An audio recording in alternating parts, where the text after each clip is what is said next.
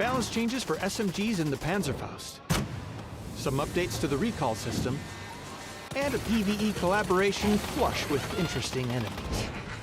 All this and more as we dive into the Update 38.1 patch report. First up, we're doing a balance shuffle for SMGs in the Panzerfaust this update. Across the board, SMGs will have less accurate hip fire, and the MP5K is also seeing a slight reduction in damage. For the Panzerfaust, players will now be restricted from running, jumping, and vaulting while wielding this powerful weapon. And players inside a vehicle will be protected a bit, taking reduced damage from its blast. There are a couple more changes as well to make sure there's enough risk to the Panzerfaust's reward. So let us know how these changes feel. Next, the recall system is getting some alterations. Time required to register blue chips beyond the first will now increase by 5 seconds for each additional chip being registered. We've also added information about how many players are returning to the battlegrounds with each recall, and have removed the Phase 6 recall on 8x8 maps. Once again, let us know how these changes feel once you get in-game. Next, we're dressing up a bit for spooky season with an arcade mode that gives new meaning to the term crapshoot. In this collaboration with the popular internet show Skibidi Toilet, you'll assemble your squad of 4 and plunge into Miramar to clench victory against the toilet invasion. Collect chemical cans to upgrade your weaponry and make flushing your enemy that much easier. Can your squad save Bidet? Or will you get wiped and end up number 2? Will this announcer ever run out of crappy puns? Log in and put a lid on the invasion starting October 22nd on PC and October 30th on console.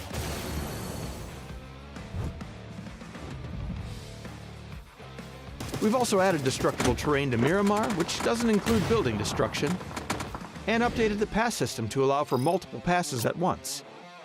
This allows us to introduce an event pass tied to the new arcade mode, while still launching a new Survivor Pass. Now you can work on both at the same time. There's also a new ranked season, destructible gas tanks on Destin, map bug fixes, and more. So be sure to check out the patch notes for full details. Update 38.1 is here, so recall some friends, aim down the sights of those SMGs, and dump some rounds into the Skibidi toilets. We'll see you on the battlegrounds.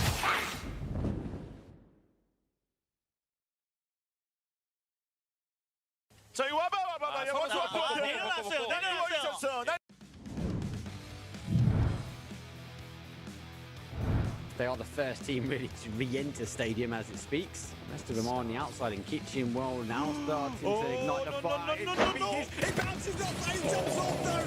One remains. Outskit gets very stone. The spray comes through. The second comes in as well. The growth at Navi has been underpinned though by the kitchen.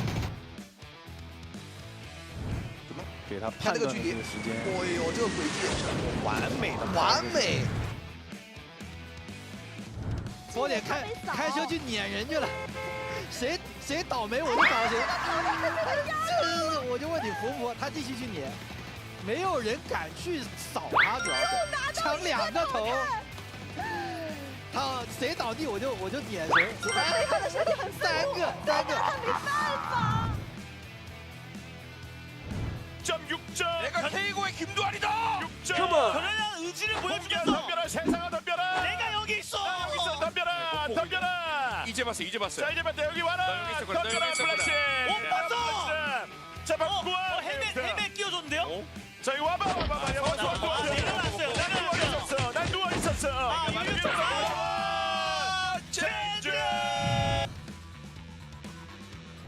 Making a move against bomb below one of the boys, but it's not going to work out. That boy 2K already down here again. What is going on? What? Kickflip! Oh my! You were stunned. You were stunned that was able to be up. 위치가 됐는데 약간 불안합니다. 지나가다가 또 끊길 수 있는 위치기도 하고요. 와 그리고 규민과 딜이 원투펀치로 무리 안 하고 도망치는 거 보세요. 화염병 뿌려놓고 못 들어오게. 안 들어오게. 센스. 왜 저기까지?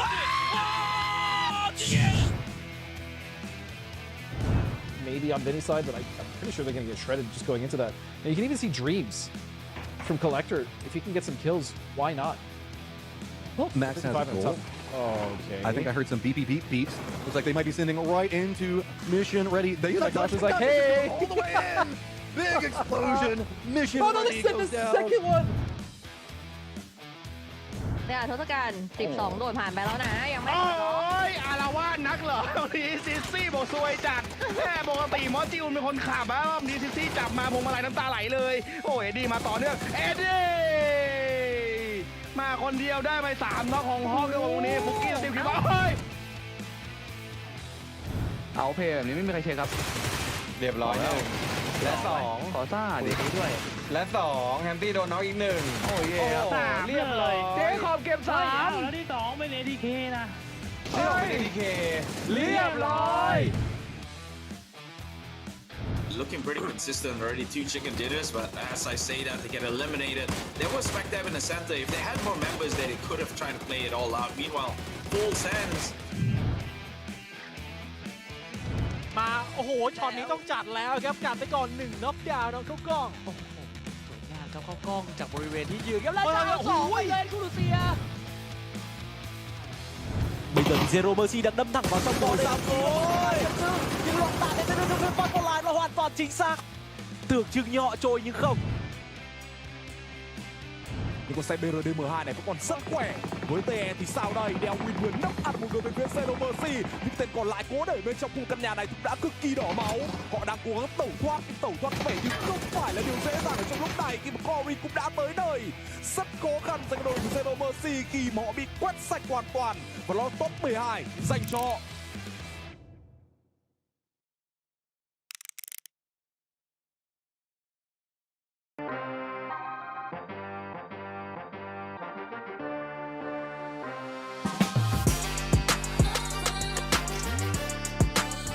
You got to make the best of what you can with shotguns and SMGs at close range.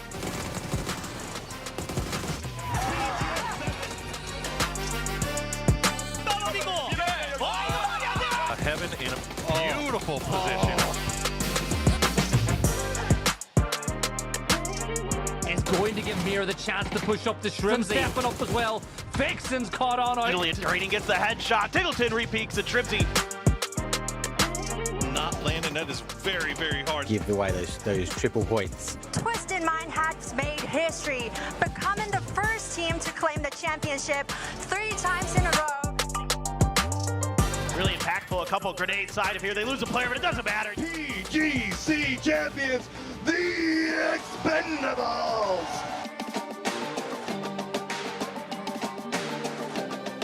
别人铲血，火，这个火真的太好了！哇，就抽一个，就来，哎呦！ 피하면서 이거는 뭐 자 같이 가자. 일집일집 안 돼요.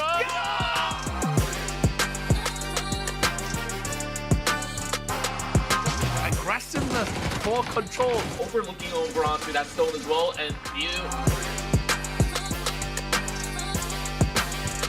Successful BWD making mad dash for it. He goes. They're moving towards the middle, just onto the controller. They don't take that level, and he's going to have to get it back on because Nader's good.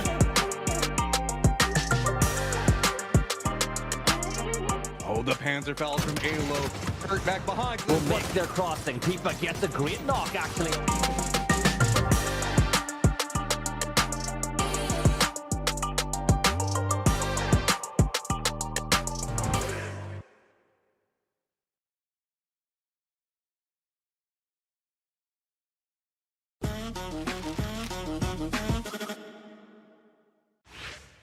Welcome PUBG Esports fans to the PGS preview. We are here to get you ready for PGS 9, kicking off in Malaysia from October 13 to 19, followed by PGS 10 from October 27 to November the 2nd. These are the final 2 PGS events of the year, where we will crown 2 more champions and find out who will claim the remaining PGC points and round out our lineup for the PUBG Global Championship 2025. We've invited some of the best commentators and analysts from around the world to break it all down. So let's get started with the Korean region and the PWS finals, where everything came down to the wire. Alright, let's welcome our first guest, the commentator everyone knows very well and our resident Korean region specialist, Paperthin! Welcome, and it's all your time, Paper.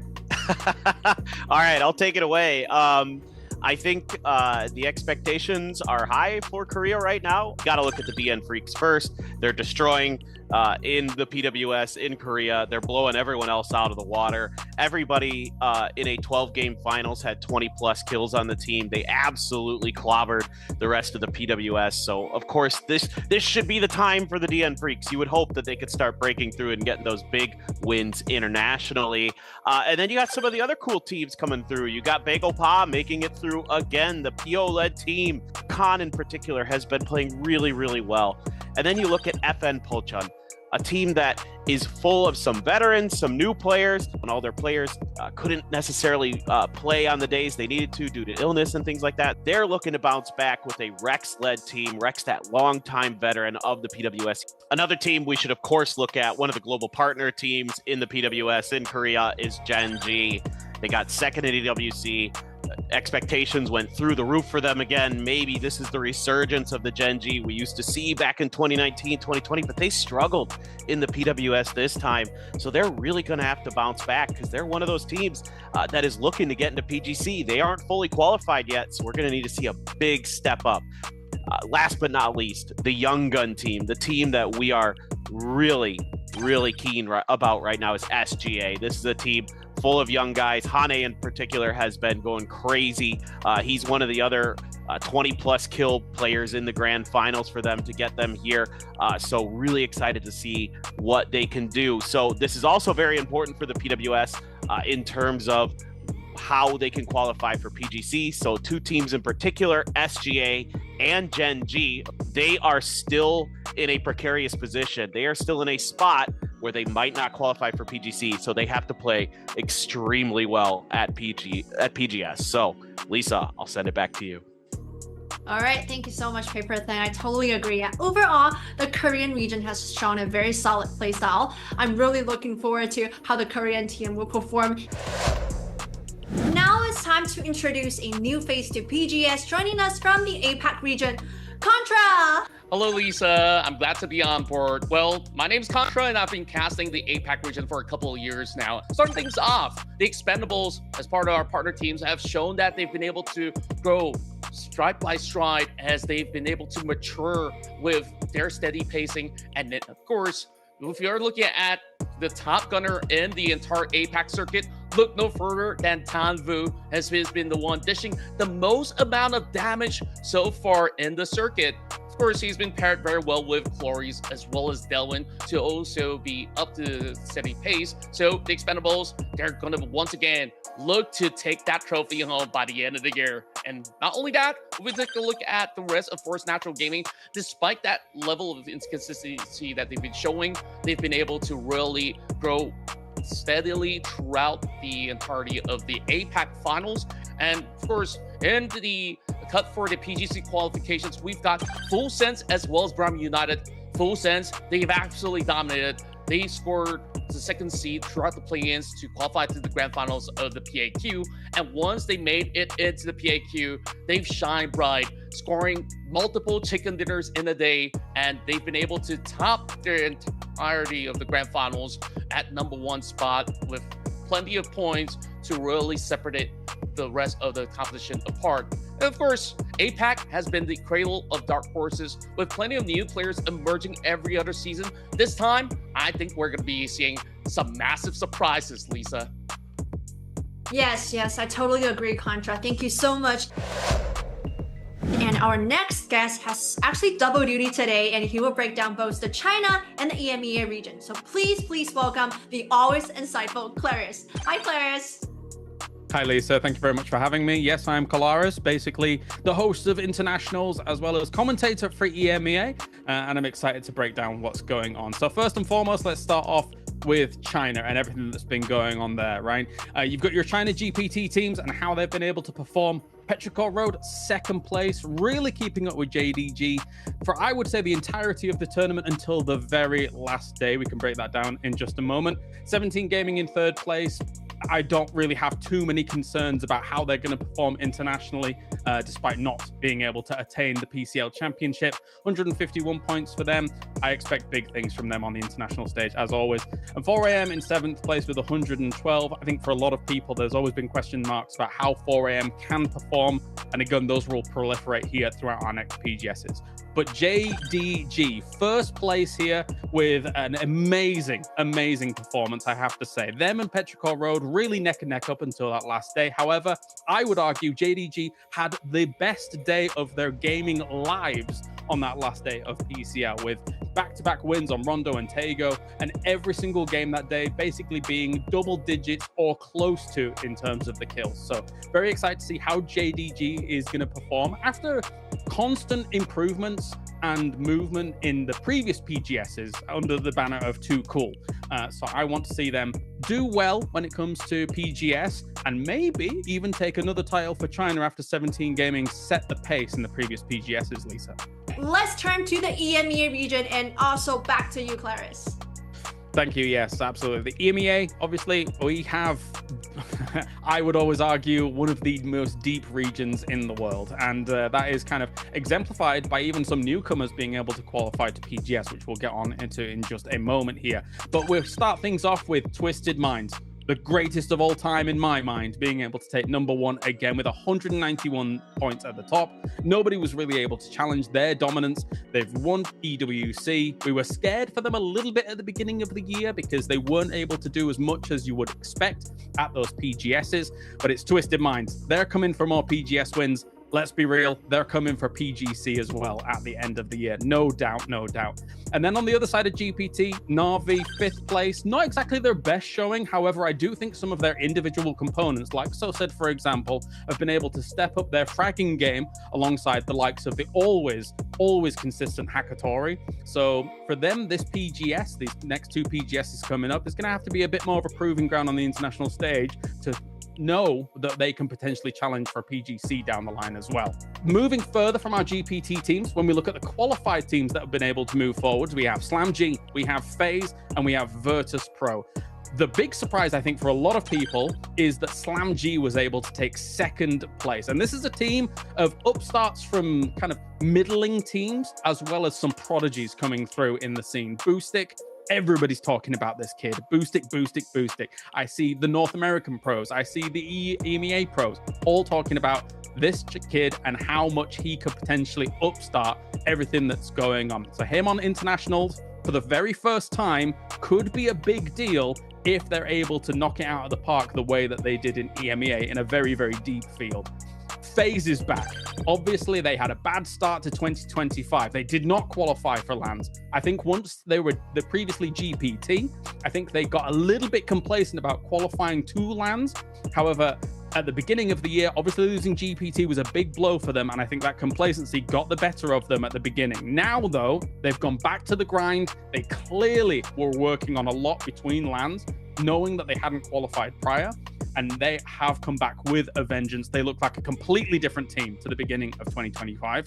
And finally, you've got Virtus Pro, who, of course, we've seen almost win out PGSs, almost win out EWCs, and now they're back to get themselves another spot at LANs. They've had a little bit of a change-up, of course, with the fact that Skoom is no longer the coach and Ibiza has stepped into that role, but I think that won't change too much for them on the international stage. From there, I think maybe we could see even more EMEA teams get themselves PGS spots to be able to push themselves forwards. All right, thank you so much, Claris. I totally agree. For the EMEA region, the strength is undeniable. Thank you so much, Claris. Thank you for your time. Finally, let's welcome our good friend and also old friend, Tofi, for him to give us more info on the American regions.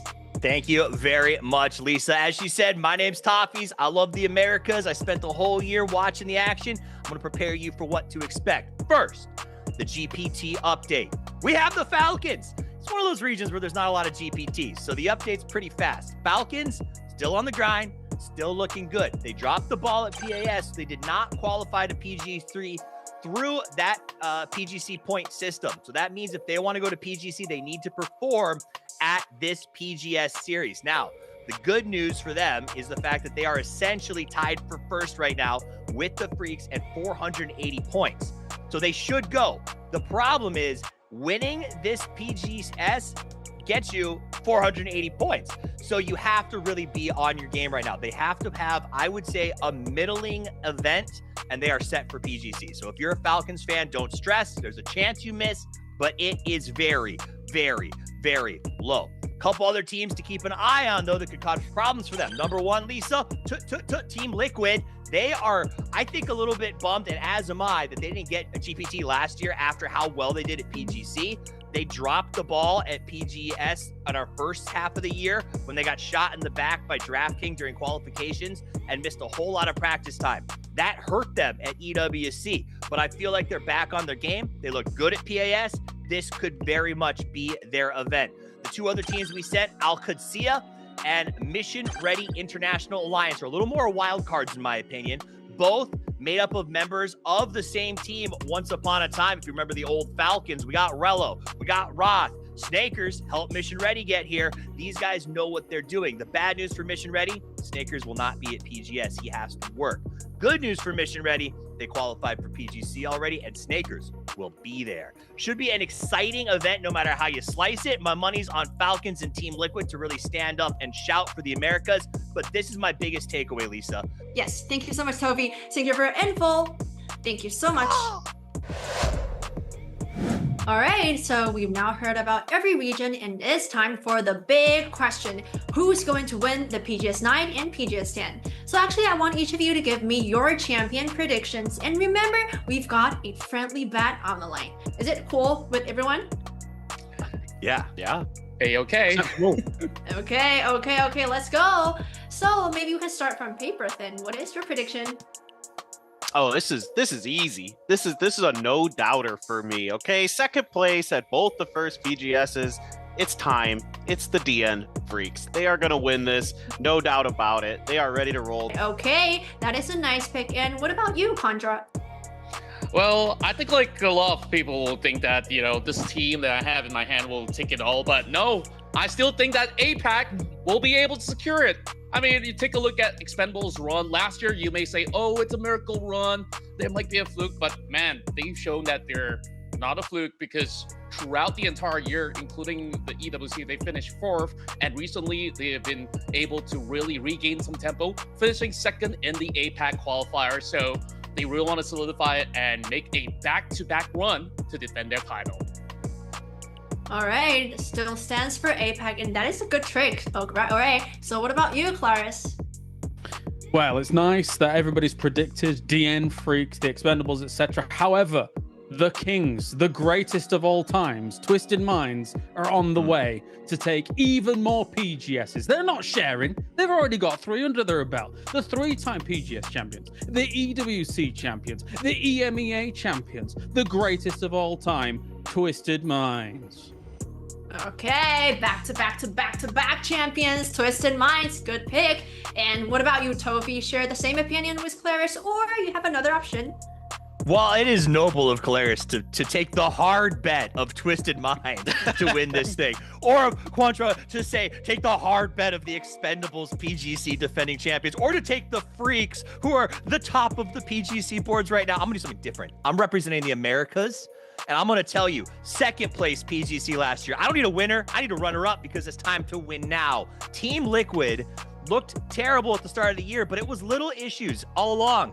Right now, PAS, they were on fire and they have been training hard. Alo has been in the gym. And when I say in the gym, I mean on the keys, putting in tons and tons of work, getting stronger. I think they look good. They're my pick to take at least one of our PGSs.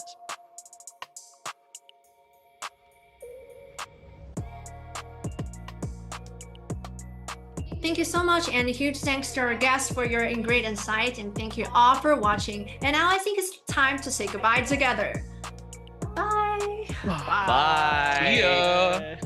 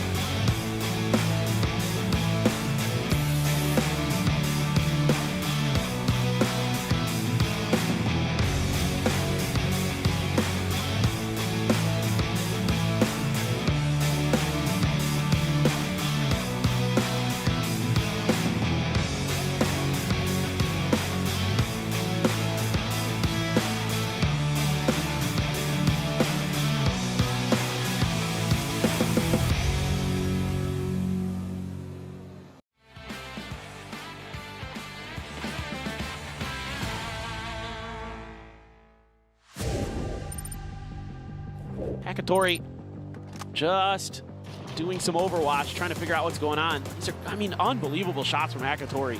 He's got to have close to 1,000 damage right now. He has 788, so close to 800. A wild fight. TWIS actually going to be the one with the iron sight barrel. Unbelievable, unbelievable. That was some nasty stuff from TWIS. Now he's had to step away. He surrendered the center dot. He has to find his way back in. Does get the knock onto Example. Spots out 𝘖𝘋𝑡𝑢𝑙𝑖NZ. Hasn't gotten the knock yet. 𝘖𝘋𝑡𝑢𝑙𝑖NZ drops out. It's going to be Tanbu chasing after it. Spots it. And the Expendables manage to take it away. Let's look and see what happened here for Forest. You know, you don't have many great options. You lost players earlier. You got a BRDM, probably not in the best shape of its life. And you feel like, well, this match isn't going to go great. We can probably do something about this. Look at all these Dragon's Teeth set up here by MRIA.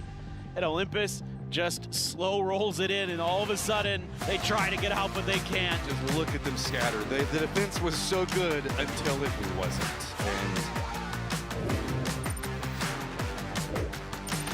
And nade range, this should be good, but I say nade range. Here's one team pulling up on another. It's 𝘖𝑰. Good nade early on to lob on in as a triple to follow with the MP5 in hand. The nade did the majority of the damage, and it cleans him up with the SMG. The blue zone gonna drive. He's got to dance in front of it. He's dancing around trying to survive. It's not gonna happen. 𝘖𝑰 will get taken down by 𝘭𝑟𝑖.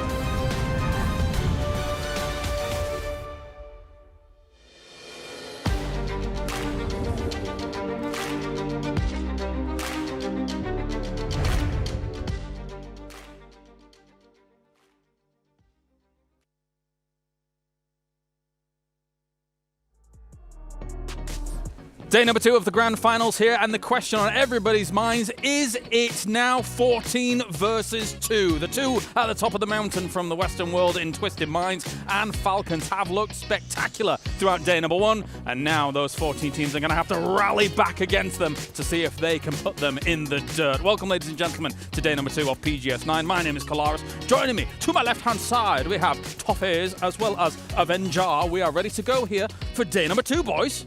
I'm excited. The real question is, as you said, they're at the top of the mountain. Can anybody start the climb today? Because if they don't, tomorrow is going to be insurmountable. Yeah, for sure. You got to build the foundation for setting yourself up for the win tomorrow. That's really what I'm looking for. If they can continue that, if they can maybe break that triple digit and then get ready for the last day, that would be insane. Just like everybody on the battlefield, we have 2 heroes here to join us to get things going. Crafton as well as Hero Esports, making everything happen behind us as well as the production, so thank you very much to them. But not only that, we have a third ringer. It is, of course, OP.GG here, overpowering your game. You can head over to OP.GG and check out what everything is going on there regarding the stats and all the breakdowns that continue on from there. And we also have the drops, because we have the cool sprays that are going on at the moment as well, so make sure to watch. I think it's 30 minutes for the initial one, then it ramps up there from there, Toffees. Hey, I mean, you're here anyway hanging out. Make sure you hit that collect button and show everybody in game why they should be watching. Yeah, absolutely, absolutely. And not only that, but we also have the bingo as well that you can be checking on, as we have G-Coin abound for everybody out there who's participating. So lovely G-Coin. We gave away a lot. We're giving away more 𝘖𝘍𝑒𝑟. It's all G-Coin bonanza. It's going to continue. We're in the millions by now. I'm sure of it. So yeah, it's definitely going to continue here. So make sure you tune that in and scan that QR code. Definitely, definitely. All right, well, let's talk about what we've got for day number 2, because the leaderboard from yesterday was not close for some, close for others. Up towards the top, as we said, those 2 teams standing tall, Twisted Minds and Falcons. We'll get to talk about them a little later on, boys, 𝘖𝘍𝑒𝑟. As we look further afield, there needs to be a little catch-up for some of the other teams. For sure. I mean, our kind of bottom to mid pack, they're extremely close, because there's these 2 teams in the front, right? FaZe, Foreign Grim, and also tight there, just 1 point apart. But even if you're Liquid right now, Steve, you know, 1 decent game we're talking Please, 18 We're talking 18 points here for Team Liquid, and they're in 7th place, right? It's actually doable. So they were Steve's prediction, of course. What do you make of it so far? Listen. Here's the good news because the Mountain Goats at the top are doing so well. Is Team Liquid one 18-point game puts them right back in the mix, right? Yeah. And so that goes for everybody out there. Because the soak at the top has been so strong, there's an open door for everyone else to get involved with the fight if they come in with new strategies today. Fair. You've got other players, of course, from America's looking decent to try and challenge for that Al-Ghazira, of course, with 26 points. Let's look at the men of the matches from yesterday, though, because good old Falcons had themselves a double header from 𝘠𝘭𝘮 from games match 1 and 4, I should say. But beyond that, of course, it's a who's who, really, Martin, of some strong names here at the tournament so far. I mean, sure, we only have 3 out of the 6 games yesterday was for Falcons and Twisted, but the overall story was definitely them coming through more and more. Yeah. As we talked about at the end of yesterday, Gen G, if it wasn't for their win in the end, we probably wouldn't have had much to say about them. The same for 4AM. If it wasn't for that big Miramar game, we probably wouldn't have had too much to say about them. But I mean, again, that's because of those guys on the left side. 1, 2, 3, or 1, 2, 4, I guess, set that stage, and everybody else just one big game. One chance to catch a circle, make a good rotation, and then set yourself up for a lot of money, and more importantly, a lot of PGS points, because it still matters when you talk about that 3 through 5th place a lot. I'm just truly hoping for not a Falcons 3rd place again. I don't need another one internationally. I mean, maybe it's got some decent money, but they're hoping for much more than that. Yeah, I mean, the mentality that they had when they came up initially yesterday was 1st or 16th. They're tired of this 3rd place finishing thing, and I like that from them. They are not technically qualified for PGC just yet, but I don't think that's going to matter. They look good. Another team that looks really good is Twisted Minds right now. Perfectix in particular, Martin. Driving. Yesterday, man. He kind of followed on to his performance of what we saw at PEC, right? And almost 1v4ing Gen G here was insane, but they managed to come through. He got it back. He got 3 kills there, and overall, even this Miramar game here, they dominated every single interaction they had with any other team. I mean, with Twisted Minds, we know that every single component of this team can frag out, but it does feel like, there's those errors of, okay, it's Example who's your true fragger.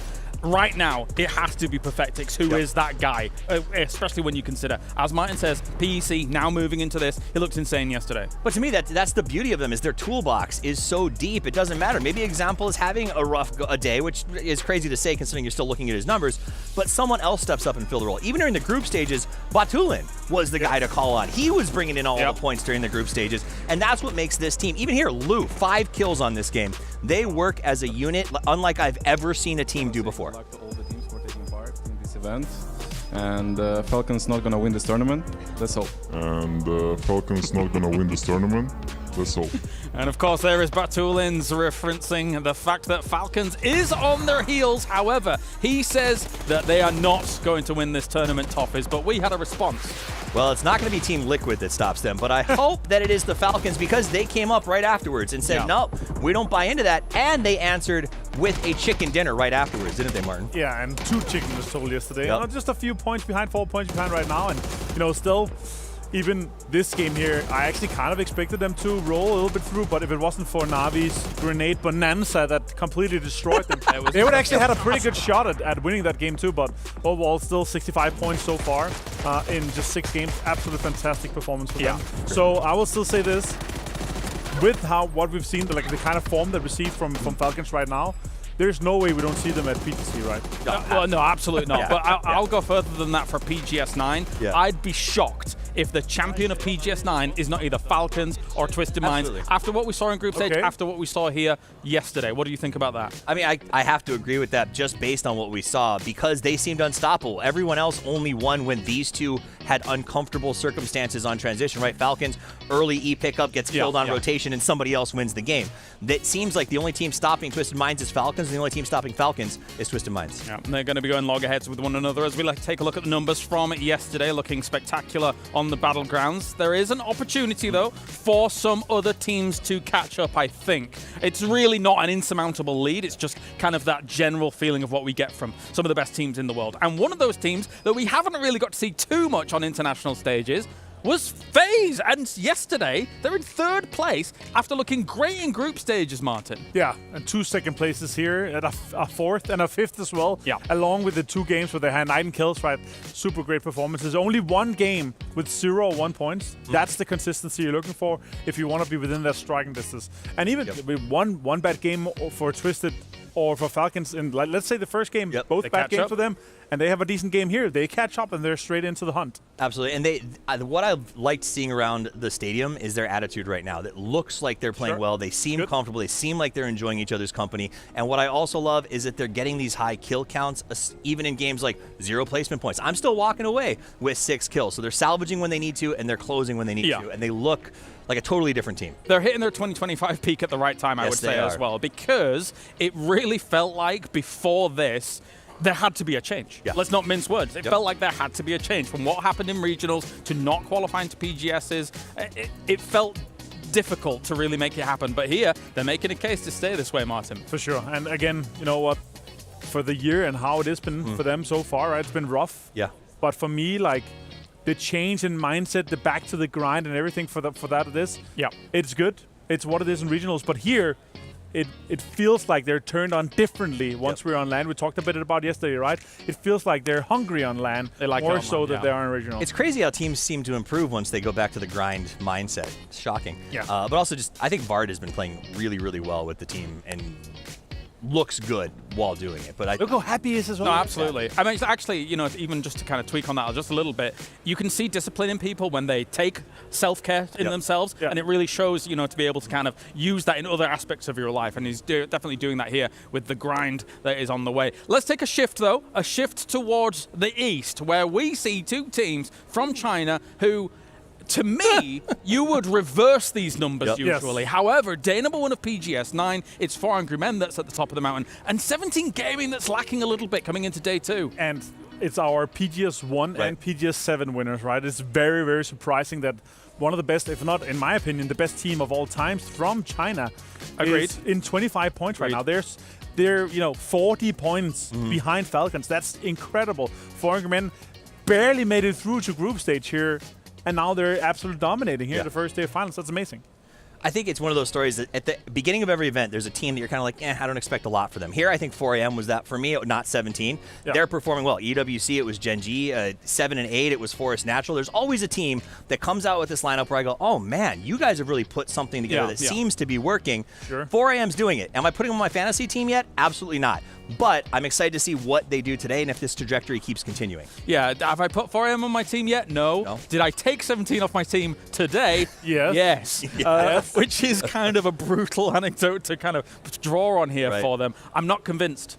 And that's a bit of a problem, right, when you compare it to where Western PUBG is today, yesterday, and how things go down so far, Martin. Yeah, for sure. I mean, what we kind of saw last year was very much the rise and the dominance of APAC, right? And now it's kind of back to the rise in the West. We see I think a APAC lot of will come dominance. up. I think so too. I think so too. They will maybe mold themselves through the ringers here at PGS 9, and maybe for PGS 10 it'll be different. Well, let's kind of pivot off that, right? When it comes to APAC, of course, they're not in the bin by any stretch of the imagination. They're actually putting up some decent numbers as well, Toffies. Who are you looking at from APAC from yesterday to really challenge those top spots? I am going to give shouts to Expendables to continue their sort of grind in the mid-pack right now. I think that they look good as General Tanvu in the group stages was unstoppable in terms of what he was able to put out. And I want to keep cheering them on because this is one of those moments where they're PGC champions, and it's in our best interest to see PGC champions continue to do well at these events, right? We have a lot of acronyms.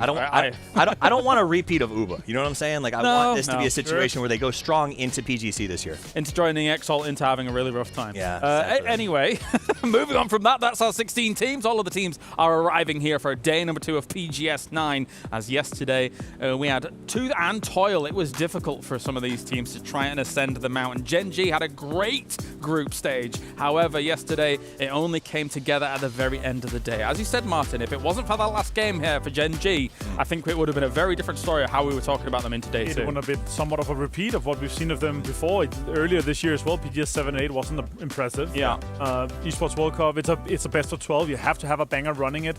Now we're starting on Miramar today, of course. It's great for them, but still, for me, a team like that, you can't just have a one-off. I want to see that continue. Agreed. You can't just be group stage warriors. I want to see you perform well in the finals too. And also, they have to. They have to come in here. There's a huge amount of money on the line too. Well, I mean, if you contrast that to what we saw from another team in the group stage, Full Sense, yesterday it was diabolical for them compared to what we saw them at the very top. I mean, diabolical is an understatement. To see how dominant they were in their group stages to where they are now, we call them group stage heroes. I was hoping they would disprove us, but they haven't. Well, thank you very much, gentlemen. Those are the matches for today. It is time to get day number 2 underway. As we say, the 2 at the top have got to be toppled here for day number 2.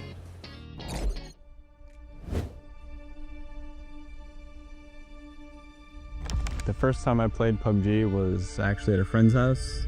And I still remember my first kill. It was right outside Ruins, west of the church. I know I'm going to be playing against the best players in the world. It is my first finals. It's also DIY's first finals, so I think anything could happen. EGX won champions, and he's got the win. 일단은 다른 본배드이자 그님 간요 선물을 주다다.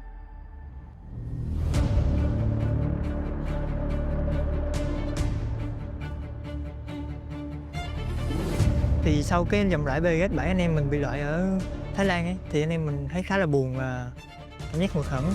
Cũng bảo là còn cái giải BGC anh em mình vẫn còn thời gian để trên team mà ăn ý với nhau hơn. Nên là anh em mình tìm cách mọi thứ và chen cùng nhau rất là nhiều để anh em mình có thể đạt được những thành tích cao hơn.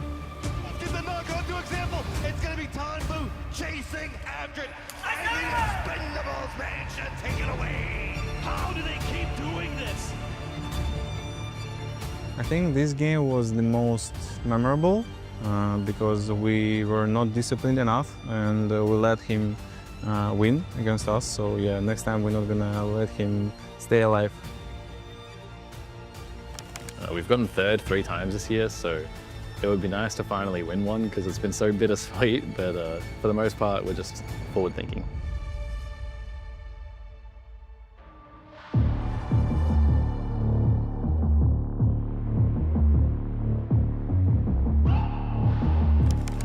Гра на кваліфікаціях трішки відрізняється від фіналу, тому що стоїть питання в тому, щоб пройти в сам фінал. Тому гра в фіналі не буде відрізнятися від наших кваліфікаційних ігор. Будемо включатися в перші гри, будемо здобувати цей трофей.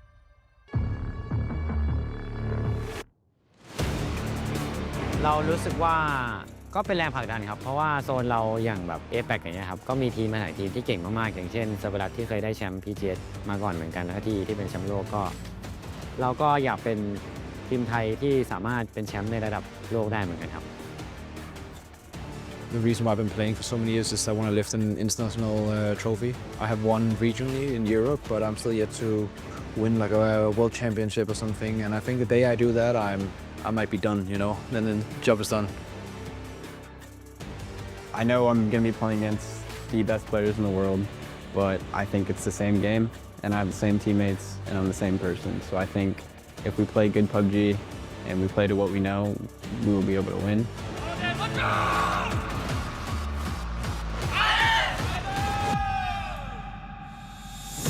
젠지는 명문팀이니까 명문 선수만 들어올 수 있다 생각하고 그에 대해서 부담감은 결국 성적으로 증명하는 거라 생각합니다.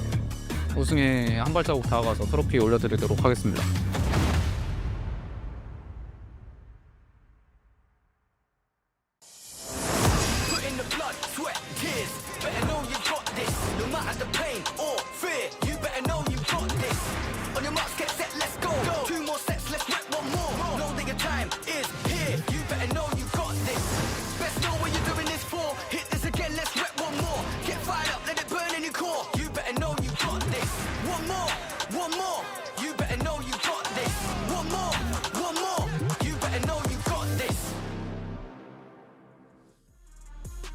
Welcome to PUBG Global Series number 9, day number 2. Matchroom and Paper Thin taking you through the action, and we have hints of Esports World Cup from this last year that are kind of happening to the leaderboard. Yeah, no doubt about it. I mean, it was an explosive day 1 for both Twisted Minds and the Falcons. Absolutely going crazy here, just like we've seen in the past, like we saw at EWC. These two teams have really come out to play. In particular, Twisted Minds All 4 of their players are topping the damage charts. They are going absolutely crazy right now, and often in PUBG Esports, damage dealing leads to success, leads to wins, and Twisted is well on their way. I mean, what else can we say about Twisted at this point? They've been such a reoccurring topic. They're such a strong performing squad. We know whenever it comes to dominance and they're playing at their peak, they're nigh unstoppable. Yep. But there are a couple of squads that feel like they're starting to figure out some of the mechanics around it, at least on Erangel. Miramar still just feels unstoppable for these guys. I know. They're just such a smart team. They're such a well-led team. I mean, it starts with Batulins, right? The big brain, but behind that, he has been fragging out of his mind this entire event. He has been one of the top performers. Him and Perfectix going absolutely crazy right now. So if that's all coming together like that, then forget it. I don't see how anybody beats them. Now, that being said, the Falcons are making a hell of a run. They got a couple wins yesterday. Yeah. I mean, you know, Shrimzy, he's playing out of his mind. Tiggleton had a pretty nice day. The whole team coming together. They had some really good fights. That one on Erangel in the compound where there was Oct-19 there was Full Sense. There were a bunch of teams in there, and they were still able to come through unscathed with a lot of kills and a lot of points. So it seems like both of these two teams are in the best form they can be. And there's a lot of different talk whenever we look at some of the squads that are in the hunt for it, right? We saw Al-Qadsia, they performed very well during the group stage. The Expendables can never really be, like, you can't forget about them because they'll always find a way to steal some victories on it. But an underdog story that I kind of enjoy talking about on a pretty regular basis is Forest. Forest is like a ridiculously fun team to watch. It's not popping off on the leaderboards, but for a squad that stepped in, and it's really kind of been this year that they've been making their appearance at internationals, they just seem to like they keep growing and growing so fast. I agree. I think Forest is a team that can take some really good fights, has some individual players who are pretty darn talented. Kiss, Scappy had some really nice moments yesterday. So, like, that team, I am confident that they are going to perform well here. I don't know if they'll win. I'd love to see it, but I think they're going to be definitely top 6-ish, somewhere in that vicinity.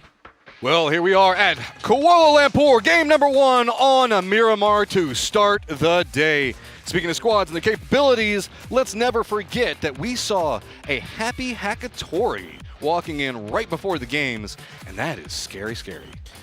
Yes, that should strike fear into the hearts of everyone. I feel like I never see Hakatori goofing off and having a lot of fun before a game, and whenever I see it, we're in for something special. That would be excellent. And this was the map, remember, where he did that 1,200 damage, 9-kill game. It was on Miramar, so definitely going to keep our eyes on the Na'Vi today, a team that needs to make a big move today if they're going to have much hope of being in contention for a championship. You can't, you know, as some of these teams that are in the bottom, you can't let the Falcons and Twisted just run away with this thing. FaZe as well had a really, really good day yesterday. My eyes are onto that veteran squad to see if they can continue that really strong kind of macro game that they're showing us here. They're often getting in deep into games with a lot of players up. Want to see FaZe continue that success. I mean, FaZe, there's so much to talk about whenever we think about this squad and what their capabilities. They were kind of fall into the same category whenever we talk about Team Liquid, and just we know that this has not been the best of years for them, but this squad, both of them, know the fact that they can perform at a higher level than what was happening at the beginning of the year, and they are fighting scrappy all the way through. Both squads, one's having more success right now. I would say that feels like the FaZe side of that just a bit more, but Team Liquid, I'm just waiting for them to have their pop-off. You feel like it should just be a matter of time for Liquid before everybody just kind of has those games that we saw in the group stage where they're just individually going crazy, like they're bailing their own team out with some great performances, you know, like we saw with 𝘍, we saw sparkingg, where they'd have these moments that really just kind of lifted them up. Even 𝘍𝘭𝘮𝘰 had some really impactful moments for them during the group stage. Need more of that here today, obviously. Being bottom of the leaderboard, not where they want to be. I will say, talked to 𝘍𝘭𝘮𝘰 a little bit before the match today, and his spirits were high. He seemed like he was, you know, handling the adversity that they faced yesterday just fine. He said, you know, it is what it is. You know, we got to come out here and do our best today. I'm not too worried about it. I believe in these boys, so absolutely feeling good about this. Now, what I'm not feeling good about is 𝘍𝘍𝘮, because I don't think they have any clue that Scappy's here. I mean, again, it goes back into Forest. Forest finds themselves in all of these interesting situations, whether through design or just happenstance. I haven't quite figured out, but they exploit them every single time. They know they have ways to handle very odd situations that they find themselves in, even if it's just stealing a BRDM. they're so creative, and this is what I love about the APAC teams in general, is they're not afraid to go for the high percentage plays that are going to get them points, and this is one of those moments. Now the real question here is Akan going to read that Kiss is just bait? Kiss just drove in. I'm pretty sure Akan heard that. He should have, and that's going to kind of make him maybe try to fall back, and that's where Scappy is set to strike. Patience being the big factor is now the different converging angles coming into play.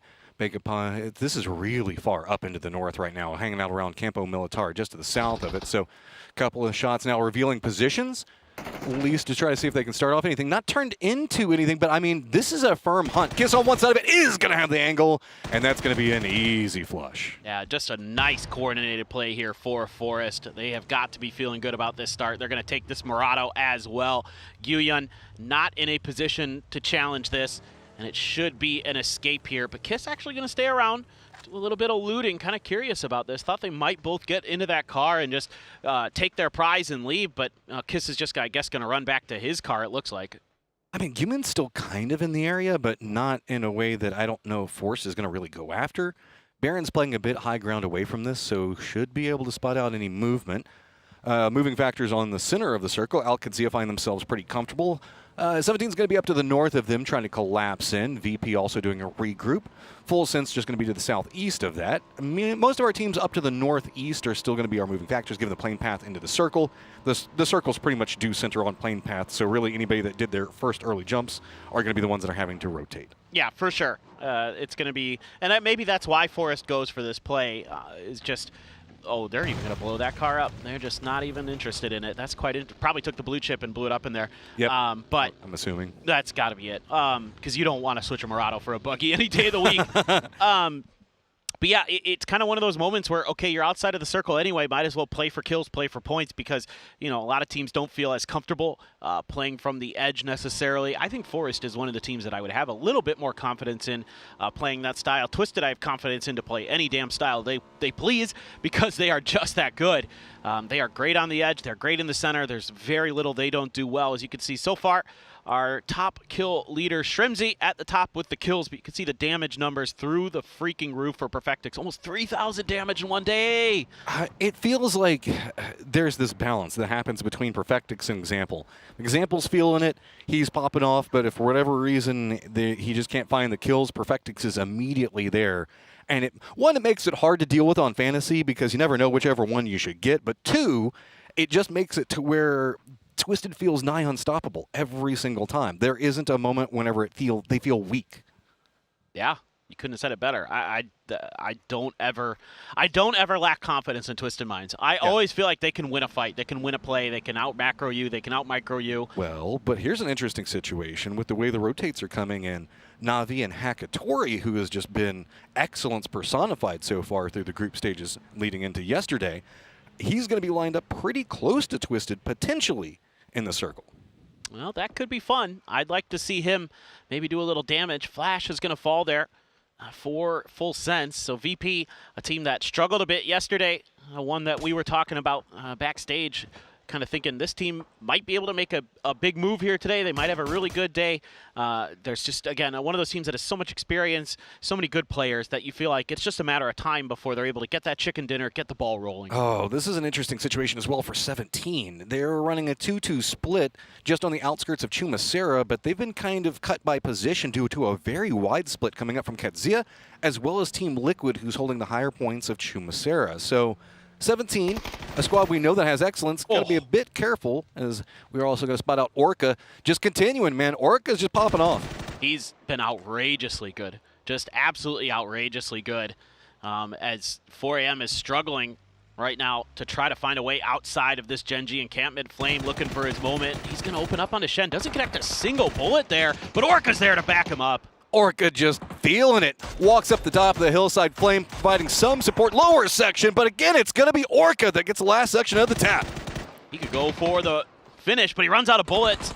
Has to prone down, but he's got teammates there to back him up. Just one more, and he's good to go. Realizes it, sees Longs at the back of this house. He's got him dead to rights. Orca with 4 kills to start the match. The only thing that stops Orca right now is just running out of ammo, and that is scary, scary stuff. Gen G, what has happened? These guys are on a come up and starting to return to their old form.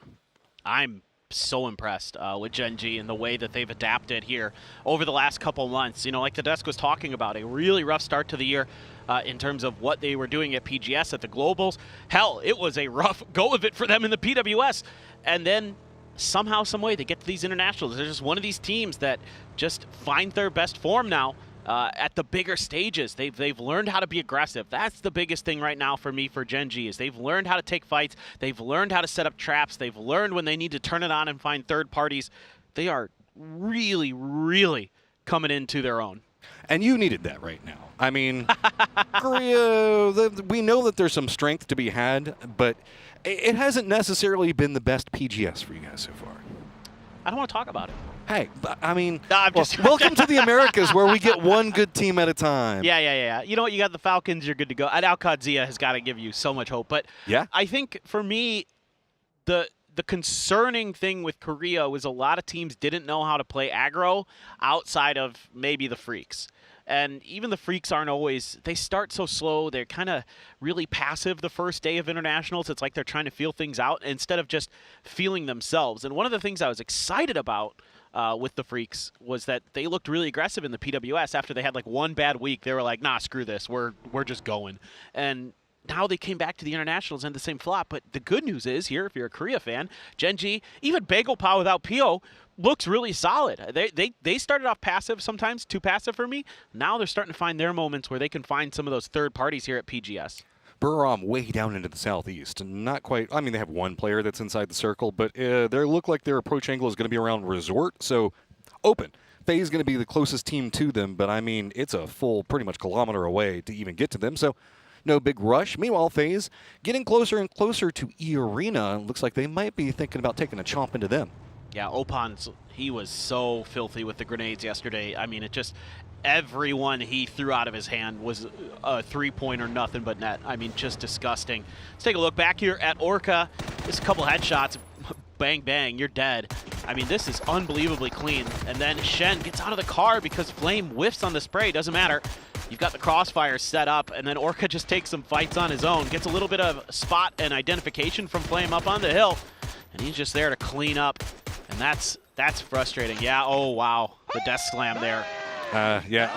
Two different sides of the coin, to say the least. Desk slam into cheers. Circle has popped, and it actually stays down near the, I guess, river, channel, whatever you want to say, that's going over the island down to the south. So that's going to put FAZE, 𝘰𝘭𝘮, Full Sense, and Al-Qadziyah in good positions. Twisted already starting to make their rotation. Outlier teams up to the north are going to be diyy, who are looking at the expendables, but diyy feeling themselves. No real big fear coming out from them. 17, though, going to have 𝘭𝘭𝘮 on one side making a rotate. Team Liquid with the high ground next to him. Remember, they were running that wide split, and so they're going to run right into a big problem. Off on the other side of this, we've got Full Sense as well as VP. Finally, 𝘭𝘭𝘮 spots out Thanadol and gets the knock onto him. It was looking pretty dicey. Now just Tigger, the last one up, and he's out. That was almost disaster for, well, it is disaster for VP. I take it back. They get nailed by Vard from afar. Tigger there with 2 huge kills. Just turning the tables onto VP. That is heartbreaking for both of those teams to go out so early. They needed good starts to the day to maybe get back into contention. Meanwhile, 17 still trying to find something that they like in this circle, and they're just going to have to settle for the compound that has the revive station. 𝘭𝘭𝘮 just in front of 17 in that rotate. They've got 𝘰𝘭𝘮 on the high ground next to them. Couple of shots are going to make it a bit dicey. Al-Qadziyah is going to take shots at the forerunning sections of this. So, I mean, 𝘭𝘭𝘮, you don't have really any good options. They're already kind of eyeing sprinklers and the dips around them, and that's just kind of the nature of the beast in this circle is really 2 members off over into the east of 𝘰𝘭𝘮, closer to FAZE, and then Park Pro isolated, trapped, and that's going to be because of OHPONDZ from 𝘰𝘭𝘮. But dude, it's Orca again. What is he doing? Let's just watch Orca. He's the only one fragging. Yeah, we don't need to watch any other POVs this game. It just needs to be diyy right now. Nope, just Orca. Just Orca. All right, just Orca is fine with me, man. A decent grenade there from Tosi. Catches a bit of damage onto 𝘭𝘭𝘮, but 𝘭𝘭𝘮's just going to reposition. Should be A-okay. This Coop not doing so well for diyy on its last legs in terms of damage. So, yeah, I think this is the wiser play. Get into the Bronco. That hasn't taken any damage and safely maybe disengage, or just let Orca go out on his own and see what he can do, because he's just feeling it. I'm feeling it. I got this. I don't need cars. Guys, you see this? There's somebody moving over here. I'm going to go after him. Sneaks up. Oh, my God. Expendables has no idea. Shots, hillside. Meanwhile, Orca has no cover, runs out. Flash is going to catch him. But, I mean, if anything, it just stalls, goes for the shots. Finally, Orca does go down, but there's reinforcements from diyy. Oh, no! They turn the vehicle on the side. Worst timing. Duck Juice holds it up, and diyyy's dreams get dashed. What a play there from Duck Juice. There's nothing diyy can do right now to recover from this, because Bean is stuck with Twisted Minds all around him, so he has no hope. Let's see what he can do. Grenade is out, but 𝘍𝘮's caught some early damage, but that grenade whiffs. Perfecta catches Bean just a little bit, and he's dead. He's done. diyy out after what looked like maybe this was going to be a huge start to the day. The rest of Expendables were taking shots at Beanis, who was kind of forcing the fight. Not too much more he could do on that. Meanwhile, Expendables still outside, still got to go. Circle does finally leave most of the water, but stays pretty centered, so not too crazy, except for over to the west, where we're going to have 17, Falcons, Forest, all running into, I guess, Park Pro and Team Liquid as the edge defenders. Kind of curious how long FaZe is going to keep this 2-2 split going. They're both kind of dead center, equidistant from the edges currently, so I think this is kind of a tough decision for FaZe. Do we group up? Do we try to just solidify a defense somewhere because of, you know, the fact that maybe someone's going to have to crash us? But there's still quite a bit of room to maneuver in this circle, and there's still a lot of teams fighting on the edge, so FaZe might be able to hold on to that 2-2 split for at least one more circle. I want to talk about Duck Juice's play. I hope we see a replay of that from his perspective, because he played that so well. And it was a bit of a timing thing. He caught Orca when Orca wasn't very close to... Oh, wait, hold on. This is the PPFS. Oh, Luca, that was disgusting, but this didn't go so good. Oh, this is just a really weird fight in general that's oddly timed. Oh. It feels like Full Sense had so much momentum in their defense, and then it just gets to be a whole bunch of other teams starting to take shots into the butts of both of these guys and forcing it down in this lower section. Absolutely. Meanwhile, at the bottom of your screen, 𝘍𝘮's letting loose with some mortars towards Team Liquid. Luke actually catches a bit of damage, but doesn't get knocked, so that's not too bad for them right now. They're able to spread out and stay alive and kind of set up this defense. Falcons is trying to soften up Team Liquid, do a little saturation damage here, see if they can get through. 𝘍𝘮 on point. I really like this. Using 𝘍𝘮 to just kind of pop open the doors, at least force Team Liquid out of a more comfortable position that they were playing from defense. Ooh. But, I mean, Team Liquid and nades. 𝘍𝘮 just drops it right on top of him. 𝘍1 already down. Easy flush to follow up, but a bit of an overpeak that's going to get punished by Kickstart.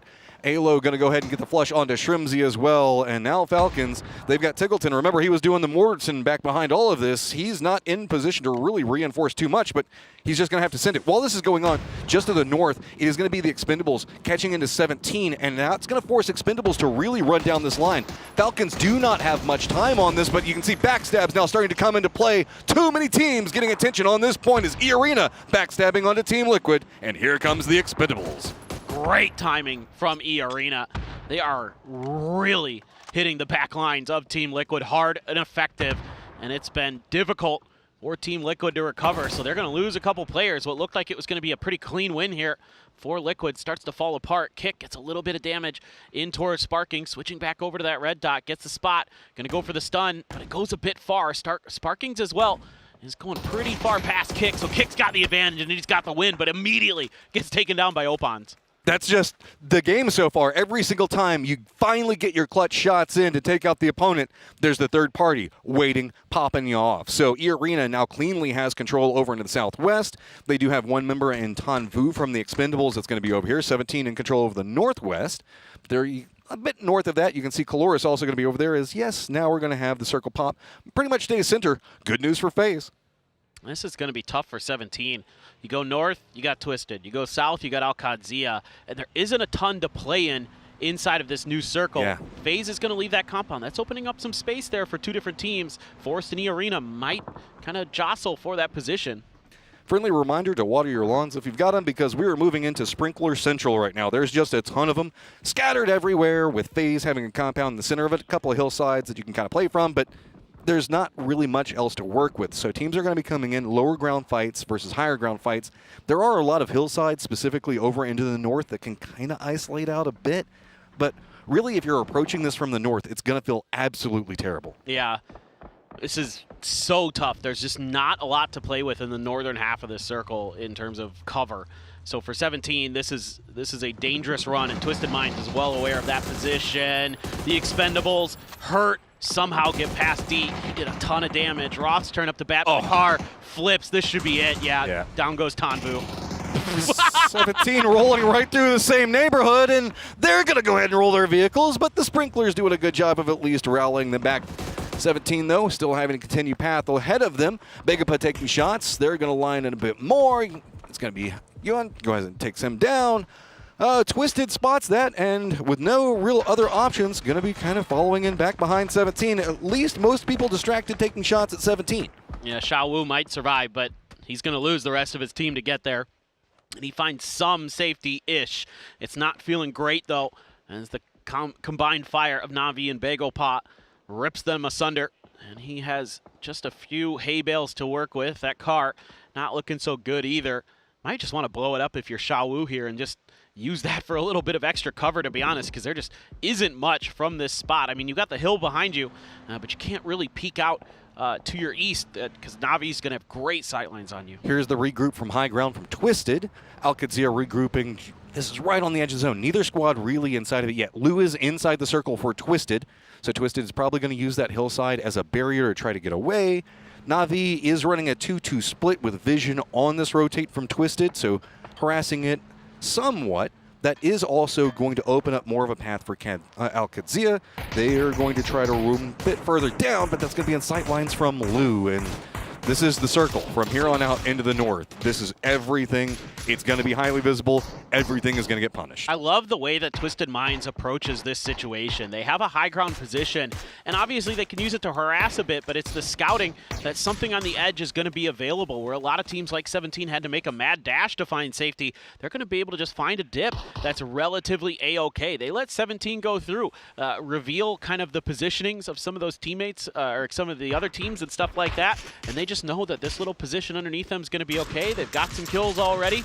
A little bit of tough sledding ahead of them potentially, but tell you what, if these mortars are connectable. Oh, yeah. Coming in. How good's the math on it? Oh, just a bit short, but we tend to see people take that first shot, stretch it out a bit more. Second one doesn't follow in, but it's getting closer and closer by the second. 𝘭𝘮, I think, is starting to weather it. Realized, okay, they're not going to continue going forward, but hey, let's go ahead and get some more. Remember the fact that Na'Vi needs to get in the circle. Twisted's got to get in the circle, and 𝘭𝘮 as well. So, again, mortar's starting to try to see if they can weaken up for a rotate. The counter battery fire here from Na'Vi is really good. Oh. That is so close to wiping out 3 players at Twisted. Seems like maybe the barrage is done. Maybe the mortars have ran out for Na'Vi, but man, oh man, they almost ended their round pretty quick there. Still hitting headshots, still doing damage. Oh, this is a bad crossfire. 𝘭𝘮 on one side, Na'Vi on the other, and it's just right after they took that damage. Rolls gets barely right on the edge of the zone, not even inside of it yet. Twisted just getting picked apart. Let's go ahead and add 𝘭𝘵 into this. The only one that's not taking shots over here is 𝘬𝘭, who's still in his hidey hole, hoping nobody notices him. Twisted still has to move forward to get in the safe zone, so this is absolute massacre for them. Yeah, this was tough, and that mortar barrage weakened them, so they were pretty easy to pick off on the way in. And they needed some of their mortars to clear that space onto 𝘭𝘮, but they just couldn't quite get them dialed in time before they started receiving the counterfire. So what looked like it might be an okay position here for Twisted collapses quickly over towards 𝘭𝘮, who's trying to get in towards FAZE on the east side. Do what you got to do. 𝘭𝘮 realizes the weaknesses of this circle. They're going to start trying to see if they can creep in, maybe assault FAZE's position, but that could distract FAZE enough for a couple of these rotates and other angles to open up. Na'Vi trying to get into the circle as well. Remember, this is very close to 𝘬𝘭. He has been spotted, though. The other members from Na'Vi now take looks. They're just trying to hit that last little shot onto him to finish him out, but surviving and being enough of a distraction that it's opening up at least some type of movement. Finally goes down. Twisted still has to make that move, but it's going to be 𝘭𝘮 that was taking shots until 𝘭𝘵 started opening up on them. That's going to be the push that we saw from FaZe Clan trying to defend it in their position. They sent everybody else. They surrendered control over the other angles. FaZe realizing the vulnerability of this push and instantly spun back into it. FaZe needs to clean this up quickly because Forest is starting to drive in this direction. They want to third party this fight. I think this might be FaZe going down. They're handling 𝘭𝘮 pretty well, though.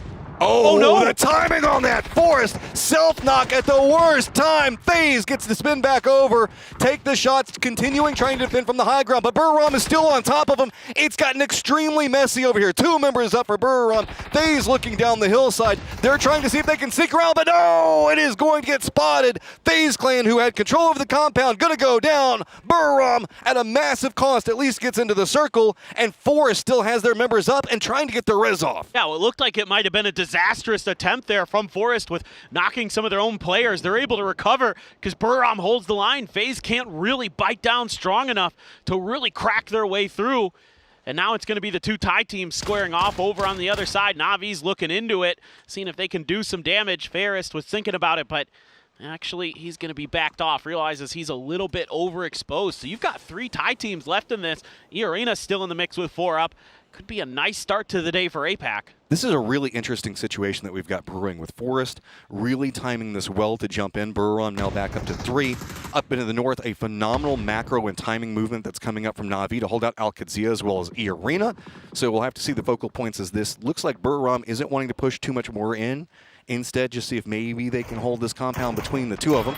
Here's Na'Vi kind of eyeing that Al-Qadsiya line. And remember, Al-Qadsiya still has to contend with 𝘖𝘋. It's going to be Lyrics and 𝑁urens. They're taking shots in onto them. So Al-Qadsiya, this is going to be a pretty crazy run if you can get into the circle. But, I mean, 𝘖𝘋 is getting pretty violent, and Na'Vi is firmly setting up their defenses. Yeah, and Na'Vi here doing a good job with the cover fire to buy space here for Fairest and 𝘭𝘭𝘮 to potentially get into grenade range. But with 𝘖𝘋 being there as well, the calculus has changed a bit for Na'Vi because they have to be worried about that flank angle. They have to stay underneath this hill to make sure that 𝘖𝘋 doesn't get angles towards them.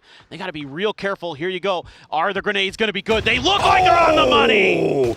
Just instantly gone. Al-Qadsiya, what are you even going to do? You've got to rally it back up and get some type of attack onto Na'Vi. They are just walking all over you. 𝘖𝘋 watching in the distance, can't even really get involved in any of this. The 2 members from Na'Vi, it's going to be Fairest as well as 𝘭𝘭𝘮, we know can pop off just walking right into the easiest sight lines imaginable. And do they spot the last one? Couple of shots, but that's going to be it. 𝘭𝘭𝘮 popping off. Yeah, the drop shots there, so nice. 11 kills for Na'Vi now.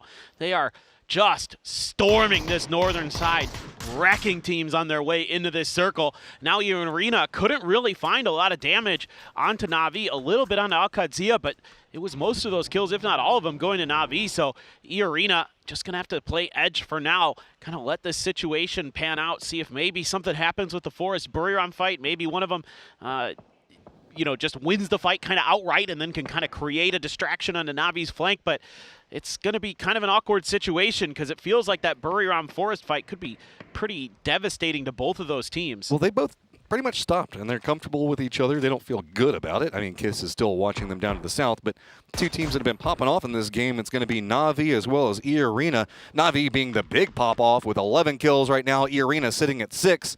This is kind of the high ground to low ground situation that we were talking about inside this. There's going to be pretty much the valley is the center of the circle, which Na'Vi has Fairest kind of scouting around. That's going to open up the angles for Forest and 𝘖𝘋 to finally take those shots. 𝘖𝘋 has been hunkered down right next to this position, but they don't want to go down the hillside because for the longest time they were worried about the firing lines that's set up. 𝘖𝘋, though, no longer content to be comfy neighbors. Yeah, you're going to have to make a decision here as 𝘖𝘋. I mean, I think you'd like for the 𝘖𝘋 Forest fight to kick off before you make your move, if possible, but you might not have much of a choice. Kiss holds the line and does a bunch of damage. Can't get the knock, though. Finally lines in. It's going to be Baron. That gets actually both. A good peek around that is now Forest has all the momentum in this. Compound did get kind of separated away from the circle, so they know that they need to finish it quick. Trying to defend in. It's just going to be on, peeking around, but there is not a lot of an angle to work with there. That fence eating a couple of bullets as well. Yeah, Khan threw a really nice molly there, too. Threw a grenade into a molly that at least got Kiss out of the way, so he's out of the equation for the rest of this round. But Scappy knows where Khan has to be hiding, and a perfect frag will wipe 𝘖𝘋 out. But Forest only loses 1 in that battle. Still very much a big role to play in this game. It's a big game for Forest so far. Na'Vi up on the mountain, still looking around. 𝘖𝘋 Lyrics kind of close to him, but that's about it.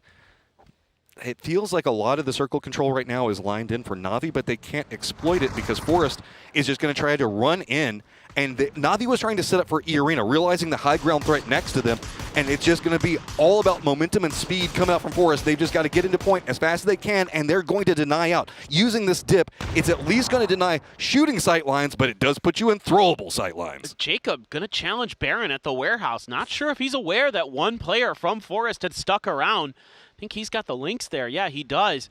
So that's kind of a precarious position because he's got that level 3 gear. He's got that links that can be an end game difference maker. Finally, though, Baron does end up leaving that warehouse. Doesn't seem to want to try to challenge with the cover fire from 𝘖𝘐𝑴RENA on the high ground on the other side of the circle. Felt like that was going to be too tough of a fight to take. So 𝘖𝘐𝑴RENA here making some really nice late game moves. Just patience, man. They've just been holding it slow, steady, letting Na'Vi do the work up to the north ahead of them. They've been picking up the kills and everything's been going on to the southwest. More defenses dropping down for Forest right now. The high ground angles from Na'Vi, though, are the scarier thing for them to deal with. The only benefit to it is Na'Vi really can't push into a point where they can get good angles onto Forest due to 𝘖𝘐𝑴RENA's position. So we've just got a full-on standoff for the time being, and that's a way to handle it. This is one way to deal with that problem. Gonna go for the C4 play. Should even be able to get out of this. Yeah, this is really nicely thought out. It doesn't go all the way though. Oh, it's too slow. It doesn't have the tires. It's just a turtle running down there at the max speed. They finally give up in frustration. Nade's starting to land down. Is it going to be that? Looked like that landed in the cubby pretty good, and yes, is gonna connect. Yeah, they do a ton of damage here to Forest, but 𝘖𝘐𝑴RENA are going to be the ones to swoop in and claim the points at the very least. 𝘭𝘭𝑄𝑎𝑡𝑜RI and Sosid combined to take down Nurens. Things collapsing on top of 𝘖𝘖𝑴RENA. 𝘖𝘖𝑴RENA went for split angles, and it's getting punished pretty heavily, but finally 𝘖𝘖𝑴RENA starting to turn the angles back around. Na'Vi at 13 kills right now has 2 members up versus 𝘖𝘖𝑴RENA's 2. There's still one down for Na'Vi, and they're committed to the res, so it has only been 1 member in Sosid trying to defend in. Jacob, though, knows this. He's wrapping around the circle, and looks like he's trying to get over there in time to maybe catch anybody before Meds, but the timing is just not going to be right. And his links bought him the opportunity to make this move. He took down 𝘭𝘭𝑄𝑎𝑡𝑜RI with it, forced a res out of Na'Vi, and opened up some space to try to create this extra flank, to try to pin Na'Vi in on the top of the circle, on the outside edge. It's just a matter, are they going to be able to convert? Na'Vi still has the numbers, of course, but 𝘖𝘖𝑴RENA has been looking really sharp here at the end of the game. This crossfire could spell their doom or their victory. 𝘖𝘖𝑴RENA has to trust into their aim. Whenever you lose all the cover, whenever you're just having to fight in no man's land, that's all it comes down to. Multiple members from Na'Vi slowly making their way down the hill, trying to get some Doritos of their own for defense. On the high ground, it's going to be 𝘭𝘭𝑄𝑎𝑡𝑜RI lined up against Jacob, realizing the potential of the threat in those angles. 𝘭𝘭𝑄𝑎𝑡𝑜RI, this is a bold peak to take against a Lynx. He's got the FAMAS though, so he's got the opportunity. The damage being done there by Jacob doesn't connect enough to get the knock though. No Pawns behind a tree, actually takes down 𝘭𝘭𝑄𝑎𝑡𝑜RI. Oh, that's going to be big. Now, Sosid extends low on life. Jacob starting to move forward. OHPONDZ still defending the angle up.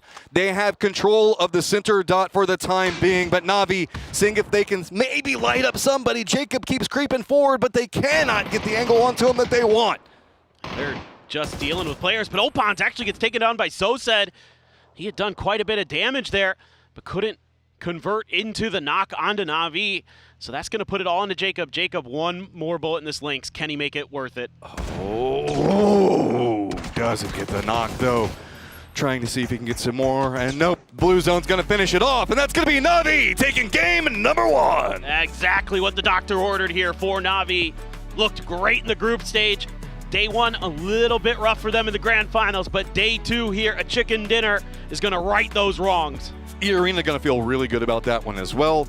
A lot of teams that were kind of on the trailing section for points, finding some big stuff. FAZE, who was kind of fighting at the top of the leaderboard and had kind of center compound control, just got pounced on by too many teams and couldn't hold it, as now we are going to go ahead and start getting everything ready for game number 2.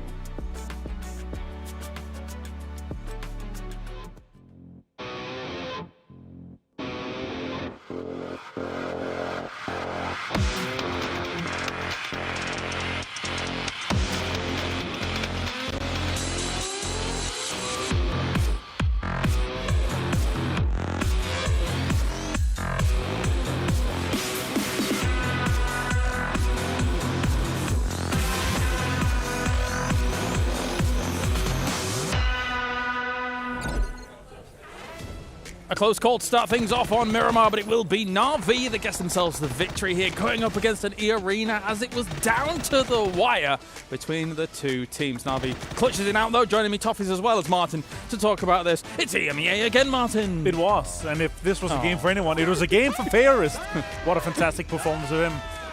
I mean, multiple times through and through here. Utility on point, positioning on point, clutch on point. I think he had 6 or 7 kills in that game. Insane. Here, Nate, absolutely banging 𝘖𝘭𝘮 back to the lobby. Ooh, through the windows. It seems like that's just how they like to knock out America's teams. Yes, you like that? Overwhelming grenade force. Ordnance. It is. Ordnance forward. It works. They are hitting Ordnance more effectively than Purdy ever has, and I am impressed with Na'Vi's usage. The way that they're loading them up on pushes is beautiful. The circle shifting toward Na'Vi towards the end of this game, though, extremely important for Na'Vi's campaign, right, Martin? If they're having to move across that circle towards what is that warehouse compound, I think it gets a whole lot more treacherous for them. Depending on if 𝘖arena had to move before them and so far, like coming in from that northern side is always difficult. Like even if it moved east, 𝘖arena have a really good position to kind of go in and take that uphill towards the warehouse, right? But yeah, Na'Vi, that northwestern shift there came towards them. It got close though. 𝘖𝘭𝘮, he tried to do it. He was close. I like that they tried few to knocks here and there. Well, they tried to be creative too, right? I think they sent Jacob down to the south side. I like that. Angles. Yeah, and I got to respect that. The White Rabbits knew that this was Na'Vi's game after that shift, and they tried to shake it up, confuse Na'Vi a little bit, and that's what you do in those scenarios. If you know you don't have the win condition, you try to adjust it and catch them off guard. Such a good position to deny where Forest was coming in from, right? As Jacob moves around there, I think any angle 𝘖arena had on that little dip just didn't exist because they didn't hit a single shot on them as they were transitioning there. We also got to talk about the third-party timing from Forest onto FAZE and 𝘖arena. Very important, yeah. Important timing, fantastic timing for them to kind of close it out. Then they stalled it a little bit, but they still came out on top, and it looked really good here in terms of that compound. Baron got a few kills, and also is important for Forest in their campaign.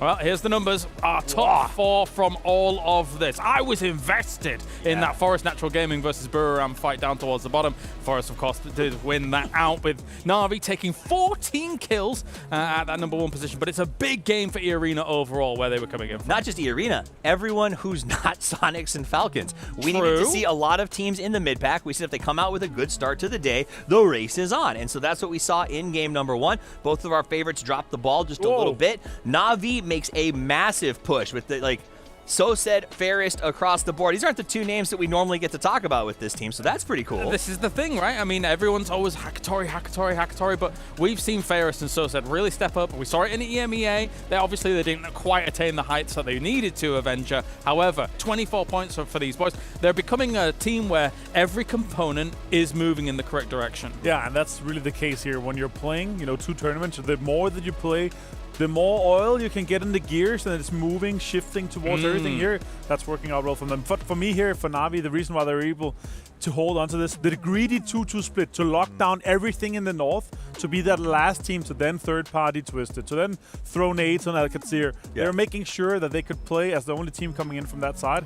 And yeah, that's pushing them far up the leaderboard. Well, that said, Twisted Mind still in #1, 73 points. They did have a little bit to their name. Obviously, moving onto that high ground was kind of almost a foregone conclusion. But once you're up there and the circle shifts away, Toffees, where else are you going to go? And they knew that they had to try and salvage something. I think there's nowhere they could have gone on that side of the circle where if the circle moved away, you have an option, right? They were just sort of like, we have to pray for the shift. And it is like that. Taking a look at Gen G here, I want to give a shout out to the Leviathan Orca, who has been bailing out this team by getting every single kill and carrying them as much as they possibly can. Orca looks amazing.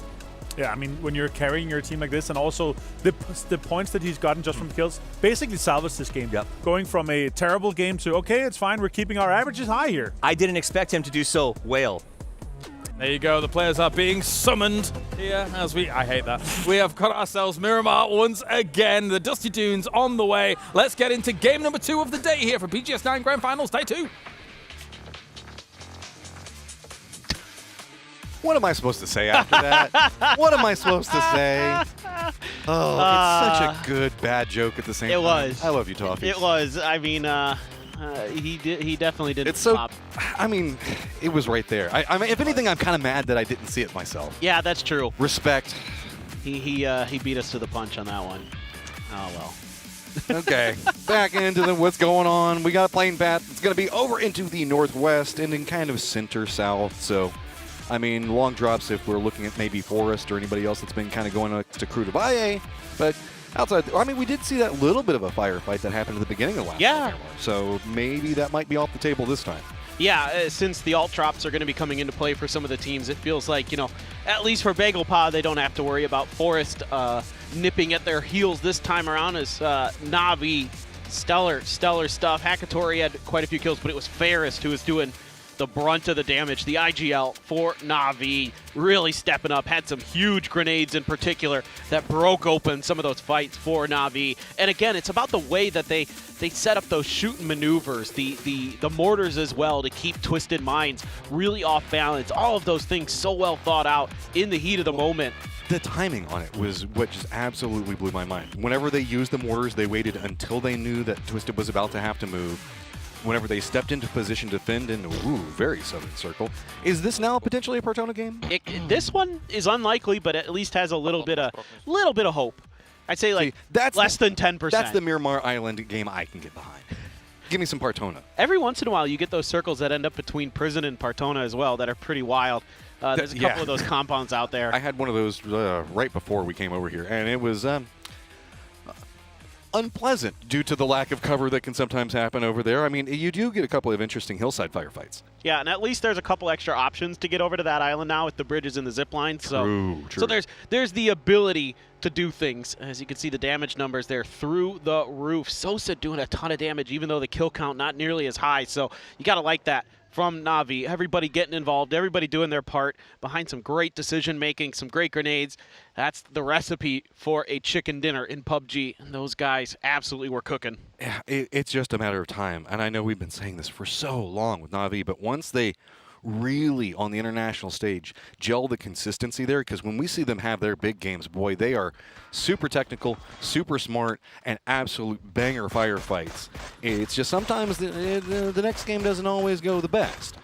But whenever they can start to gel that and start kind of rallying it, it's gonna be a problem for this lobby. Exactly. We're looking at some of these grenades, some of the shots. You know, Fairest is going to be lighting up the highlight reel here with some of these. The shots on the 17, the grenades there, the follow-up from Hakatori, perfect. And again, it's the shooting that they used to pin 𝘭𝘮𝘰 into this position to set up the push, knowing that they had that hillside for a little bit of cover, as well as 𝘭𝑗ℴ𝑖na tunneled in a bit onto 𝘭𝘮𝘰, open up that space for them to make that maneuver, and then they're able to just kind of lock 𝘭𝑗ℴ𝑖na out, even though 𝘭𝑗ℴ𝑖na, I think, had a pretty okay chance there to maybe turn that fight on its head, but a big win onto OHPONDZ out in the middle of that final circle gave them the ability to just shut the round down.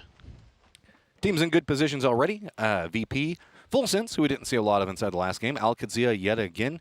The Expendables already going to be playing in the northern section of 𝘭𝘮𝘴. 𝘭𝑗ℴ𝑖na is going to be regrouping right alongside of FAZE. Team Liquid also making a very early rotate, but we've got OHPONDZ with some insights on what's going on with their squad.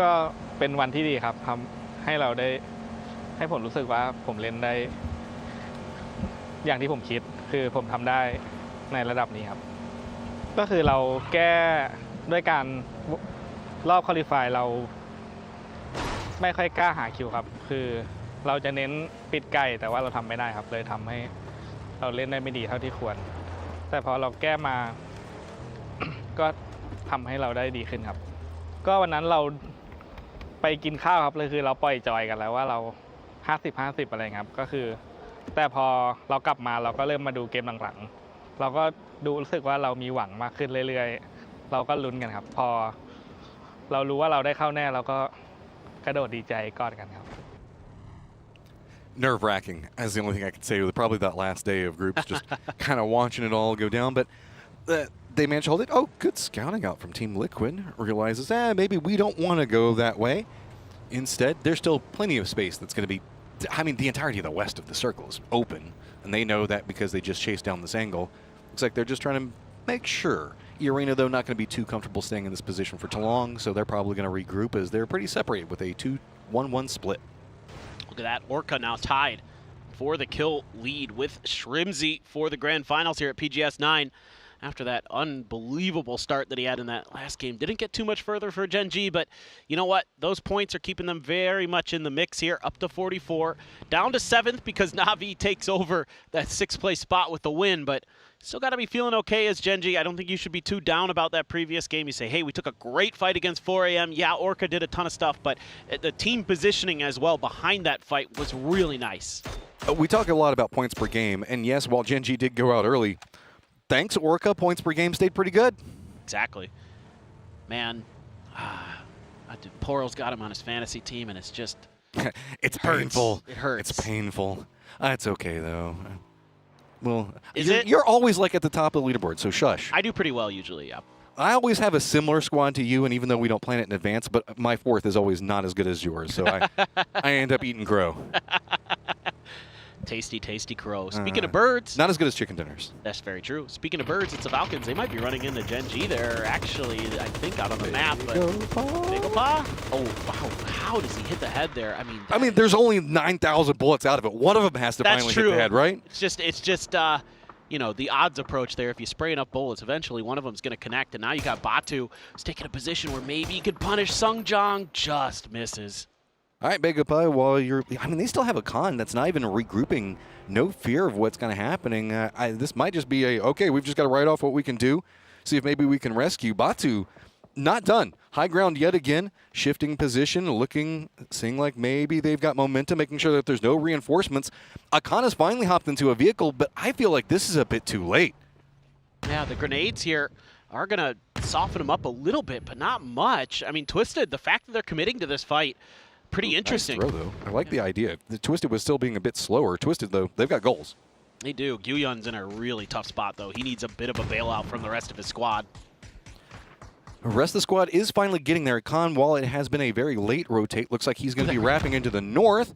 𝘐𝑗𝑢n's going to go down. Lou's taking a lot of damage, so he's going to have to med up. And that's the problem with these open-topped areas. If you just throw in enough nades, finally the nade will connect, and it's just fish in a barrel. No doubt about it. I mean, that's the tough part. When you're in one of those God compounds, it's so tricky to lock down that open building. And even the middle buildings are tough too, because there's a couple different angles. You know, if you take the I don't know how to say this, the long ends of the buildings, right? Those are where you crash, where exactly Twisted drove into. That makes things really, really difficult to defend those spots. Yeah, but did he? Maybe. Oh, that headshot's going to make it a lot scarier, but I mean, it's enough. Quotations on enough for the time being. diyy bit isolated, but it doesn't matter. Tanvu going to take the shots. Cowboy goes down. Al-Qadsia just gets picked there. Yeah, the Expendables were doing damage to Big 𝘍𝘍 as well. They were the ones who got involved in that fight to help things out for Twisted Minds a little bit there. So they're all over the place right now with this split. Now Qadsia loses Cowboy. Roth going to go for the chip and the util, it looks like. It's just a matter of, can you get to a spot where you can actually get the resin? Because right now, Clories is camping the best one. And look at diyy. This is classic diyy. Charging in. Going to get a bit of the tail end, as it looks like should be able to extricate. Not comfy about it. Roth looks like he does want to wrap around. Duckjuice has already actually hopped in a vehicle. I thought maybe he was trying to cut off the angle, but nope. Instead, looks like he was just trying to reinforce. diyy is also pretty close to this point. And yeah, I mean, Al-Qadsia, I guess it's just regroup and play comfy, but now you're going to have Twisted and diyy next to you, as well as the Expendables. That's a horrible life to live. To say the least, Matt. That is not where I'd want to be. What, you got to deal with Perfectix, Orca, as well as Tanvu all at the same time? Pass, bro. I don't want a part of that. That sounds pretty horrible, to be honest with you. FAZE is up in the air, and they are looking for some landing zones. Hey, the good news here for FAZE, by the way, they have some great options, and especially if this circle hard shifts northwest, they're going to have so much free real estate to drop in that's going to be safe. They could even get a vehicle or two, depending on what's been scooped up around 𝘍𝑚𝑎𝑠era, but they're just a little bit ahead of this. Just depends on which way this all shifts. DBS not going to be what you want, but you can get, you get the level 3 gear at least. Boo. 𝘍𝘍𝘮 thinks it as well. But 𝘍𝘍𝘮, we just became friends. Oh, wow, we're just going south. A little bit further west than what we ended at. You can see where 4AM is. That's about where the last circle ended. And instead, it's going to be a little bit shifted in the other direction towards that hill where we saw that fight between Liquid and Falcons. FAZE still in the plane. Yeah. FAZE going to have to make a decision here. There is far west, but then you're going to have to fight your way in. Well, they're going east, and that feels like maybe not the way to go. I guess they've got this hillside that they want to stop at, but I think that maybe the Expendables were thinking about it as well. So, a couple of shots, they at least make landfall. The other members for the Expendables not quite in position to defend up yet. Duck Juice is rolling over on the buggy. Delwyn, remember this is kind of where that firefight was going on just a moment ago with 𝘍𝘍𝘴. Yeah, I think they saw Delwyn on the way in, so that's why those grenades are prepped for him. But Duck Juice going to let loose with some of his own, goes a bit far to really catch much damage there. diyy rotating in behind this as well. Let's see if they're going to continue their aggressive nature, look for the third parties. Looks like they're lining up for it. Khan goes down. It's Fairest again. Na'Vi continues their role. This is what I was talking about. This is where you got to start being a bit afraid. If Na'Vi can start to string together some of these big games, it is going to be brutal on this lobby, and 𝘍𝘗 wants nothing to do with it. This is on the outside of the circle, so we also do have 4 angry men taking shots into the backside of Na'Vi, but Na'Vi pretty comfortable still. Yeah, I mean, 𝘍𝘗's going to have for the reses on the backside right now. Khan unresable, more or less. Knocks onto FaZe here. Tanvu continuing to be just one of the best on the planet, if not the best. 𝘍𝑗's going to follow up, and FaZe has lost 2. Poor 𝘍𝑗's. I mean, it's just Tanvu popping off so hard. This is we know that 𝘍𝑗's is a phenomenal player, but hey, sometimes you can overpeak a bit, or, you know, diyy can just diyy you from behind. As Tanvu now down is going to open up some moments that FaZe can maybe try to rally from. diyy is playing this really aggressive with just really having 2 members over here. Flame is really far behind the rest of the squad. He's got to be ultra careful here as diyy, not to overstep. Also, Tosi taking some damage from God only knows where. Pick a squad. I think it's 𝘍𝘍𝘴. 𝘍𝘍𝘴, Twisted. There's a lot going on over there.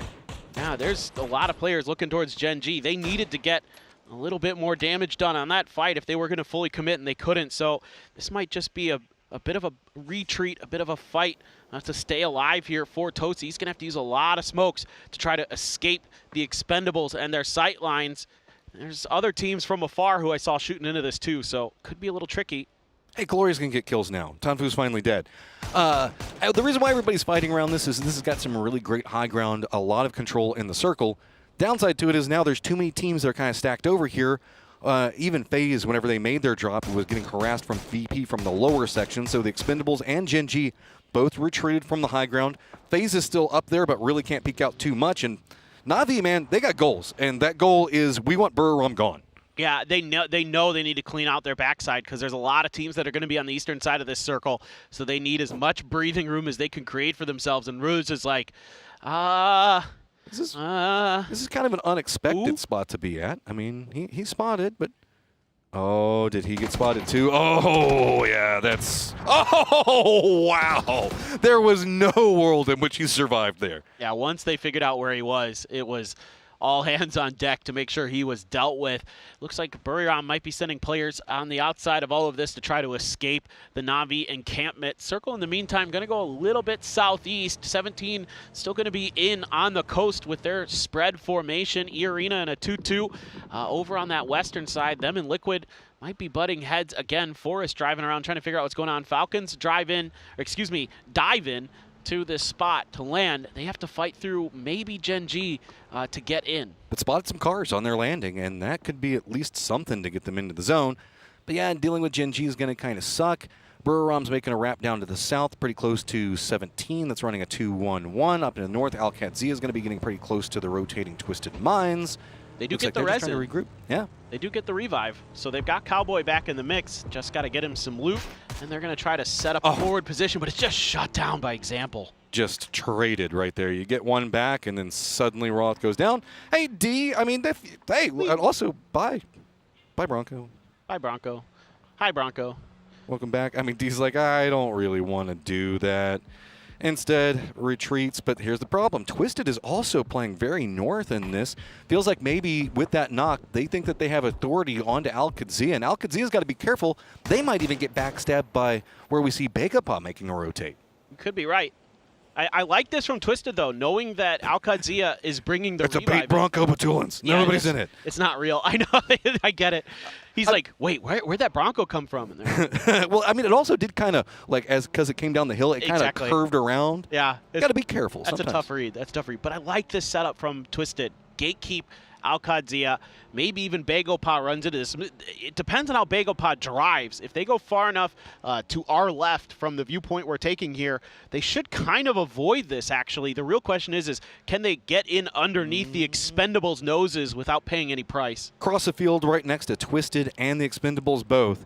You're just kind of playing with fire right now. This is the pathing to make it up into the hill, but this is the cursed hillside where everybody has just been getting punished, and the new contender is going to be 𝘍𝘭𝘮. The Expendables waiting for him to crest the top of that hill, but look at this. Xiong playing this very slow, going to get rewarded for not taking a lot of damage at the start, but now it's starting to open up. Too many sight lines, too many angles. Twisted now starting to get the shots out of Park Pro in retreat as well, but I mean, still alive. And Songjong is still continuing on his merry way. He's headed right into the center of the circle, finally gets his tire popped. Now you're begging for Songjong to just stay alive somewhere in the middle, because the rest of 𝘍𝘭𝘮 isn't going to be able to get back to him, but he's out on the road. He should be dead, you would think. I'm kind of shocked. I was going to say, I'm kind of shocked. There's way too many people that have sight lines on that. Somebody's going to get him. And I mean, it was Full Sense that was taking, I think that actually did pop the tire. It was either that or the remnants of FAZE up there. So now, Akan, you're right up next to Kalori's, and not an easy path in. Park Pro's just going to go ahead and go for a longer rotate. No surprise, 𝘍𝘭𝘮𝘴 wants nothing to do with that. Circle still stays on that hillside. Gen G got a res. They're going to bring Orca back into play. Akan somehow catches Kalori's out in the open, takes him down, and claims the point and backs the hell out of there. He does not want to continue that fight. He knows he's going to be at a huge disadvantage, so you got what you could out of that situation. Not bad at all. Na'Vi finally making their way out of the blue after a very long gatekeep on towards the Buryon players. You can see Hakatori, no more first aids in the bag. Extends, no more first aids in the bag. This is so difficult for Na'Vi unless they can get some kills and scoop up off of the dead bodies in front of them. And 17 was playing a 2-1-1, and 𝘍𝘭 was very close to that spot. 4 Angry Men making their rotate right next to the Falcons. Falcons did manage to get a couple of members into the safe zone. Actually, multiple members of Falcons just trying to chase after this, don't want to go up the hillside, and I do not blame them. 4 Angry Men now getting shot at by VP, but I think that they found somewhere that they can stop. There's a bit of a dip right there. The other member's going to go ahead and rotate a little bit wider to keep it safe. Okay. Honestly, for 4 a.m., there are some dips here. There's this shack. This is a really nice spot to be in this circle compared to a lot of others. And there's going to be so much congestion around the outside, and not many teams are going to want to move through. Speaking of moving through, Na'Vi, they're going to have to fight again. They're going to have to fight their way one way or another. I don't even know if they can really fight. It's just too many angles set up. Catches some air. One already down. Good shots coming up from a combo of everybody. It's going to be 7-7 and 𝘍𝘭 that just ends Na'Vi. Yeah, it just took too long out on the edges of that circle to really start making any moves. 17, though, has to make a move of their own. Tiggleton gets the headshot onto xiaobei. Should get the flush here. It's taking a little bit of damage, though, from 𝘍𝘭. Can't confirm. Yeah, and 𝘍𝘭 isn't in a position over here. He's already got a foothold for the squad, so they don't want to stay on this too long. Instead, it was just kind of seeing if maybe they can Falcons up a kill over there. Can't really call it vulturing if you're a Falcon, right? Here's the rotate for Team Liquid right on top of 𝘍𝘭𝘮𝘴, and the woes continue for 𝘍𝘭𝘮𝘴 because there are just no options. Sparkingg does go down, so pretty decent cost, but Team Liquid going to be happy if they can finish this off fast enough to get into the zone. Yeah, that's tough. Sparkingg had a P90 there, too, so you're at least going to want to grab that. What's with the ghost rides, man? There's been a lot of ghost riding this one. I'm not sure if we've just been kind of going back to the 90s, back when that was a thing. All right, Atungmu does take Olympus down. He has fallen. Now you're looking for some grenade damage from Forest. They're just kind of slow roll him down the hillside, and Forest does have a knock on their side. Forest, again, kind of being this squad that still has more potential to grow from, and they're in a good position right now. They have eArena just to the south. Team Liquid has also bumped into a combination of Twisted as well as Full Sense, and their rotate not going too great after the 𝘍𝘭𝘮𝘴 rotate. Team Liquid, I don't even know how you rally off of this. There's no real safety. It's just a firefight up the top, and I mean, Twisted is just so strong in defense right now, and even Full Sense is leaving the circle, eyeing at Thanadol, looking like he's going to try to backstab Luke12. Luke12, I don't even know if he expects this coming. He might not even survive long enough. Twisted Minds player still doing a bit of damage. Perfectix thinking about the grenade. Once goes a bit far, doesn't matter. Catches him on the edge of the smoke, almost gets him down. Luke hanging on. Just trying to survive at this point. Smoke's going to go ahead, be plumed up right now. Full Sense thinks better of stepping in with the way the new circle is popped. trying to see if he can get some utility. Luke seeing if maybe he can clutch a point, get something else out of it, but there are so many members of Twisted. If that nade does connect, it could open up something, but there's just nothing he can do outside of that. No, that was really kind of dicey for Team Liquid. I thought maybe if they could get that fight against Oct-19 a little bit cleaner, they could use that P90, get up and close and personal into a battle, but still Forest, I think that was a C4, trying to do something to 4AM, but they're really doing a great job navigating this position. Finally, the blue zones are actually going to be the ones that do the lion's share of damage to 4AM. But still no clean angles. The way that the car fortifications kind of come in, finally steps onto the side that he can take some shots at, but doesn't want to overpeak it too much. Remember, 𝘖ARENA is also bumping into 17 back behind this, so that's opened up something for the time being. FaZe still on this hillside, having to contend with Twisted. They've kind of shifted down the hill, but remember, Twisted still has to deal with the Expendables, as well as Akan, who's still over here, and diyy. Look at this battle on the south. Oh man, I was just about to say Falcons just rolled up right behind 𝘖ARENA. The Expendables, unbelievable in defense, have really kept the top of this mountain under control for so long against so many different threats. And now Twisted Mind's turn to try to step up and do something. Okay, example, fragging out this game. They need that from him. Especially on this hillside. This is just so hard to deal with. Duck Juice looks like he was trying to see if he could open up, but at least gets a flush before he goes down. Remember, Akan is still alive in his little hidey hole over here. Here's the firefight to the south. It's going to be Falcons with the high ground, not quite inside the circle. 17 still playing in the lower sections of it, not in the circle either. OHPONDZ still alive for 𝘖ARENA, as well as having 𝘖𝘮𝘰𝘮's Demaster over here. Forest keeps playing with 4 angry men, but they also look like they're eyeing, seeing if they could jump into this, and now 𝘖ARENA is going to finally spot out OHPONDZ and finish him off. My concern right now for the Falcons is I don't think they've checked this shanty town that Demaster has rolled up into. I don't think Tiggleton saw him in there. He drove around it, maybe he knows, but that could be kind of an awkward situation for the Falcons if they don't deal with him cleanly, because they could have another fight. Meanwhile, Kiss just smoking. Little Ghost goes down pretty quick, but he's got a little bit of help from above. Not that there's any hope for Lil Ghost, but it's at least... Oh my god, he's rolling in! Oh, God play coming up from 7-7. They were in a terrible spot, and 17 just fighting uphill every single step. Only Olympus now up for Forest. He was looking at what was going on with 4 angry men. The new circle pops. 4 angry men comfy inside of it. VP kind of comfy, but now what are you going to do, 𝘖ARENA? Just get your flushes, step up, as Falcons are going to be chasing after you. Yeah, the Falcons want to take 17 out of this lobby. That's going to open up a lot of space on the south side for them. Olympus, not really a lot he can do in this, except maybe try to salvage whatever placement points he can. Stuns are out for the Falcons. Kickstart gets the immediate re-knock onto 7-7. 𝘖ARENA underneath. The first spray, not the best, and he's dealt with. 8 kills now for the Falcons. High ground being big for them. 4 angry men actually left the compound that they were holding. Instead goes to play along the edge. Up into the north, it's real dicey. Full Sense has multiple members looking up onto that hillside where diyy is going to be playing from. VP even sent Nixie over here.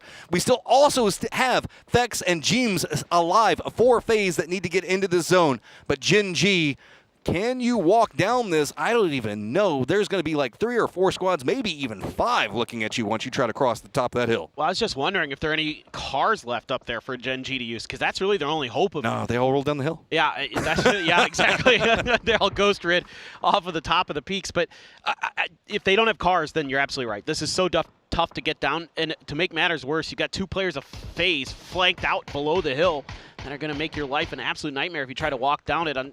Look at this. To make what you said even worse, the fact that there's everybody who's going to see this. Right into Vex, man. This is just... I mean, diyy had a good position for a while, but they getting out of this is so hard. Tosi just trying to catch some airtime. Kind of steals it, hoping that the tree is going to be enough, but it's not. There's nothing. There's literally nothing here. Hey, there's Vex. You get the point. That's all you can do is beam. That's all you can do. Yeah, I mean, what do? You've got all of VP just taking pot shots at you. Falcons, I think, were even trying to see if they can get something long range out. diyy, valiant attempt, but they're going to go down. 4 angry men after leaving their shack. Not feeling too good about it, as it's going to be a lot of people taking shots at them. Shin's still going to be pretty close, but Full Sense also took a lot of casualties in their rotate into the circle. Falcons have a tremendous opportunity here to put themselves on top of the leaderboard. FaZe is going to fall. 4AM going to be the ones to take down 𝘖ARENA. and wipe them out of this. Not a bad game, though, for them. 4AM continuing to cling to life out here as Flash finds Shen. I say that, and Shen does go down. Full sense, trying to use this rock to get a res. The Falcons barreling in. They want 4AM now. They are just all over these edges. 𝘰𝘴𝘵 wants it very, very close. Peeks between, but no, it's going to be a Tongmu. Goes for the flush as well before he goes down. That sends us into our top four. VP over into the northeast. Falcons down in the center of the south. We still have 𝘰𝘮𝘮 Demacy right back waiting to backstab. And it is a scary, scary stuff the way the VP is moving into the north. Falcons need to finish up Demacy really quick. Do take him down, so we are looking at a 3v4 for the winner. That's a huge win for 𝘰𝘮𝘮.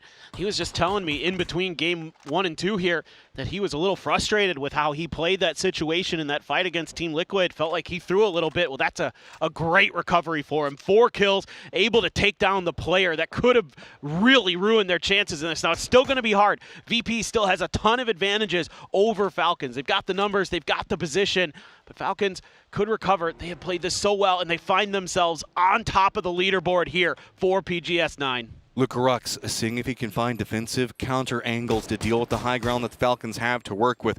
Numbers advantage favoring Virtus Pro, but middle of the pack in the thick. Finding kills here and a victory could be big to get some breakaway points for VP. Opposite side of that, like you're talking about, breathing room away from Twisted. Falcons want as much of this as they can get, but losing 𝘰𝘮𝘮 in that push down going for 4 angry men could be costly. No, that was really pivotal in terms of how the end game is going to shape up. They do spot 𝘰𝘮𝘮. They're able to combine some fire in his direction, but only get about half damage. So that's not exactly what you wanted there. Had you found the knock, you know, VP's so spread out, they would have had to commit resources towards getting that res. And that would have opened up some space for the Falcons to make a maneuver, try to maybe overstack a flank. Instead, now, you know, you're relinquishing zone control to VP a bit. They're going to be able to maintain these crossfires. Remember, this is only phase number 7 as well, so we're probably seeing this slow down just a bit until we get the new circle and how it lines up. All the Falcon members are stacked on top of each other. 𝘰𝘮𝘮 has managed to get very close to the circle. Not quite yet in it, him and 𝘰𝘮𝘮, but there's a couple of dips that they can continue to play on the hillside, but it's a little dicey on that angle. 𝘰𝘮𝘮's not feeling too comfortable with it. 𝘰𝘮𝘮's going to go ahead and regroup next to 𝘵𝘵𝑚𝑖 and nixie as well. So this is just kind of attrition fighting right now, trying to burn off armor, helmets, meds, anything that they can get. 𝘰𝘮𝘮, yeah, again, no surprise, not the best position to be playing over there, so just regrouping, and we've got Wolfpack versus Wolfpack right now. Actually, I say that, 𝘰𝘮𝘮 does extend a bit further in to get this hill to work with. Yeah, absolutely the right move here for VP to get 𝘰𝘮𝘮. And loot. So much loot here. Yeah, there's a lot of dead bodies from, you know, 4AM fights of old that they're going to be able to claim. A nice headshot found, but still hasn't really opened up much space. You know, now you can set up this 1-3, so the 3 players behind can cover for 𝘰𝘮𝘮, keep him in a position that when the Falcons has to make a move, he can be there for the frags. You know, they've got 7 still left for VP, and he's going to be the guy that you want to have in that spot. 𝘵𝑚𝑖 with 2. Would love to maybe get him a little bit further forward, but for now, you can just hold the Falcons down this ridge line. They're going to have to commit a ton of smokes. The good news for Falcons is they do have a ton of smokes, so they can at least make a go at getting down this hill, trying to use this ridge line around the left side to cut off as much opportunity, and that's a big knock for 𝘰𝘮𝘮. nixie going down of anybody. There is time to go for the res, but you can see instantly spins back into the vehicles. They're trying to shift down the hill. They know it's a problem. They've got to exploit this as fast as possible. Numbers advantage be damned. Jumps out, does manage to at least get to the hill. This is going to be right along the zone, and they have a couple of better pathing options to deal with what we can see. Counterbalancing that, 𝘰𝘮𝘮 instantly reads it. He shifts to the other side of the circle to see if he can continue to hold a crossfire angle, but he has been spotted. Oh, 𝘰𝘮𝘮 hit a nice grenade on a kickstart right as he was lining up to go for the spray. That threw him off just enough that you really can't punish 𝘰𝘮𝘮 there. So VP continuing to play nicely despite some good shooting from the Falcons. Oh, 𝘰𝘮𝘮 does a good follow-up to the rotate from 𝘰𝘮𝘮, who's now got the high ground. Good play coming up from VP, reading the terrain well, and now Falcons are trapped. 3 members chasing after the Falcons in the low ground, and 𝘰𝘮𝘮 up on the high ground, punishing everything. 𝘰𝘮𝘮, the last one up, and VP takes it clean. Yeah, a nice fight there at the end. VP really holding on despite some okay shots from the Falcons that got some knocks, but that wasn't enough. VP had such firm control of that end game. I respect the Falcons for trying to make the pounced move as they did whenever they got the knock onto Nixie. They were, the angle and side of the hill that they were playing from was not good. And just beautiful coming up from VP, knowing the train on that one, and 𝘬𝘭𝘮 trying to make sure that he gets into position to deny any movement for them. Yeah, the way they thought about that endgame was phenomenal. Fantastic. So crazy to see the way it sets up, and a big, big game for VP.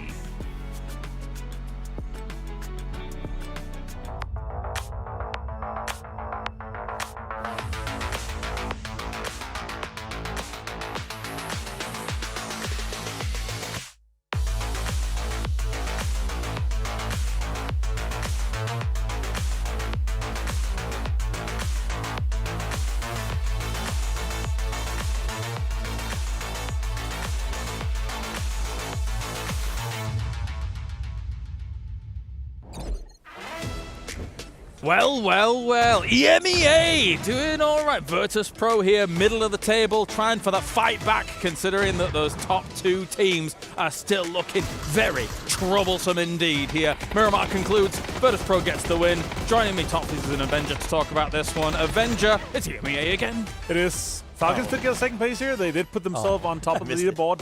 And I will say this, though, guys. Yes. Two very similar circles. True. Didn't benefit any of the teams other than the teams that are close. eArena should have had better game in this one here. I was hoping to see them kind of step up a little bit. Yes. VP, man, getting this compound, taking space on the northwestern side, locking down all other teams, making sure they're 4-guy alive. That has a huge impact. Yeah. Almost with the Nixie knock, though. They tried to make a move, but yeah. A good knock.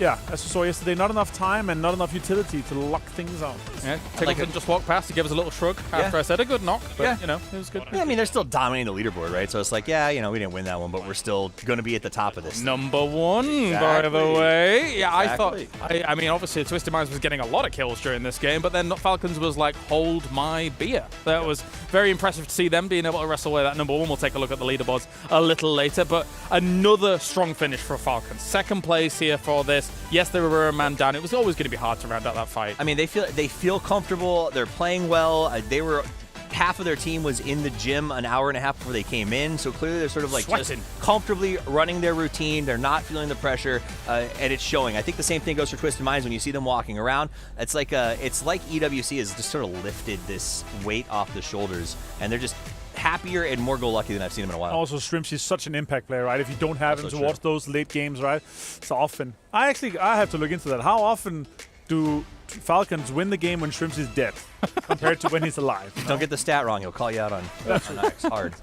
But it is true. I think that's the evolution of the team. Shrimsy has sort of really evolved as the go-getter, and I think Tiggleton has even said, I've kind of become like the bait. I charge in, baiter. I take the hits. Yeah, he called himself baiter. Exactly, but I like that they're, as a team, willing to sort of pass that around. It will be 12 going the way of the Falcons here. Despite Virtus Pro getting the victory, they had that compound for a long time. It was always going to be a smaller chicken dinner for them. I do want to say, Martin, and comparing them to our previous game where Na'Vi gets the win, Virtus Pro is also a team now where it's every single component is a complete part of the team. It is. But also from that compound, when everyone was fighting up on that high ground, Gen G, FAZE, everyone was fighting like it doesn't really matter. Correction, though, he gets the vast majority of this. Man of the match.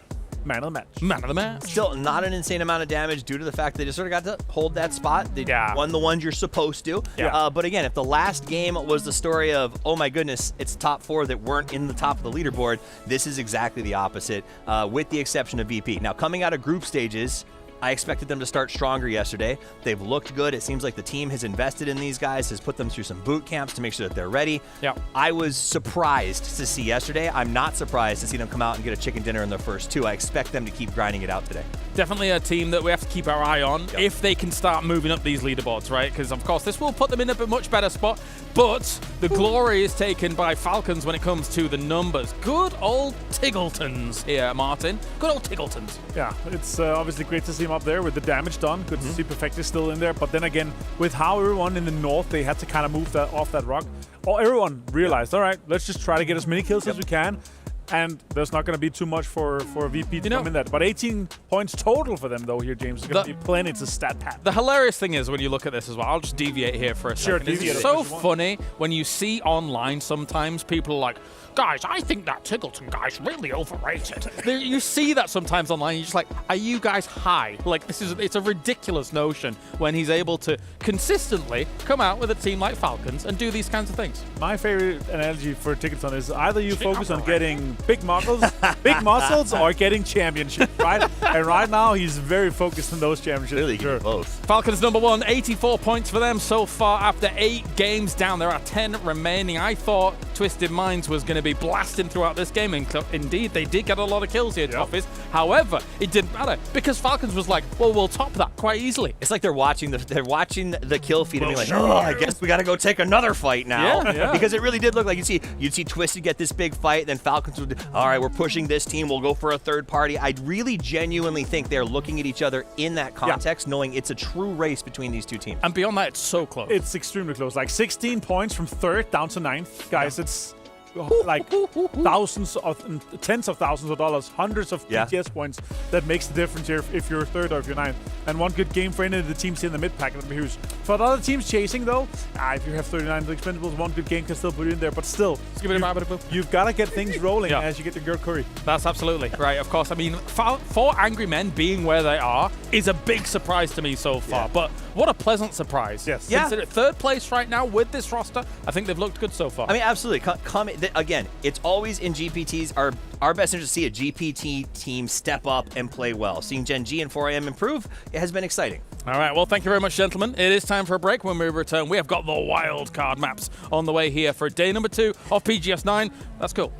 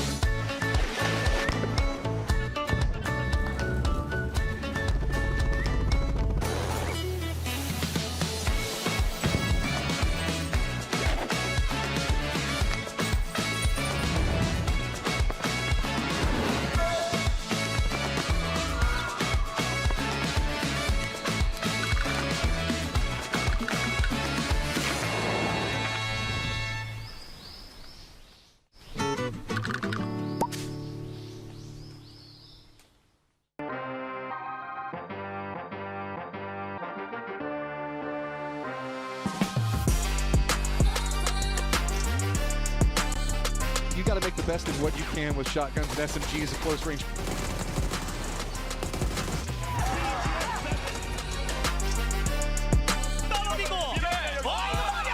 Heaven in a beautiful position. It's going to give Mir the chance to push up the Shrimsy. Stepping up as well. Vixen's caught on. Julian Green gets the headshot. Tiggleton repeaks at Shrimsy. Not landing, that is very, very hard. Give away those triple points. Twisted Mind has made history, becoming the first team to claim the championship 3 times in a row. Really impactful. A couple grenades side of here. They lose a player, but it doesn't matter. PGC champions, the Expendables.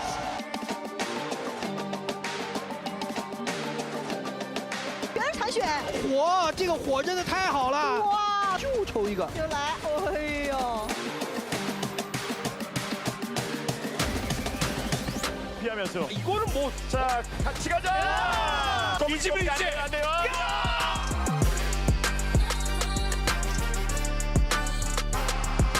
Aggressiveness for control. Overlooking over onto that stone as well, and you. Successful BWD making a mad dash for it. He goes. They're moving towards the middle, just onto the controller. Don't take that level, and he's going to have to get it back on because Nader's good.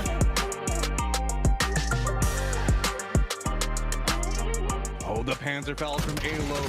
Hurt back behind. Will make their crossing. Pipa gets a great knock, actually.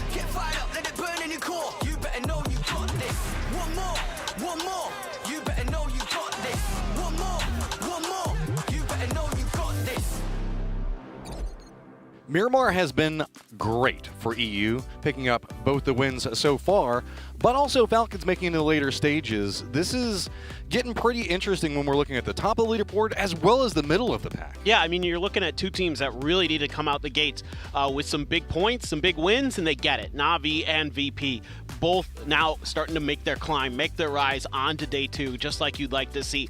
Falcons, just a tremendous kill game there. Awesome opportunities that they found for those third parties. A huge win by Tiggleton on the backside against Damaski that could have made that endgame fight much more difficult, if not even more impossible. Well, Damaski's position actually did slow down the Falcons and opted them into a western rotate on that hill, which was exploited by the low ground positioning from VP. And it was interesting because whenever we saw the Lucarux rotate, he went to the eastern side of the hill that Damaski was on earlier, and we saw Falcons have to run away from. But enough of the past. It's time to look to the future. New map time. Tego. That's right. As we look at the terminal, the bus terminal there, is the lights not working so good because, you know, the island, or, well, the peninsula technically? Well, there is a river. I guess it is an island now that I look at the way east coast. But anyway, regardless, it's abandoned. Humanity has left it except for PUBG players. Yeah, I guess it's an awkward peninsula with mountains right next to it. I mean, who would want to live over there? There's not even a road that leaves, right? Me. Oh, well, I mean, but I guess the internet would be good enough for you, right? Hey, yeah, exactly. If it's in Korea, we're good to go. Imagine being on a mountain peninsula, isolated, that also has an island right next to it. Bro, if you're living in Wolsong, you got some choices you have made in your life where you do not want to be near anyone. That's correct. And that would be fantastic. just get me out into nature. I want to enjoy some nice tea with a good view. That's how I grew up, was in the middle of nowhere, Texas. And I was like, nah, nearest convenience store was 25 minutes away from my house. Now, yeah. It's all fine and good, but... More as like a getaway, I'll put it that way. Give me a fast food place, please. Yeah, I live in Seoul now, and I love the city, so actually I'm not. Okay, see, that makes sense why you want to get away. Just every once in a while. Not all the time. Just, you know, maybe like a couple weeks out of the year. Get me into something nice. Speaking of getting into... I can respect that. Yeah. Get into something nice. Hopefully 17 and some of the other teams that have still struggled a bit can get themselves into something nice. But yeah, Na'Vi, VP, going to be looking pretty nice on the western edge of this circle to start this game. Our 2-game winners, but everything's so southern oriented. A lot of teams going to be fighting to get in from that north. Buriram, Forest, Team Liquid, Genji, Oct-19 Falcons, all going to be kind of figuring things out. Meanwhile, FaZe, center of the circle, Books and Sa doing them very well. So they should have early rotate options, except for really Lil Ghost for 17. You were talking about that this is a squad that definitely needs to find something going on. They've already sent one of their members pretty far towards the center in Little Ghost, so I guess that's kind of the plan. Full sense. They've got themselves lined up kind of close to Na'Vi, but not really. It's more just kind of a separated looting situation going on with them. 4 Angry Men back over into the east is pretty open, but also did send Shin very far into the west. So a couple of solos hanging out pretty close to FaZe. Yeah, so this seems to be the early game MO for the Chinese teams when they've got a nice center circle, when they've got some options available. This is pretty typical for 17 for sure. Lil Ghost is often, especially on Erangel and Tego, out on his own, trying to scout out for the rest of 17 to get into some of those early game central positions that they can lock down and hopefully rack in some big points. Obviously, Oct-19 dropped for vehicles first, then drove over here to Palace. And they are uncontested for it in these grand finals. Saw them squaring off a little bit, but against JDG. But let's listen to the interview from Ferris, see what Na'Vi has to say about their win. Hi, I'm Lisa. I'm here with Ferris from Na'Vi. So for the first Mirror game, you get 14 eliminations for teams, and you personally got 6. And we saw also very good use of grenades and mortars. And after looking at the data, we saw that you actually doubled the score from yesterday. So what has changed from yesterday? Ви дуже гарно стартували. У вас, не дивлячись на другу гру, перша була дуже вдала. Ви зробили класні муви, класні гранати і вже подвоїли ваші поінти порівняно з вчорашнім днем. Підкажи, будь ласка, що змінилося порівняно зі вчорашнім перформансом? Ну, ми вчора сіли, проаналізували наші помилки. Сьогодні зібралися просто з думками, настроїлись ментально і тому показали такий хороший перформанс. So we did analyze our mistakes from yesterday. We did some mental preparations and show pretty good performance from the first game, and we will try to continue this. Very interesting mental preparations, and good luck on the next game. Mirror, mirror on the wall, who is the fairest of them all? Oh, I like that. Well done. I didn't even notice Plus- the bounce on that nade that went through the Bronco. Yeah. Oh, that was sick. That was nasty, but plus 5 points to you for the. I mean, nobody's beating Toffees. The Snow White reference. The whale I don't joke know. was too I don't good. know. I think yours might be a little better. No, mine's worse in a different way. He was the best part about Toffees was watching James's face, watching Kalaris whenever that joke happened. I can't top that. That's true. If you can make Kalaris suffer, you've already won the day. Well, at least you've won Paper Thin's heart. That's true. That's all. That's all I live for anymore. Oh, you guys, it's a good thing you can't hear the green room banter that happens. Okay, so rotates up into the north. Burram already going. They've got Falcons that's running 2-2 split just to their south. They might bump into them, might not. Forest, who hung out around the trees around Army Base, they've got to rotate next to Team Liquid. diyy and Oct-19 pretty close to each other near that western bridge around the fishing camp. Orca's going to spot out D. Orca not getting the kill yet, but I don't know. It's Orca. He's going to get it sooner or later. I never counted out.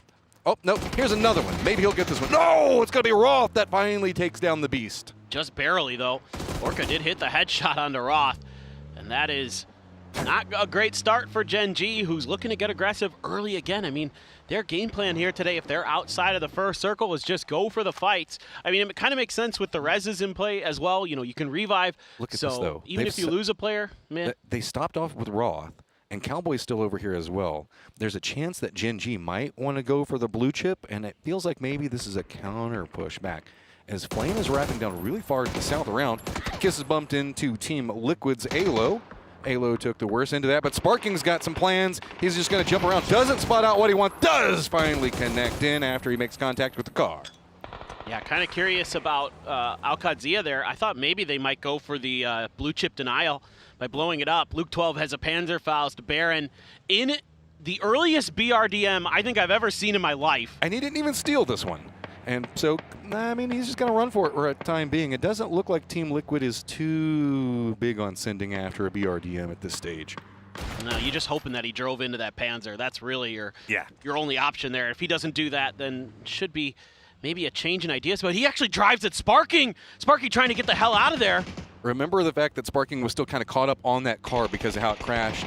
So Sparkingg going to get away, but oh, wow, Luke-12 and the wraparound does get the knock onto Baron. That means that Forest, if they want to keep this BRDM, has to go after it. Does Team Liquid feel feisty? Can they steal from the thieves as Olympus spots out aloh, gets the knock onto him, and that's going to be an easy pickup. I don't think that Team Liquid can get over there in time to support. Dude, that is... Sparkingg gets it. That's true. That is ridiculous. That is a 150-meter Dragunov kill there for Olympus on a guy who likes to Dragunov himself in aloh.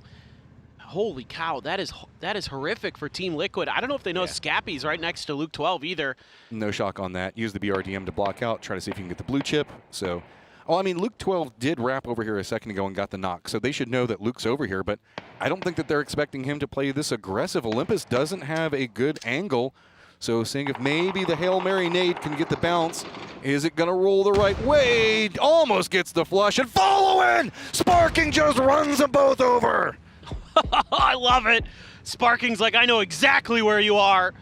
And that grenade almost did the job, but it's Sparkingg who just slams on in there. Now Kurt driving down Olympus, going for the M4 spray. Runs out of bullets. Not going to get it just yet. Imagine running over two members with the BRDM that you stole from them. Disrespect. But I respect it. I love it. I mean, that's what PUBG's about. I was kind of hoping Kurt would switch to the Panzer and just go for the most insane Panzer shot. Like driving, just try to get it, but... And see, look, it's lucky that they didn't take the Panzerfaust shot earlier. Now you should at least be able to get the res here as well. So the revive available. Oct-19 apparently didn't sit for it, Yeah, I think it was just a little too hot. diyy was just a little too close for comfort, so couldn't quite go for the denial play. Well, Oct-19 actually did go to the other side of the bridge and is kind of waiting over there inside the zone. I think that Flame might have spotted it, though. I don't know specifically. as Orca is already coming in and should be able to make landfall and should be able to also get his loot. Kadzia, do you want to stay for this, or are you just kind of here? Just got to refuel. They're also doing a little bit of scouting of Palace for loot to get Orca back into play. Kickstart has the BRDM too, so a couple early vehicle pickups for some of these teams to look to scale into the late game and try to do some serious damage. You know, I was talking to a couple of players that say that while the BRDM has a lot of strengths to it, and it's BRDM, right? One of the more interesting things with it is it kind of sucks to scout with, because people have learned to not really take too many shots at what's going on with the BRDM. And I mean, good luck on getting those reses. I don't, just completely denies it. But that's kind of one of the things you want with the vehicles, right? Is you kind of roam around, see who takes shots at you. But now it's gotten to the point in the meta, people just don't even take the shots. So while you're nice and defended, you don't get the information that you could get out of a weaker vehicle. Yeah, it's such a rock, paper, scissors with the BRDM, right? If someone has a Panzer, you're in trouble. Like, if you give them the angle, they're going to take you down. If they don't, then the only other really good recourse they have is that they have all their guns on you quickly and they can just shred it, right? Like they have an M249 and a barrel or something like that, and then they can just shred it. But if they don't, if they're spread out and they don't have the ability to put good damage quickly into the BRDM, then absolutely you're not going to want to shoot at it. You just want to ignore it as much as you can. The Expendables roll right into FAZE, and that's going to be all she wrote for one of them. Duck Juice already down, but Glorious staying committed in. Tanvu's still seeing if he can get an angle. Akatori does spot out a bit of the distance going on with the Expendables, but Akatori wants to go over a step, and Tanvu gets the knock onto him with the nade.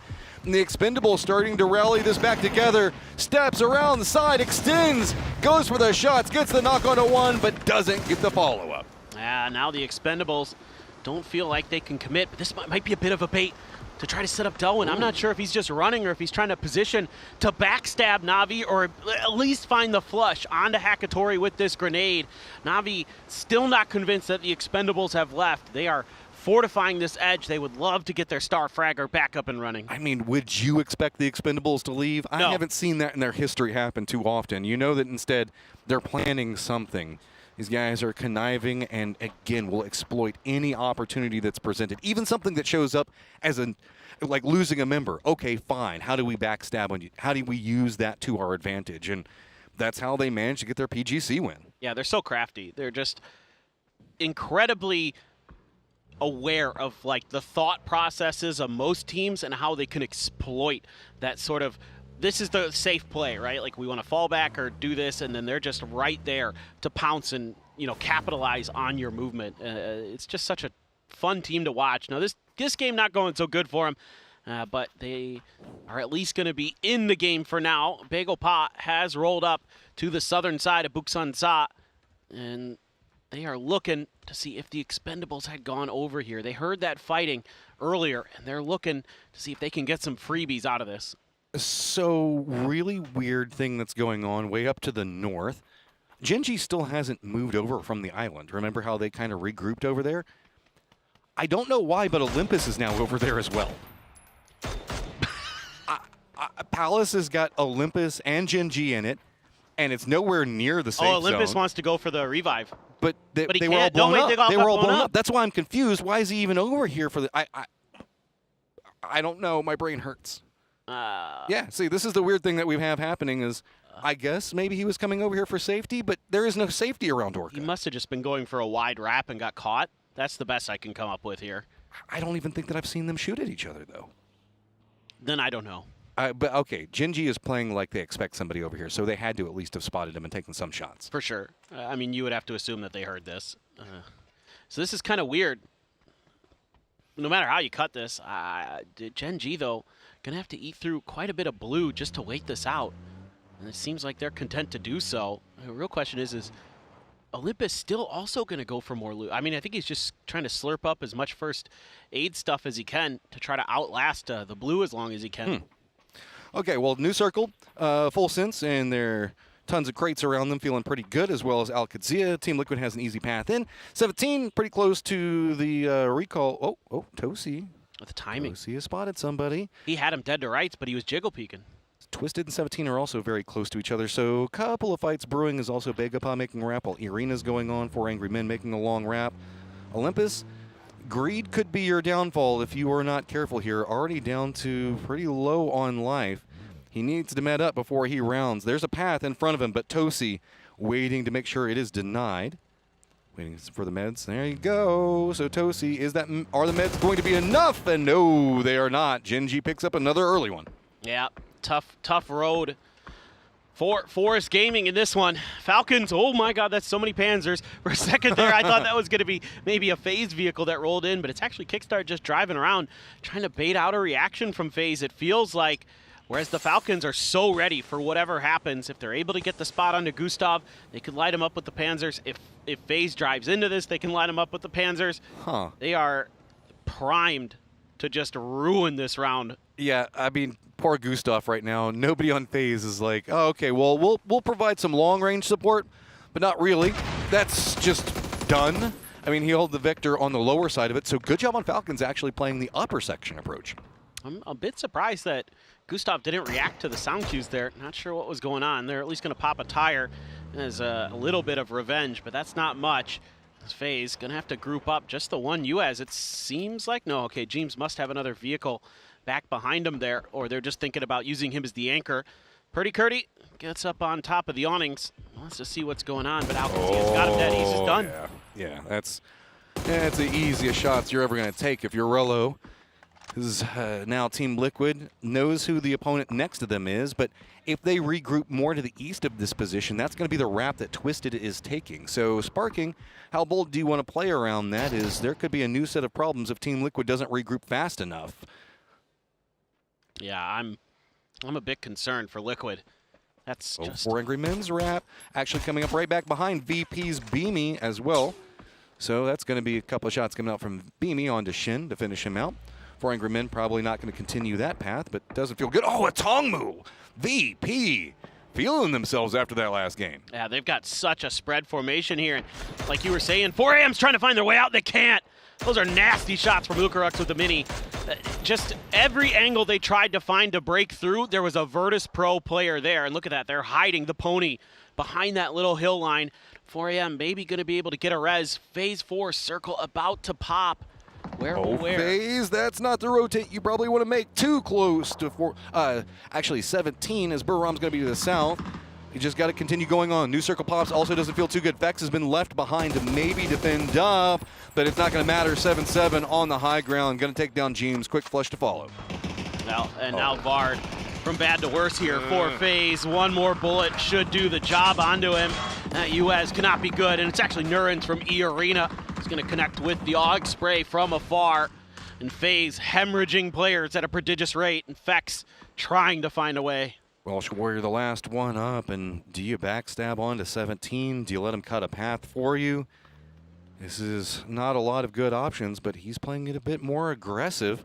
Remember, this is outside the safe zone, so wraps could be happening. Falcons look like they're eyeing more into the north, with 17 having this more wide split. Could be its own issue. Vex does come alive, take shots, doesn't get what he wants out of it. 7-7 again, being catastrophe for FaZe. Oh man, if that had gone a little bit worse for 17. Oh, it's going bad. 𝘍𝑢𝑘𝑟i just got a knock. Here comes the Falcons all in the armored vehicle. They've got a Lynx too for HWYN. This is a great opportunity, and they're connecting. That's just an instant pop out, goes for the punch onto it, but if they all jump back in, 𝘍𝑢 has a present.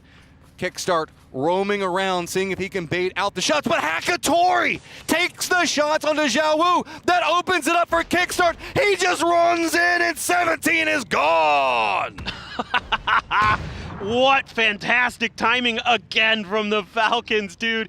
They are absolutely so in tune with each other right now, and their decision-making completely on point. That was so well thought out. Obviously, it helps you get a little bit of long-range shooting from 𝘍𝑢𝑘𝑟i, but man, oh man, they executed that flawlessly. Big fight going on. Alcatraz taking the shots into Twisted, forcing them into the east. And remember who's in the east. It's the BRDM Falcons. Not quite close enough to really get vision, take the shots, but now Twisted going to go ahead Crest Hillside. Falcons do start to see this. Na'Vi realize the vulnerabilities. Hey, you know what's better than 1 C4? How about 2? Let's roll them right in, and you know that full sense positioning that's been feeling pretty good for a while, it's about to feel pretty bad. The only benefit to it is full sense is pretty separated, so the explosion's gonna go off and not get much.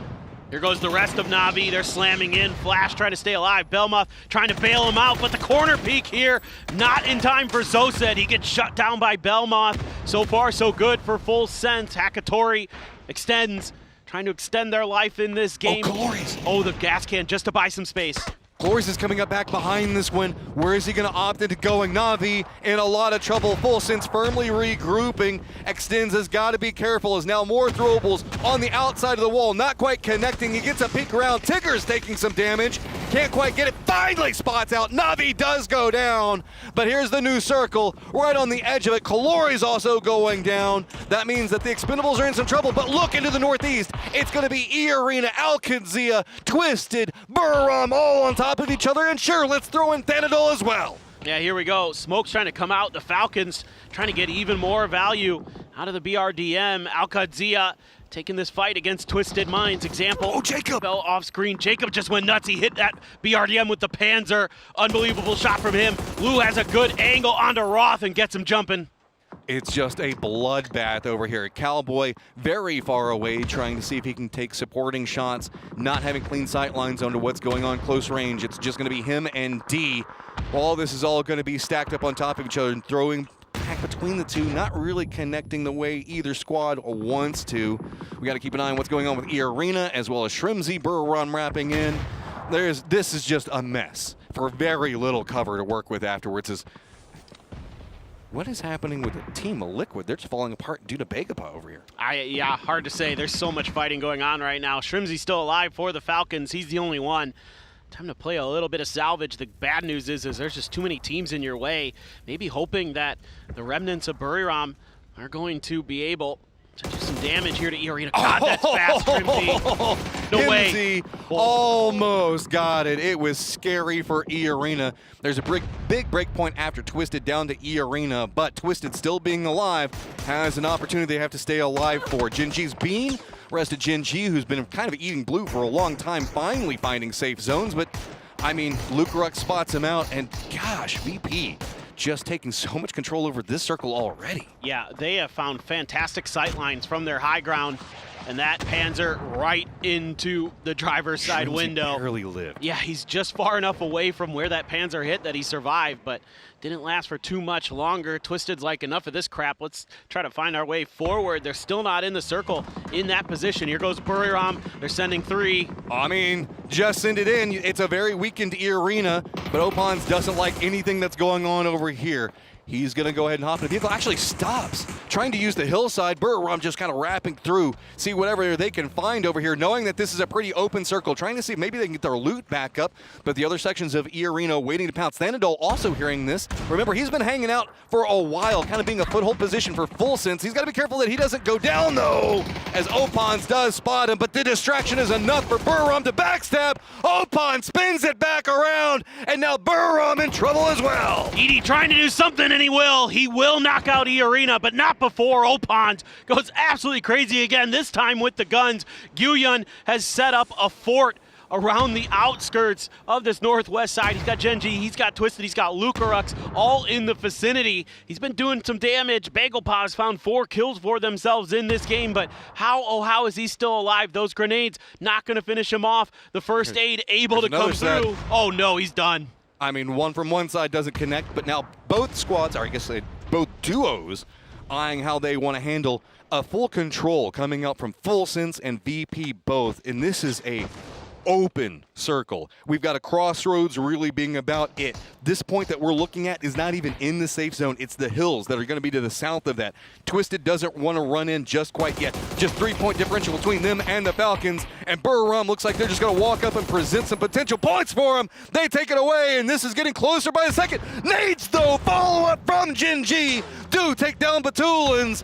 This is going to have to be dicey. 89-89, and Lou runs for safety as diyy goes on the hunt. Tough spot to be in there as Twisted. They had to deal with 𝘁𝘁𝑟am in the back, but Lou gets one. Tosi immediately prone, but it's actually a little bit of help. It's 𝘬𝑄RUX who is doing great things for Virtus.pro up on point. Orca, oh, that grenade just went a bit too far. It's just a matter if diyy is going to be offered the opportunity. No, it's going to be the finish. Tosi's still alive, but 𝘬𝑄RUX is going to commit every last frag he has. He doesn't get the finish. VP has stepped away from the western hold. They've sent 𝘭𝘵 over next to 𝘁𝘁𝘆. FAZE can't find the angles to really get into this circle. TWIS still being a distraction back behind all of this, but VP looks like they're trying to line up another victory for themselves. TWIS with so few options and FAZE denying the other angle. Really the only thing about it though is FAZE being distracted by this, wanting to go for the kill points on it, has a potential of causing a problem, but if 𝘁𝘁𝘆 can hit shots like that, who cares? Yeah, and he's just found the timing there on the 𝘭𝘵, who had no idea that 𝘁𝘁𝘆 had gotten behind him. So he should just be dead to rights. VP gonna have to sacrifice that player. There's no hope. Just gotta lock down your fortified positions. TWIS out of this next zone, gonna have to find a way through, but immediately gets lit up by the links from Flash. Shut down. 𝘁𝘁𝘆 trying to respond, trying to do some damage. He has been so active this game. I love the way he's just bouncing around from position to position, getting info, doing damage, finding points. He has been so impactful for Virtus.pro, not just in this game, but in the one previous as well. Yeah, this is a highly mobile, highly efficient VP. They're exploiting the map knowledge that they're exploiting time and time again to get into these positions, to get these wide crossfire angles, is absolutely immaculate. This kind of firm separation where they've got 𝘁𝑗𝑟𝑒𝑒𝑋y up on top of the building, 𝘭𝑗𝑥i playing lower, and even after losing the member that scouted over into the east, 𝘁𝑗𝑟𝑒𝑋i is playing a bit further away from the squad down into the south to see if they can make sure to deny too much control from FAZE. This is now just phase 7. Yeah. We're just getting to phase 7. That's how wild this game has been. This is a huge pickup. Crates coming onto the VP side in the late game could be an absolute difference maker. Doesn't go for the MG3. I don't know, man. I saw what 𝘁𝑗𝑟𝑒𝑒𝑋i was doing with that thing the other day. Might be worth. Some players really love that gun. I hate it. So I totally respect 𝘭𝑗𝑥i's decision. Plus, maybe just feels like with the 5.56 kit that he doesn't really want to try to switch over, maybe leave it there for somebody else, or just, play it out as is. Flash has been using this hillside to see if he can get something onto VP, but VP has been smartly playing these lower sets in the hill, peeking off and on again, not overextending too much. So Tigger, with the foothold in the circle, has Flash just to the north of him. 𝘁𝘁𝘆 was the one that was playing in the east. Whenever 𝘁𝘁𝘆 comes in, he has to be very cautious of 𝘁𝘁𝑟𝑒𝑋i, who's just dancing right along the edge of the zone. Flash not finding the knock, but the big thing is Flash has got to make that links work. FAZE is playing with very little control over the circle, but that's also just kind of due to the lay of the land in this circle, because you can see moving down that hillside, it opens up a lot, and it's VP that are playing these little dips and crevices that are easily capable of exploiting any movement from FAZE. Yeah, you're looking for the over peak there, but you can see some of the pings here from FAZE trying to figure out a way into this next zone. Flash laying out what he wants to do, pinging out where at least they know one of the players of VP is. I think that's 𝘁𝘁𝑟𝑒𝑋i they've got a beat on, but I did see that 𝘭𝑗𝑥i did end up going for that MG3, so he's going to have that machine gun. You get on the ground, you prone with that thing, it's a laser beam. Even just standing up, these pros are good enough that they can make it work just fine, as they're happy to kind of take this easy for now. Again, like you said, Flash with the links, 2 bullets left, has to look for that opportune moment to get a VP player that maybe goes for too aggressive of a peak, or just who knows, maybe gets lucky with the timing. Couple different ways this could shake out. Both teams happy to wait this out for the next phase. VP has just been massive. 9 kills after the last game, charging up the leaderboard. The performance today has been spectacular. FAZE, they need something to rally around, and this is it's a downhill battle, but it's an uphill battle for the leaderboard, and they are the ones that are going to have to hit their shots and open up some type of opportunity for themselves, because it feels like VP has got a lot of control angles that they're playing from that Flash just, he can't see what he needs to see to get it. I do like kind of how Tigger is being a bit sneaky over there. He's got himself some boxes that he's playing around. I don't think that they know where everyone is, but they do know that VP is very prone to edge wraps and playing off control angles. So I like the fact that they're at least keeping an eye on it as the new circle has popped, and not really favoring anybody right now. This is about the best that either squad could want. 𝘁𝘁𝘆 does have a car.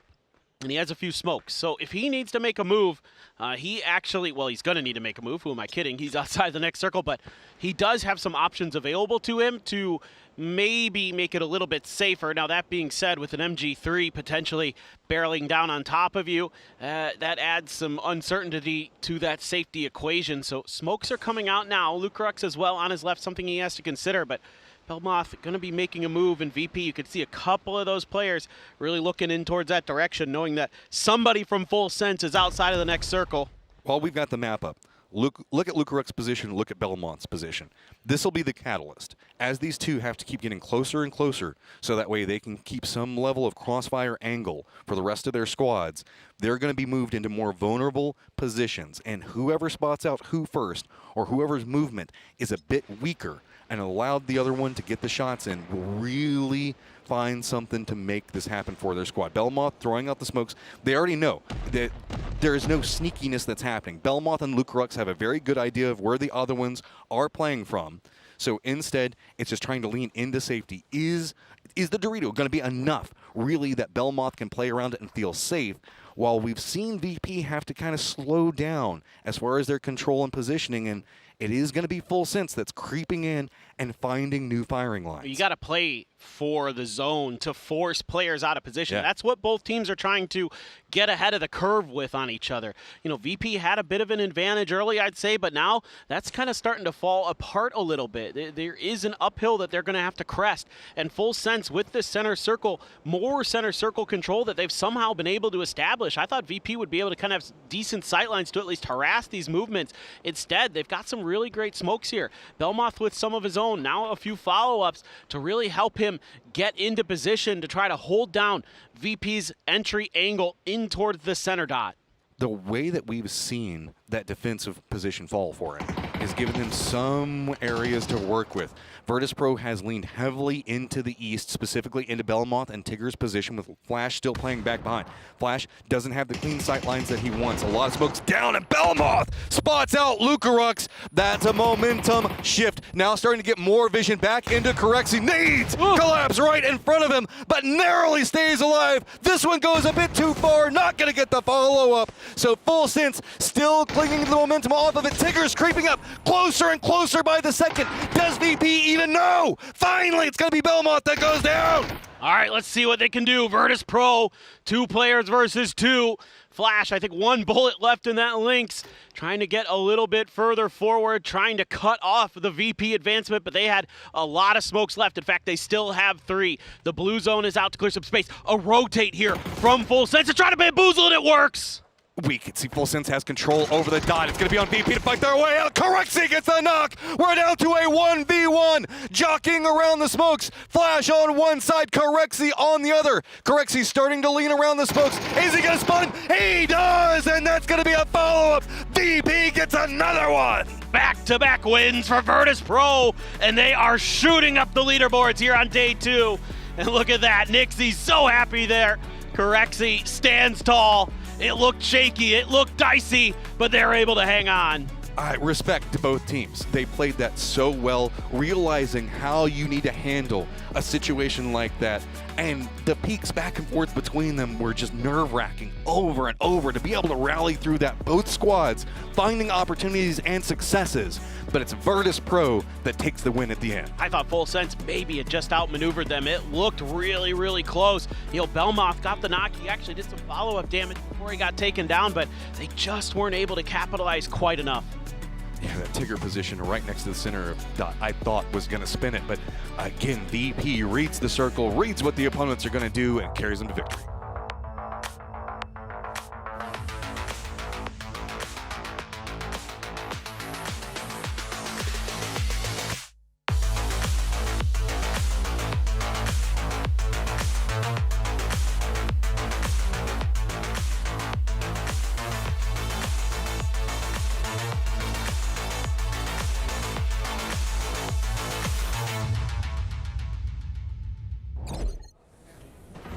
It's the back-to-back for Virtus.pro. We've got EMEA going absolutely radio rental here for our first 3 games, and Virtus.pro takes Tego, Avenger, and Toffee's here with me to talk about this one. Martin, it's another EMEA win! It is. Oh. I was actually expecting. I'm actually happy that That's 3 times. I was very happy for them. I was actually excited to hear it from Toffees, you know, because he's excited too. He's got Nixie on his fantasy team. You should have heard me. Don't flush, don't flush. It was a great end game. And I'm going to be honest, VP barely pulled that one out at the end there. It got a little bit sketchy. I thought they were in a better spot to start, but it came down to that 𝘭𝘮𝘰. Big moment at the end, worth every penny. It was. But also, I got to say this. Very stale and difficult end game, right? Yes. You can see how strategic it was. Okay, we got to hold on to our smoke.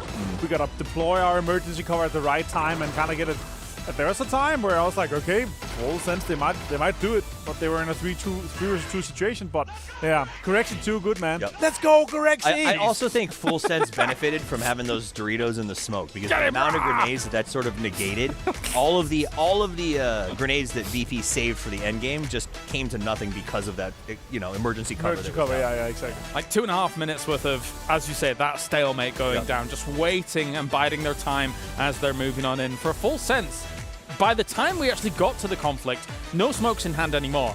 VP had 10 smokes left available to them, and it might have been the determining factor here, all things considered. For sure. I mean, you have 40-50 seconds of, efficient bloom where it kind of works out right. And if you do it right with a small kind of line towards it, that's great. So, yeah, honestly, for me, utility wins late game. In a 3 versus 3 late game here, and you see emergency cover in this case here fully negated 4 or 5 mates. Yeah, exactly. And I think that's, especially when you see that circle establish itself, there's not a lot of cover out there. Yeah. We have seen teams, they are heavily investing that trunk space into deployables significantly more than I think we're used to in the past. And that is because we've seen even inflatable boats, for crying out loud, are being used for cover because of those situations that present themselves. Big pick for VP. It's a tough 1v1 for Flash at the end against 𝘭𝘮𝘰, and it will be Virtus Pro walking away with 12 kills from that game. The back-to-back for the Virtus Pro lads here as they look to try and challenge the top spots in the leaderboard. For Full Sense, it's a very important game as well, let's be real, because they were languishing towards the bottom here, Toffees, and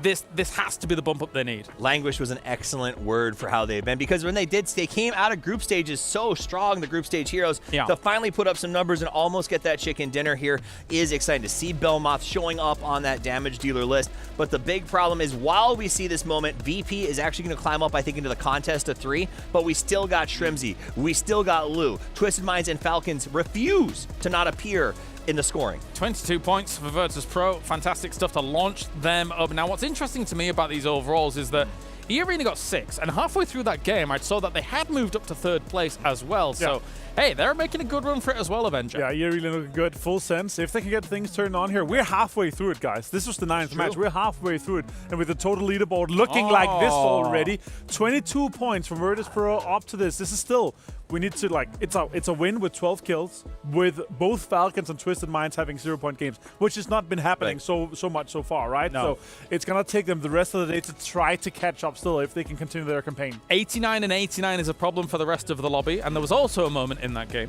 where I saw good old Falcons with 3 Panzerfausts, a BRDM, and they were playing full 2025 PUBG. Falcons is like, we're tired of people using them against us, so we're just going to take all of them ourselves. It was a lot. I will say, I think it was Gustav. I could see the little smile on 𝘭𝘮𝘮's face as he looked over the top of the stairs, and Gustav was looking the other direction. Hit him with the Panzer, and then smiled. Another big moment that I thought was fascinating, we saw Team Liquid pull a little bit of mean. They took all of Forrest's blue chips, put them in a car, and blew it up.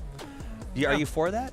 What do you think? No, you're not. For me, I'm not personally a fan of getting my blue chips blown up, so I can't get back into the game, to be honest. So I'm sure the pros aren't either. But it is viable. It is viable. I mean, if you're gonna stunt somebody's growth in the game, why on earth not? Well, we are just moments out before we get into Rondo. Any final thoughts, Toffees? I think it's time for those teams in the middle. Like VP after one game still has to play catch up. Everyone needs to move now. Yeah, we still need to catch up against the top 2. Let's do it. It's ready to Rondos. We head over to the casters for all the action. Desk nailed it. We got 2 squads starting to get a lead, and they are scary squads. But VP has been on a run today. Can they get it in another game to try to play catch up? Yeah, you're looking to see if you can just keep the magic going for VP. They have been stellar here today. They were so excited after that win, man. Yeah, that was a big one. I mean, that was a huge difference maker. Potentially one of those you're looking at as a game that, you know, if you don't clutch it out, if Corexia isn't able to come through in that 1v1, that's, you know, a couple point difference there for you. Who knows where you end up on the leaderboard. And now you're, you know, right in the ability to get into contention. You're not in contention yet, but you are starting to flirt with the top of that leaderboard. And, you know, Falcons, Twisted Minds, sure, they're still up there. They've been doing their job.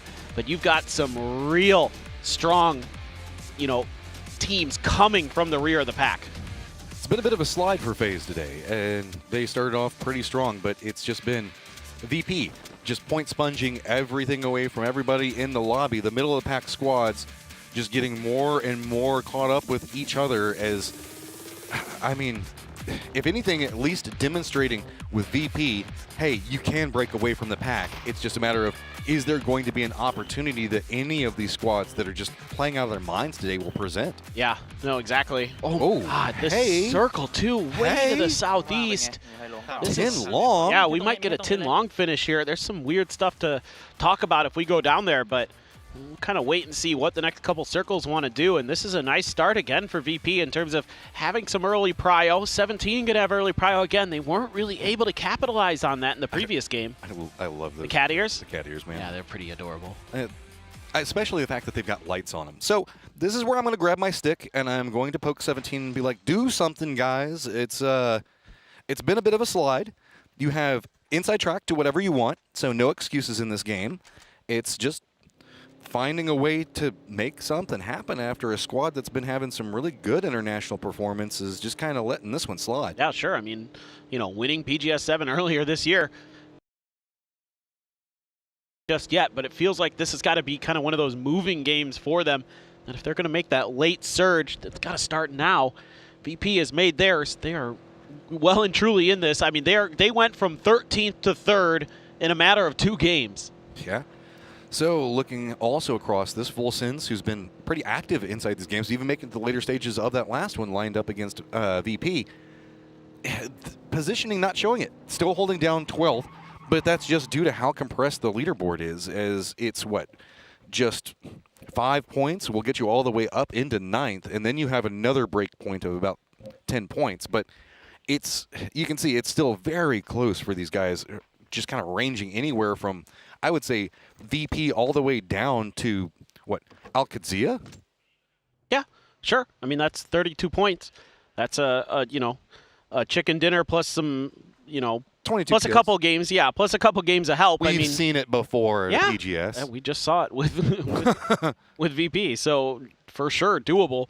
You just got to string a couple good games together, and then you're right back in the mix. That's what you're looking for. We're hoping to see some of these teams that are down towards the bottom start making their run, start contesting, and you got to, you know, hope that somehow, some way, Twisted Minds and Falcons start to stumble just a bit. But with the way those two teams have been playing, with the confidence they have, with the kills that they're raking in, no matter what the situation is, it's going to be tough. Look, we got Twisted and Falcons both tied up at the top. Give me more of that, because I know it's exciting. A squad that has opportunity ahead of them is going to be FaZe. Let's hear from FaZe. For these PGSs, we've put in a lot of work and time just trying to improve our game, going through replays of our games, checking spots, just putting in just a ton of work to make it here. I think our biggest obstacle into lifting the trophy would be getting more kills in our games. We've been very good at getting placement points, but we need to get more kills in these games. Simple. Brutal honesty, and I agree with it. I Just mean, kill more. They get into position well, but this is a squad that has a lot of firefighting capabilities that we haven't really seen. Like, when are we going to get the FEX pop-off? It's always brewing. I want it. Yeah, me too. I mean, I fully agree with him, and kind of hinted at the beginning of the day that FaZe has done a great job of, you know, with the macro. The micro's got to come alive. My only concern Yesterday was good for them, but yeah. Just today hasn't been there. Well, yeah, for sure. But yesterday it was, again, if you look at their placement points, like I think the desk had a pre-show segment about this, that they had all these great placements, but they weren't able to really rake in a ton of kills behind it. So my concern with FaZe is that, okay, you've got that part of your game down. How do you add in the ability to find those kills on top of it? You know, don't overcommit to some of these third-party pushes or some of these angles and things like that you know, might end up losing you players where normally you would get a little bit deeper into the game. Instead, you kind of overcommit for the kills. That's my only concern. So here's my question to you. When does FaZe Sunday occur? Because we're dealing with some time zone differences, you know, whenever we look across kind of different regions. Is it like North American FaZe Sunday time, European FaZe Sunday time? Or well, they're behind all of us. We're on the far other end of the world. That could make it to where maybe there's a chance that there isn't a FaZe Sunday. So you're saying there's a chance. That there isn't a FaZe Sunday? That's like the denial of a chance. No, I mean, I think just with the new FaZe, it's just rock steady, good gameplay that's going to get them places. And if I'm FaZe, I'm mostly doing exactly the same kind of stuff that they've been doing. Just occasionally, when it gets towards that late game, then maybe you want to turn it on and look for those third-party opportunities. Maybe look for some ability to control a little bit more high ground in towards those late games, so you can find those moments where you can pivot and go for kills. But well, it leads into kind of what Claris was making a joke about. You know, like 2025 PUBG. It gets popping off really early, especially given like previous years that could have had a bit of a slower meta. We can see some really big firefights happening in Phase 1, 2, and 3 nowadays, and that can lead to a lot more chaos that gets difficult to track if you're not careful. Oh yeah, I mean sometimes those kill feeds go crazy real fast. And well, a couple of players have talked about it's almost better to be involved in those fights because it makes tracking information a bit easier because you're in the thick of it. If you're one of the squads that's playing edge away and safe and watching it all, sometimes you just can't follow it all the same way. And I've never heard that perspective until this year. Yeah, especially if you're involved in a skirmish while all of it's going on or something like that. Maybe not a hot and heavy fight, but then it makes it even more difficult to track all that info. So definitely a lot of pressure being put on whoever you put in charge of that for your team. Sometimes it's IGL, sometimes it's not. It kind of depends on the team. But, you know, I saw 𝘭𝘵 there did pick up a Mark 14 out of a crate, so a nice early pickup for Team Liquid, who desperately needs a good game. Which is weird because we keep seeing big moments with Team Liquid. Here is another potential for one as the Expendables are roaming just directly into him. 𝘭𝘵 gets an opening knock onto it. 𝘍 follows up as well. sparkinggg's roaming around the outside, and there's a follow-ins. 𝘍 wants to go for this one, doesn't want to go around too fast. Does finally get that knock at range. 𝘭𝑛vu lines in, gets just a perfect shot. 𝘍's got to be careful, and nade back behind him, realizes it, walks into the open, and that's going to be Team Liquid who survives, but does lose Kurt as a casualty. Okay, that's totally fine here for Team Liquid. They have the ability to get the revive. That is just fine. You win that fight. That is a huge move from 𝘍 there to sidestep that frag grenade and get the kill. And also waiting on that player that went for the drop shot to start standing back up. That's when he re-peeked, got that kill. That was so well played by 𝘍. sparkingg just providing all the information up on top. We got ourselves an emergency pickup, I believe, and that's going to be 𝘭𝘵 getting yoinked into space, as they're going to have a while before they're probably going to cut those ropes. Maybe around 10 on Garden, but that's kind of open-ish, but that puts you next to diyy. Well, that's not where I'd want to be right now, because diyy has shown nothing but willingness to fight. I don't want to go anywhere in the circle at this stage. I mean, I guess you got to go south. Go Renjong, maybe. Yeah. But they have no idea to go there. No, but that's where Liquid's going to be going to go for their revive. So it is going to be a little bit tricky for 𝘭𝘵 to try to navigate some of this. They might get baited into going 10 long Garden. diyyy's going to see it, and they might be able to set up some traps potentially. Falcons are going to be north central circle just by Twisted Minds. You'd love to see those two maybe get in a fair fight, see what they can do against each other, as they've been the two best performing teams here so far at PGS 9. I'm feeling a potential of a bait. This is so far south. There's the temptation to cut at last minute, try to drop, put your backs up against the zone wall where there can be nobody behind you. But diyy is so far south, they will see that, and they will be able to destroy it. Well, there's a lot that could go wrong here for 𝘭𝘵. And it feels like that might be what they're thinking. And I think they're going to drop it 10 long. Think so? Be bold? Just drop in the compound no matter what? Well, with that shift, I guess go for it, right? Yep. That should be... Well, if they keep going, man, okay, so that compound that full sense in is amazing in this circle. It is nigh unbeatable if it gets kept in, but they're actually heading towards 17. There's only 2 players here? Yeah. They're in vehicles. They're leaving. They don't want to fight this. That's crazy. 𝘍𝘍 just bullies it. That is incredible for them, as I believe now we have gotten a call coming in from Team Liquid. They should be able to reinforce. 𝘍𝘍𝘮 is kind of watching a couple of these rotates that are going to be happening next to them. So 𝘍𝘍, and 𝘍𝘍min going to be wrapping very close to each other. diyy just has to step in a bit further. 𝘍𝘍, how far into this do you want to go? Is there a couple of pathing options that could put you closer to Lang on his... Oh, I mean, yeah, it's going to be all she wrote for Kiss. He's going to get dropped out of his vehicle, and there's going to be another firing line opened up from Full Sense. You talked about the strength of this compound. You're starting to see it. It's just... And even being center is a double whammy. But I don't like just going too far out here. This is okay. Scoop up what you can, but man, oh man, you're flirting with danger here. You can't see what's on the other side of this hill. Yeah, you've got some cover. You've got some cover, but you're playing with fire a bit there. The good news for him is that nobody from Forest is close enough to do anything about it. So he's actually gonna be okay. It's risky business, but it does end up paying off. Just so patient with this, and I mean, well played on a technical level. Yeah, you did lose one, but I mean, 𝘍𝘍's almost turned that back around all by his lonesome. But 𝘍𝘍 just reads it so well. That's so beautiful from 𝘍𝘍. And a nice sidestep there. Again, revive did come through. I like how Duckjuice is even smiling in that he's just permanently laughing. Look at this, sparkingg just... Oh, no! Oh, no. It's fine. He should be resible. He's fine. There's nobody over here. It just doesn't feel good whenever that... Well, actually, does Flame have an angle? No, the hillside's in the Oh, he is so lucky. I got baited by the X-ray for a second. My head is in my hands. Poor sparkingg. That's just kind of telling for what's been going on with Team Liquid on the leaderboard, right? They have good things that are happening. It's just like a weird thing here or there. Yeah, you're just putting him in the car like a friend who had a few too many to drink, and you got to bring him home. Let's get you somewhere safe, buddy. Get you some water. It's okay. We'll make it over to the compound in a second. You can take a nap. Find you some coffee and water. Get you back on your feet in no time.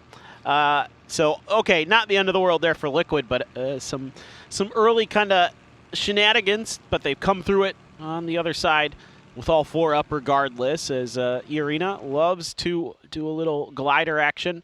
This is a wide split from 𝘿ARENA. This is a full four-man split. Well, Sungjong is way away from the rest of his team, and he wisely doesn't commit too much further to that angle, because if he did, 7-7 had him done. Now, so we just saw 17 wrapping in closer to Full Sense's position, as well as 𝘍𝘍. 𝘍𝘍 has spotted out this rotate from FAZE. He's pretty separated away from the rest of his team as well, at least feeding the information over that, hey, there's a wrap that's going to be coming in. New circle pops, does lean down to the south. You're talking about 10 long garden. We still got a section of it that's going to be up, but look, the teams in the north, that's a pretty open section. I wouldn't necessarily call it a field, but it's dicey enough that you don't want to cross it, because you can see how it kind of has all these crazy angles, and that's going to make it really hard to rotate through. Just the hills aren't really hills. What is going on this game? James just fell to his death too. Things are all kinds of weird in this one for sure. It should be resible, but this is not the stage of the game where you want to have that happen, because this is a circle shift that there isn't a ton that's playable in this circle, actually. There's some really big wide open fields in the middle of it, and those compounds towards the middle are so valuable. Demastery going to be valuable for Buriram. So said out of this one. As some of these teams up on the north that you were talking about with all this congestion, Matt, you have to make a decision here. Do you fight or do you crash? Did you see what we had going on to the right there? It's a hill, but it's like it's just got dips that are going down. It's a terrace, so that way for farming and everything else. But it makes rotation so crazy. So if you have the map stream open as well, you can see that the north is just covered in them. And if you're rotating down them, yeah, fine. Rotating up them, no way it's going to happen. Yeah, I've seen this circle a couple times, and basically every time it's the compounds that are in that northern half of this road that are going to be playable. Everything else is pretty garbage. Although, ooh, that's another good grenade from OHPONDZ.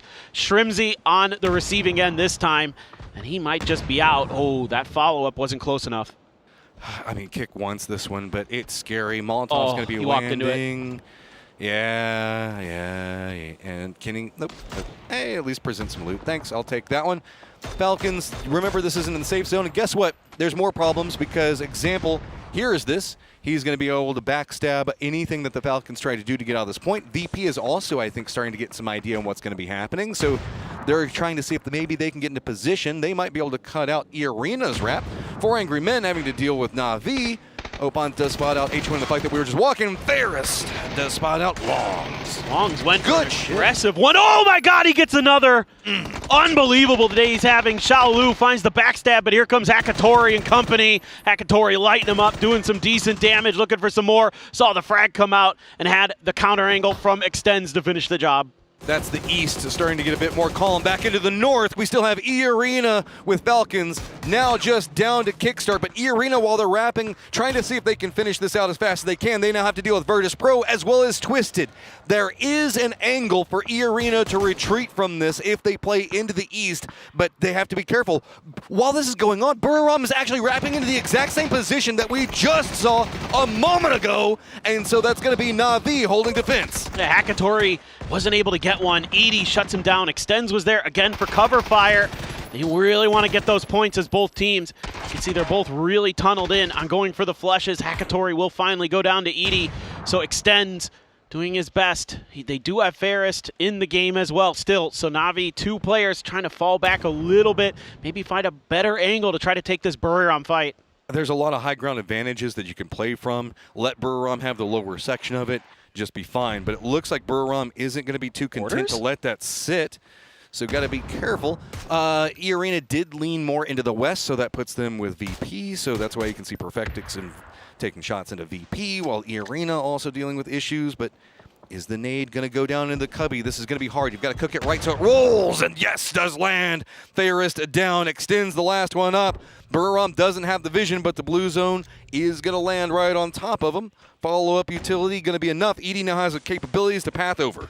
Yeah, there's a fight going on with 𝘖𝑚𝑒𝑟𝑒 and VP too, but this one right now not looking so good for Na'Vi. That grenade's perfect from 𝘖𝑚𝑒𝑟𝑒, and he's going to claim 2. 𝘖𝑚𝑒 on the other side finds 2 of his own with a grenade, bouncing that other one off. It would have gotten 𝘖𝑚𝑒𝑟𝑒 had it gone a little bit closer, I think, but took a funky angle off of that coop. Here comes Twisted. They sent 2 members over, make it 3. They're trying to pounce, see if they can get some kills with Falcons out. They can have a chance to get some space on the leaderboard. Up on top, it's going to be Example taking the shots, but not getting them to connect the way that they want. Both squads in VP and 𝘖𝑚𝑒𝑟𝑒 now in a ton of trouble based off the defensive line that Twisted has managed to set up. Yeah, I don't even know. At this point, both of these teams are actually pretty done. Yep. This is going to sound crazy, but I think you're just better off tying to the blue at this point. Don't feed any points over to Twisted Minds if you've reasoned out that that's them that are barreling in on you from the north. Too late. The grenades are good. Example takes down 𝘖𝑚𝑒𝑟𝑒. Virtus.pro not able to continue their run here. Twisted Minds Example has 3 kills already. The only benefit for VP is the fact that Twisted is still also eyeing this, seeing if they can hold. Well, actually, they might be fine with letting 𝘖𝑚𝑒𝑟𝑒 just kind of hang out in the blue. We are at phase number 4, so it's going to continue to stack. Wrap, this is not the way you want to go. Alcazia, you're going to be running right up next to Begabub, but Rollo doesn't care. Gets a nice shot as he's roaming. It's going to be ParkBro that spots out the other side of it. But there's also diyy that's over here taking shots, and Team Liquid could also spot. This is a big firefight with a lot of squads getting involved. Oh, D there just got ParkBro after he threw that grenade, so it's huge back and forth. diyy claiming a few players from Alcazia. Sungjang trying to get back behind the tree for some safety. D on the other side, but Sungjang gonna take down Rello, and a good grenade from Tozy. Here comes diyy. diyy can't run in too much. Team Liquid wanted to get involved, but they got held out by 17, so this has become contained right now just off diyy. New circle pumps, and it moves to the terraces where we can see Full Sense continuing to hold position. Begapa, after that crazy emergency pickup, still in the later stages of this, but they really can't move. diyyy's got them on lock. Team Liquid has diyy on lock, so everybody is kind of stuck. It's remnants of what we just saw in the north. Yeah, diyy, though, opting to back off of this fight, saying, okay, we got a few out of this, well, just 1 kill out of it, and actually they're losing players, scrambling to get back through. Bean gonna get cut down by 7-7, so smoke's already there, maybe a res available, but Orca's gonna see Forest down below him, making their way in through that valley. Hasn't made his presence known just yet, but this is getting a little bit dicey for diyy because you've opened up a door for a backstab from 𝘱𝑒𝑔𝑒𝑙_PA. You just got to lean into Orca, and Orca is going to provide.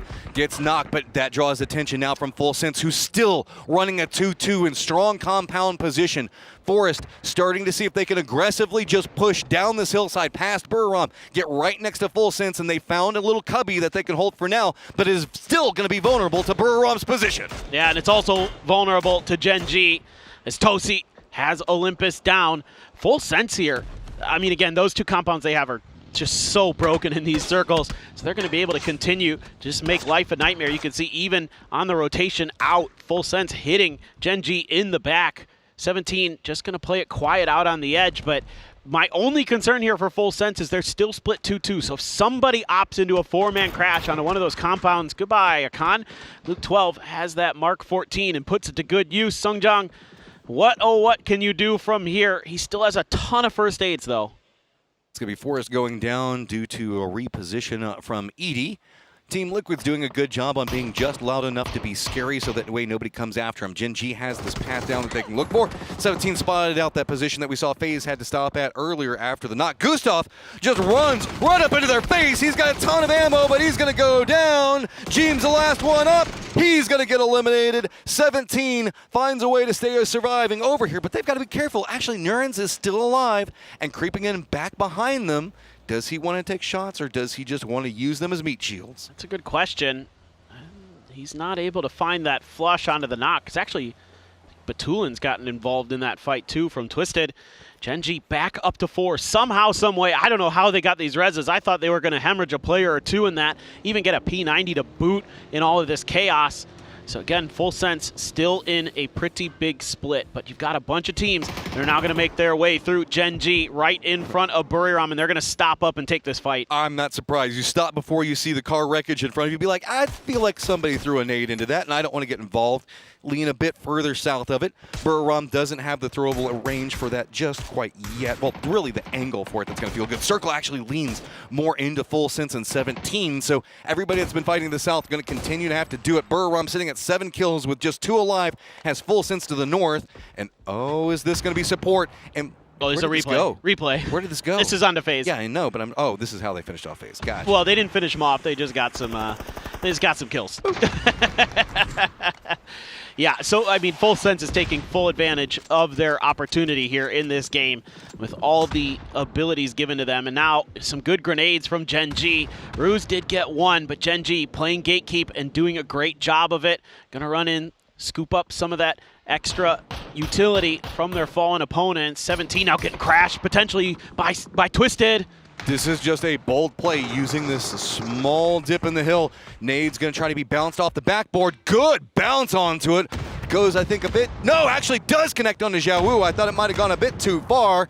17, they've got this hillside that's going to provide some cover, and Twisted didn't have any options. They've just got a hard send in. 𝘍𝘁 has a sneaky angle, connects onto one. It's just him and Little Ghost left. Perfectix trying to just run his way in.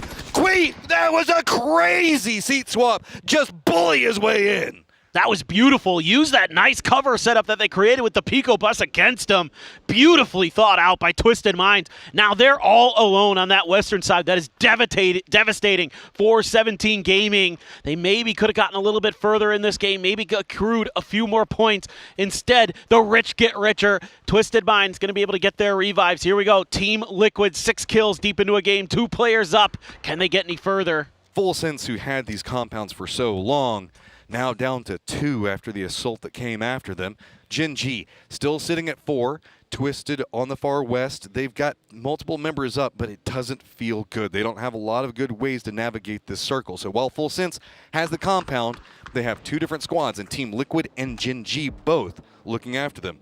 Should point out, though, this has at least been some type of rally for Team Liquid at the bottom of the leaderboard. No, it is the best game we've seen from them, really, throughout this entire Grand Finals. But my big key right now for diyy is you've got to deal with Twisted. You've got to find a way to barricade them from another circle, but they don't really have good options. Instead, they're going to try to crash through here. There's a ton of players still left over.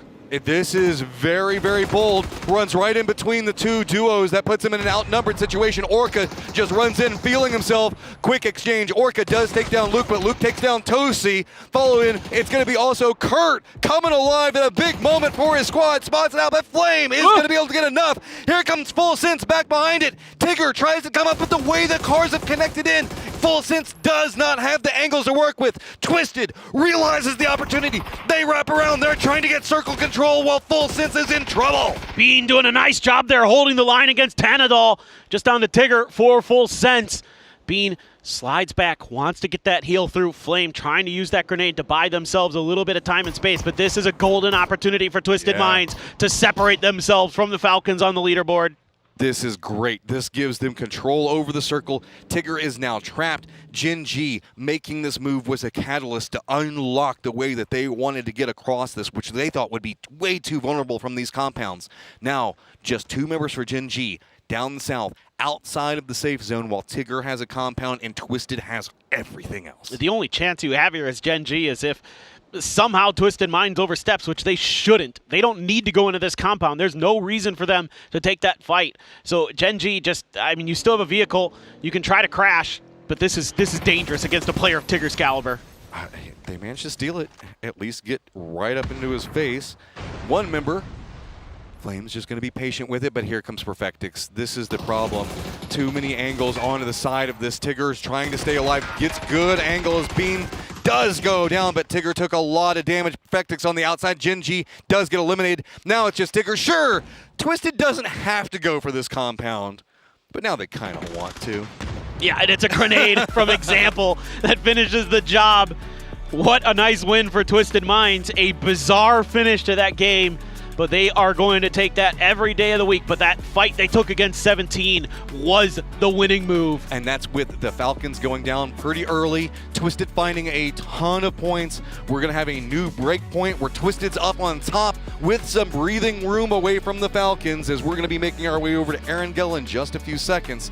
Everything's starting to get more and more precarious for these teams. Falcons got to rally. Team Liquid at the bottom starting to find some life, but it's just not going to be enough. They need so much more, as it's Erangel time, baby.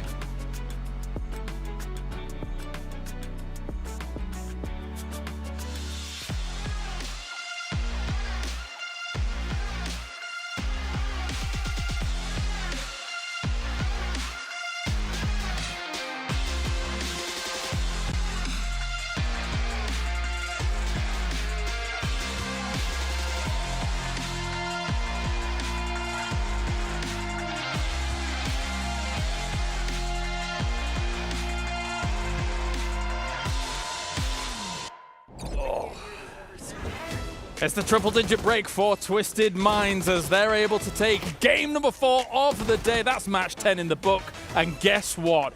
It's a 4th out of 4 for 𝘭𝘮𝘴 Martin. Yeah, I can't believe it, man. What a crazy day to get things rolling here. And on top of that, I will say this. I will say this, though. This was an insane game, you know? Yeah. With how everything worked out, with the 17 pull-up onto FaZe Clan, and then, of course, Twisted Minds pulling off to 17 and completely dominating them. That was insane. It's nice that Twisted Minds finally got their second chicken dinner. Falcons did it a long time ago. All right. Yesterday, yeah, they did it the first day. Yeah, cool. That's it. Twisted Minds looks ridiculously unstoppable. Even with like the zoomer angles that they were trying to get stopped with on that shack, the push was nonstop. Twisted Minds feels like they are on track to dominate both PGSs. The question is, last time that happened, the next big show didn't go so well, and PGC is just around the corner. So maybe don't peak too soon. Wait a minute, you're clutching at straws here. What's this? Yes, well, give me something. You both walked down the hallway chanting 𝘭𝘮𝘴 on the way. I did do here. that. I was like, 𝘭𝘮𝘭𝘮𝘭𝘮. But it has been a bit of a barn burner for us, to be fair. Yes, 100%. The fact that Na'Vi gets it double VP into Twisted Minds as well, it has currently been a bit of domination, despite us getting a lot of like diyy getting into these late games, Thailand as a whole getting into these late games, Falcons also doing some stuff, but they can't quite wrestle these wins away from them. The problem is that it's stacking up and soaking up too quickly at the very top, right? Yeah, They're for sure. Not getting these very bad games and not getting these 0 and 1 and 2 point games that they need to have for the other teams to catch up, or at least to have an opportunity to catch up. That's the problem. I will say this. At the start of the day, we said, where are you, full send, group stage heroes? This is the second game in a row where they got second place. They're putting numbers on the board. Sure. So at the very least, full send waking up. Sense, yeah. Full sense, well, they're full sending right now, and I think that's working sort of okay. They had the right compounds for it. They had a decent split across it and were able to hold it for a long time. So they do get themselves 7 kills with that 1400 damage. Twisted Minds, technically, with the 9 kills, in terms of damage and actual exertion on the lobby, bit of a quieter game, 1.1k damage. Yeah, a little more efficient killing here for them with the 100. And the team stats here, example pulling up. Actually, Batulis is thieving. Look at that, 3 kills with 123 damage. He's still... The swap-a-roo in the car as well is looking good. He's stealing from the guy on my fantasy team. Perfectic, 630 damage. He's on all our teams. I know, right? Batu, stop stealing. No, but for real, I like that they're spreading it around. The team is always putting work. Remember, in the last game, Lou had 5 kills. This time, 0. Yeah. So they are a complete unit. Example, in the group stages, not the hero we're used to. That's because he is a finals hero. Turning up here, finally making some big moves, and love to see Example doing it. He's the cyborg of PUBG, and he will take a man of the match for this one for Twisted Minds.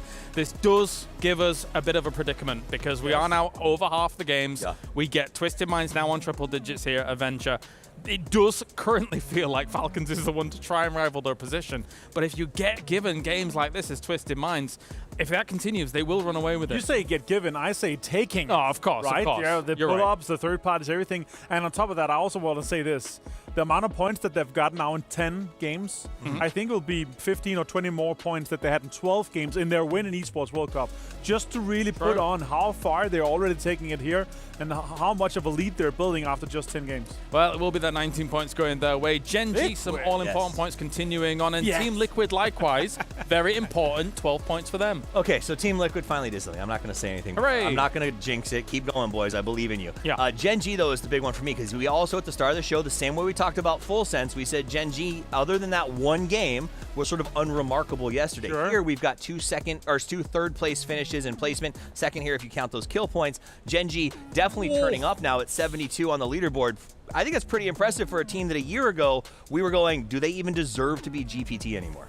A little bit terrifying, though. 108 points from Twisted Minds. Aside from Falcons that did not move in this previous game, Gen G, Virtus.pro, Eerie, and all of these teams looking to try and leap forwards into that position. I will say, Martin, we came into the start of the day saying, you know what? FaZe looking pretty good at day number 1. Day number 2, not very good. It's been falling off a little bit. But also, I got to say this. Twisted Minds having built a 36-point lead down to 3rd place already. Wow. If the lobby doesn't collectively start stopping them, nobody's going to be able to. Oh, you say 30 to 20 points to 2nd is still absolutely bananas for us to be only in match 10.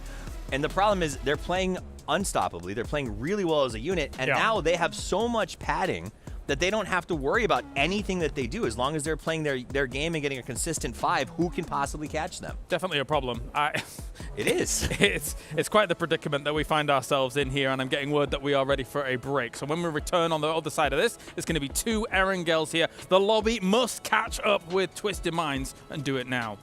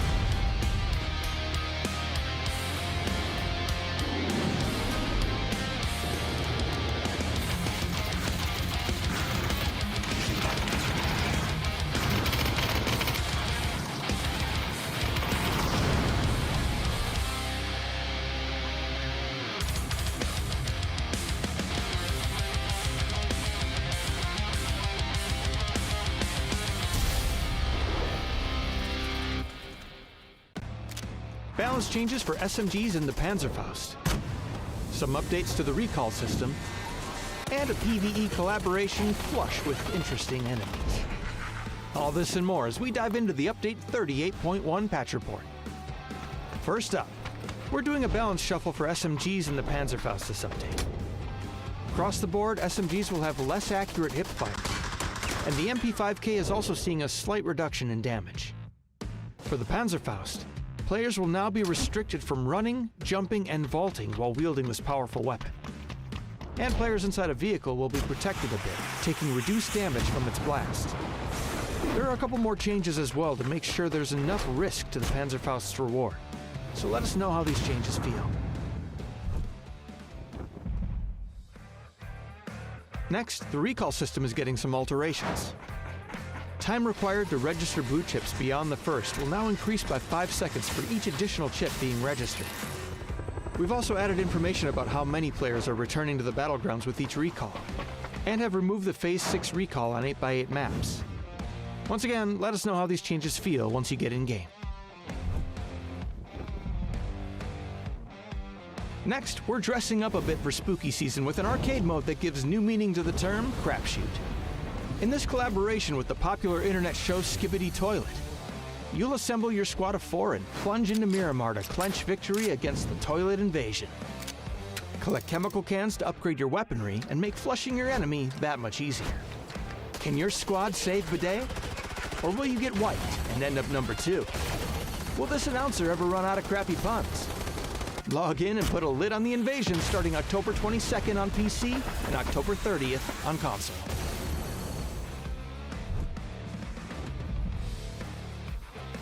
We've also added destructible terrain to Miramar, which doesn't include building destruction, and updated the pass system to allow for multiple passes at once.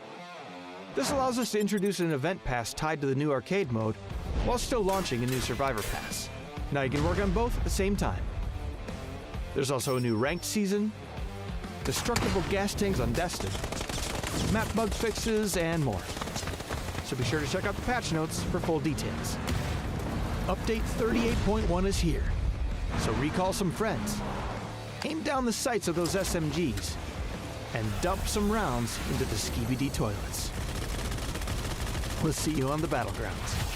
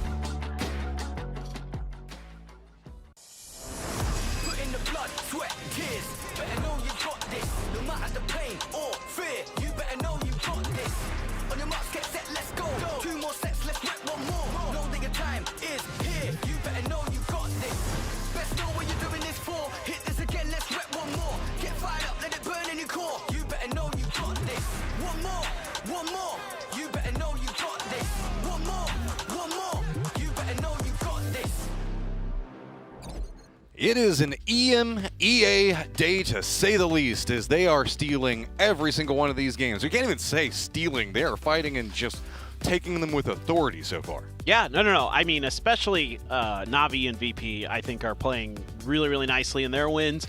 Twisted here, look, again, you make that nice crash against 17, and then everybody else is fighting on the other side of the circle, so it opens the door for you, and you're going to take those opportunities every single time. So you absolutely cannot fault them for the way that they played that, as they distance themselves quite a bit from the Falcons, who got a 0-point game there. Yeah, and FaZe, hey, maybe there's an opportunity for you. Still 2 games left on Erangel. Round it out. Just go ahead and give us all the teams from EU picking up something. Falcons, no more goose eggs if you want to be on the chase after Twisted, because you know they will not drop the ball if they get a lead. Yep. It wouldn't be the first time they've just, like, you know, run the table. Boy, they shut a door behind them whenever they get a big enough lead. Dude, you can't give them those opportunities, and I think a little bit of a weird end game there. I gotta kind of question Full Sense not grouping up as 4 earlier. Yeah, that 2-2 split for too long was the epitome of greed. Yep. And Gen G's wrap on the cars around them really just focused so much attention back behind all of that, and just Twisted had themselves kind of backs up into a corner where they couldn't really get out unless Gen G made that one move. Yep. So there's like a bunch of like domino effect things that happen in that game that open the door for Twisted, and you can't give them those opportunities. But it all starts with Full Sense and 2-2 split. It does. So I've seen that circle many times, and if you're in Full Sense's position and you just lock down that compound that it shifted onto, the one where Tigger is in at the very end, if you just lock that down, you win that game. You just do, unless you do something really wild. But because you can control everything to the north, if you look at that circle again, you can see everything that's out there. You have full control over all of that. Just a little do-si-do here. And it's 𝘭𝘮 the Expendables, so of course it's getting pretty loud with the players. It's just like a square dance there. You're just kind of do-si-do. Yeah, a little spin your partner around and around. Spin your partner around and around. Did you ever have to do that in like? Did I have to? Yeah. So in my like physical education classes when I was growing up, we had to do square dancing. I'm not even kidding. You do realize that, again, I told you that I grew up in an area that was 20 minutes away from the nearest convenience So I assume store. you did it too. Like, my every single Friday was going over to one of the neighbors' barns to play country music, dance, and play dominoes. Perfect. So you know what it's all about. You've lived that square dance. The accent that I have now is not the accent that I had back then. Let's just say it that way. What do you mean? Nothing crazy here to begin with, it looks like. Yeah, just chill. I think we're chill. Center, I mean, just about as center circle as you can get. Everybody's drops pretty clean. This is just basic Erangel. Nothing crazy coming out yet. Falcons did opt into going to Military Base Island. They have E-Arena that's going to be next to them. Gen G is still holding down Crossroads gas station on the western bridge. FaZe on the eastern bridge. Al-Qadsiya winning more of my heart by going up next to 𝘰𝘰. Always love to see that area get some attention. Me too. It's the most unloved section of this map. It really is. It's because that stupid George Pool Bay. I know. If it wasn't for that bay, we'd get a few more 𝘰𝘰 circles maybe, but it is what it is, I suppose, as VP has had a nice day into 4th. A crazy day. A crazy day. Absolutely insane, as we do have an interview with them. Let's see what they have to say about this amazing run. Hello, I'm Lisa. I'm here with Nixie from Virtus.pro. So actually with the first back-to-back chicken dinner in PGS9, you guys did a good job. So can you walk us through the final circle fights against Full Sense and Tegel? Like, what was the communication between you and 𝘰𝘰 and the other teammates? I mean, in that final zone, we kind of knew that we had a better zone than them. So we just knew that we had to kind of like take a fight on the right side, because we knew there was only one guy on the right, so we were kind of putting smokes on the left, make sure that we take like a 3v1 fight on the right side. Kind of made a mistake by losing Luca, because I said I'm going to hold one side, and then I don't think he kind of catch it, but 𝘰𝘰 managed to clutch, so yeah, we're all happy about it. So yeah, you got it the chicken dinner, and it's a good, very clear information for you, and also a good strategy and good to play. All right, we're back to the game. The best laid plans of mice and men hold together until 𝘰𝘰 manages to clutch whatever he needs to do. That's right. Just put it in 𝘰𝘰's hands. He's good for it. He's fine. I mean, we've been seeing a lot of VP members popping off. It's like you can't really hold anybody back on this one. It has been just a team effort across that squad. Yeah, I mean, coming into today, like a lot of us, you know, back in the green room, you know, analysts, casters, all of us were like, man, VP probably could have a good day. Like, it feels like they're a team that should be able to kind of pick up the pace a bit. Na'Vi, as we saw, started out with that kind of like one of those teams that we were like, man, they should be doing a little bit better than they are. So a lot of the EMEA teams that we had a lot of confidence, a lot of faith in, able to really do exactly what we were hoping for, what we were expecting. Also want to give a quick shout out to Gen G, who somehow, some way fought their way up to 3rd place right now. Just well, you could get up there and drive it off. It's K. It's K. Planned. It's K. It's K. Everything's okay. No problems. No, just don't screw it up when you're driving it off.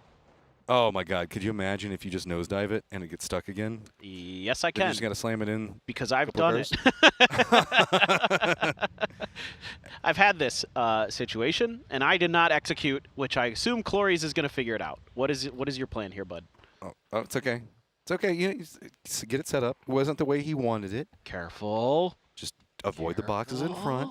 Be patient. I like how he goes to the other side. Don't screw it up. Again. Nice. Well done. Well done. Nobody saw it. Everything's fine. OHPONDZ, that's not the start that you want. Uh-oh. I was caught up looking at BRDM stuff. I know. I don't even know what happened here. I just missed the kill feed. I was like... I'm going to take a wild assumption and say FAZE. That seems to be the likely culprit, eh? I mean, sure. Yep, Vex looks like he's going to be able to spot this one pretty easy. Nurens could take some shots at him, but down guy in a essentially in a field along the beach, how do you defend that? Yeah, good news is that's actually revivable. It should be. I don't think FaZe is going to really camp that. They're like, we got our point. You guys go ahead and waste your time going for revives. So if you ever wanted to know if we were in the middle of a centered meta, yes, we are, as there is everyone in their dog chilling in the center of the circle. It's pretty brutal. Almost everything has been taken along the center line, but there's still plenty of play on the outer edges of it, so I wouldn't be too concerned. Na'Vi pretty much holding down the top of Potato. They've got the centerest of the spots, I would say, with 4 Angry Men pretty close to them, Gen G down to the south, 2-2 split from 17 over into the west on the north and eastern sides of Pochinki. Buram actually going into Pochinki itself, TWIS running a 2-2 split up into the north, playing along the road, and then 4 Angry Men kind of spattered over to the east of them with VP to the west of TWIS. Oh, yo, Vard. Oh, Vard. Doing them dirty. Dang, man. That is really nice shooting. Easy for Vard. Yeah. You could say not hard for Vard. Not hard for Vard. We go hard for Vard, but things are not hard for him because he's just that good. Red zone, just putting everybody indoors. You're just hoping to keep these vehicles safe from it. As Virtus Pro looks like they should be okay as it does not connect. I did see that Na'Vi grabbed some level 3 gear. There was a DBS in it, but they didn't need it because it's way too early for a DBS. Kickstart going to be grabbing the glider, something we've been seeing from the Falcons quite a bit more in recent memory, as they are wanting to get that info and try to scale off of that when they're outside looking in. Reminder that they did drop into the main section of military base, so should be pretty looted. No rush coming out as FaZe has kind of surrendered any form of bridge camp potential that could happen. There's the res that you were talking about. Easy enough to pick off. Mill to power. This is around where E-Arena was already rotating to, so should be fine. There's not a team west of them until we get to Na'Vi.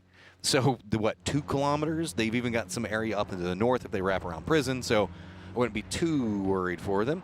Al-Qadsia do have a red zone, and given the way that luck has been favoring them, I would be a bit cautious, Al-Qadsia. Yeah, I'd get out of that ASAP. Don't want to mess with it. One of our later rotating teams here is going to be 𝘭𝘵 as they are going in towards the northeast of our current zone. 4 AM going to be up there ahead, just past the mountains here, or the hills, I suppose, as the J compound is only locked down by 1 player of 4 AM. I wouldn't... Oh, how, 𝘭𝘭𝘮?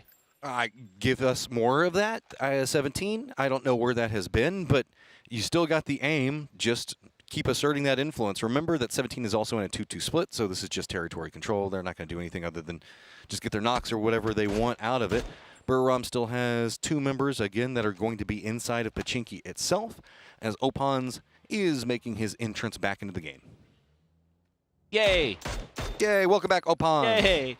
Now, I mean, as far as, revives go, this is, one of the, least bothersome for a team like E-Arena that was going to be on the edge anyway. Yeah. It almost is a non-factor, except you give a point to FaZe. Like, that's the only thing that you maybe are bothered by in this situation. The only potential issue of it is how are you going to regroup? OHPONDZ is going to be dropping north of the river itself, so he's going to maybe go along Yasnaya. Team Liquid running a very wide 2-2 split. We've seen them do this a couple of times where they hold the top of Everest with 2 and then kind of roam around with the other ones down to the south. Yep, that's kind of a classic PUBG maneuver. Just going up to the mountain and hints of Batulans on high ground, getting information, right? Absolutely. Kurt. Oh, bye, Belmoth. Hello? What is going on? These shots on the drive-bys have been cracked. This was the squad that just got shot while they were trying to roam in. There goes Belmont's car, being a bit of a problem for the rest of FS, but with the new circle bop, it has leaned pretty far east. And remember that everybody was playing highly centered, so with this hard shift, the east is entirely open. This is as far east as you can go, basically. That is punishing those poor teams that went for that early center circle. As we get a lot more ping-ponging again here at PGS 9. VP right by Twisted Minds. Perfectix got out of his car, but he got headshot. He is donezo. Beamy gonna drive right by with Nixie to try to finish him off. Smoke is there, but they'll just run in it. They should be able to find him. Yes, indeed. Back by the trunk. And into the lobby goes Perfectix for now. My question is does Twisted wait around to try to go for the revive? They can. Oh, but no. Oh, Batulans. Yeah, that's... Okay, well, they've got 108 on the leaderboard, 2 down early. We know that Twisted can rally, so that's not necessarily the worst thing, but that's not the start that they wanted. FS going to be sending it right down into the tempo dip. Begapa had their eyes on it. They've got a BRDM, but instead going to go ahead and retreat away from it. Red zone kind of being a directed mirror of the center right on top of all of this. This is so scary right now for Full Sense. This is not where you want to be when a red zone is coming into play. That's going to be Flame going down real early, trying to do a little bit of scouting for Gen G and just drove into 𝘭𝘮, who had moved out of the Pachinki fields and right into a nice position on the backside of Gen G. That's a bit of a fumble for Gen G. They're going to be kicking themselves. Don't want to lose a player this early in the game, especially against a team that wants to get aggressive, wants to fight, wants to have those 4 players for those setups. This time around, not going to be the case. Bean does have a bolt again. Remember what he did yesterday with that bolt. He was absolutely wrecking people. This is kind of leaning along Death Road as FaZe is going to take down the other side, opposing Gen G in the lower sections of it. So Gen G holding down center of Death Road. It's going to be 𝘭𝘮 to the west. 17 has taken over the potato part of Potato Hillside. Na'Vi has kind of moved a bit more into the east. The Expendables, with their hard fought, or I guess hard climbed for BRDM, going to continue kind of pushing in back behind FaZe. 𝘖arena is going to get the new red zone dropped onto them to the east, while we're going to be pretty close to them. 𝘖running a 2-1-1 of their own for control. Team Liquid coming in. They've got a path up into the north, but they're going to be lined up right up against the blue zone. No big rush for them, as OHPONDZ looks like he's trying to just regroup with 𝘖arena in the red zone. Yeah, this is pretty nice for 𝘖arena.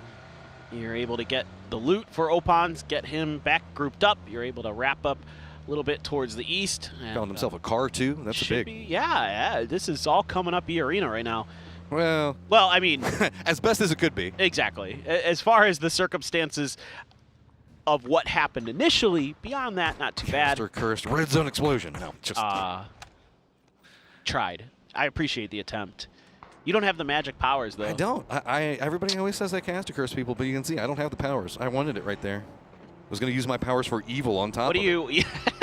What do you reckon gives you the evil powers? What can you do? Nothing. I have no caster curse. So ability. you're just completely you're a muggle. The closest that I can say is like, oh, that guy survived and then he gets shot in the head. That's the worst I can do whenever he's the last person up. But that's not even my fault because you lost 3 people before I even said it. So. Atrum the muggle. I got it. Oh, yeah. There we go. That'd be my life in the Harry Potter world. So up to the northwest we go. It's going to be FaZe, 𝘖arena, 𝘖regrouping, and Team Liquid on the outskirts. There's some tough rotations that got to be made. And this is into a decently playable part of the map, though. There's some trees, there's some hills, there's some forests. Definitely not the worst part of Erangel, to say the least. So it should be a pretty fun one. You can say that there's 4 forests in it. You're not wrong. You've got the pun touch today, though. I will say that. You've had a couple good ones. I'm trying today. Yeah. VP has wrapped around the weak and twisted who went back to apps with their 2 members up. Here's the E-Arena wrap. They're actually going very far back into the north. I guess, hey, nobody shot at OHPONDZ and he didn't die, so this is the way to go, right? I don't know what they're going to do. They got to be real careful because there's a couple rotation paths they can take here that are going to run them into teams that have pretty good setups. Hilariously enough, the best wrap I can actually see for them right now is crashing J Compound where VP is set up. 4AM left that a while ago, and now VP's taking up residence. The Expendables are doing Expendables things and looking for some opportunity to pick a fight with somebody. 17 might be on the receiving end of it if they keep going up Potato, but they're actually looking to take that path that runs kind of that safe ridge that's on the northern side of Potato Mountain. It seems like, I mean, 17 will see it. Oh, that's actually a nice shot from 𝘍𝘭𝘮, but only gets the 1 tap in. BRDM going to be tailing back behind this one. 17 still going to hold on to Potato for the time being. VP maybe could take shots at what could be happening. FAZE going to go ahead and opt right in after D. This is going to be hard to defend multiple members. James, yes, down, but the rest of 𝘍𝘭𝘮 rolling in. Is it going to be enough time? 𝘍𝘭𝘮 going to take down D. Should be able to flush him. Does the rest of 𝘍𝘭𝘮? They commit, but the timing is bad. 𝘍𝘭𝘮 looks right into their direction. That's going to be 𝘖𝑥 also finding 𝘍𝑭.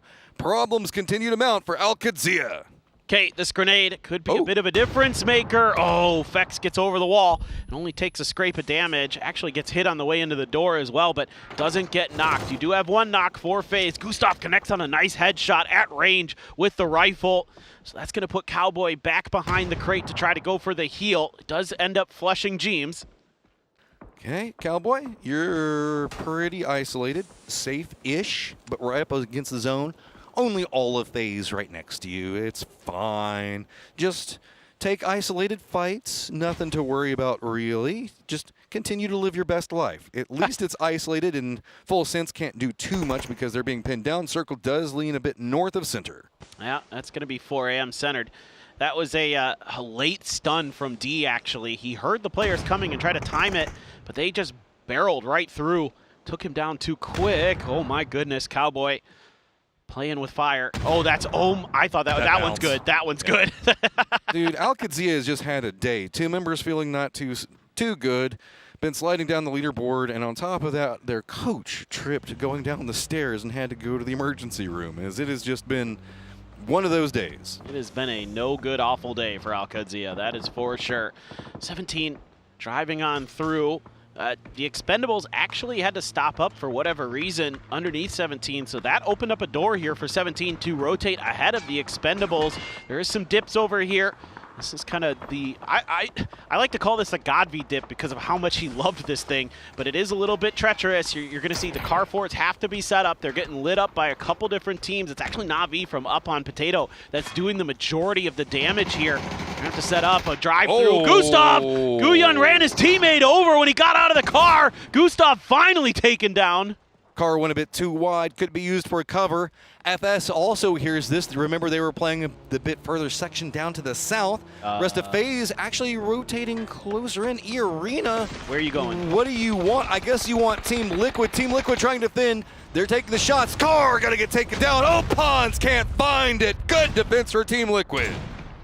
alo going for the thirstiest long-range shots, but it's okay. Dude, every point matters in their position. Hey, yeah. They're claiming it. I like it. Might as well just put that links to use while you can. 𝑁uren's on a sliver of HP, holding on, but Olympus has the sawed-off. Yeah, one way or another, he was dead. I see mortars flying off in the distance. I don't know where they're going, but it's popping off in a lot of different places. Forest trying to defend their points. Megapud does get eliminated. E-Arena still just trying to survive on the tethers and the hint of life that they've got up against the blue zone.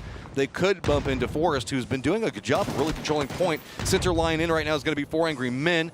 Na'Vi having to deal with a lot of contenders, most notably in 𝘭𝘮𝘮 that has been roaming around this area. 2 members now down, but it looks like Na'Vi is trying to take the time to rest. Is Domestic going to let him have it? He could peek that side, but is the timing going to be there for him? Doesn't look like it. Oh, now he spots it. Oh my goodness, Twisted is angling in this direction as well, but Domasti takes down Fairest. Now Khan hungry for more, but there's a molly there to slow him up. He walks into it anyway. It's going to take a bunch of damage for that. Oh, and here comes Tosi from Gen G. Everybody wants a piece of this fight. 𝘖𝘭𝘮 on the outskirts. Unfortunately, the way Twisted's coming in after this, it's going to be more favorable for going after the defenders. So easy pickups on the outside of this one for Twisted. New circle is popped and goes right up on top. 4 angry men. This compound not going to be in play. Twisted still continuing to punch around the outside of it. Doesn't have vision on 𝘖𝘭𝘮. 𝘖𝘭𝘮 still having to be careful of Tosi's position, but not clean sight lines. 𝘬𝘐, rest of the squad now just starting to get up on top of this point, saying, hey, okay, you can just play down below us, but any peaks that go up and further enough around this one, Twisted is going to spot. For sure.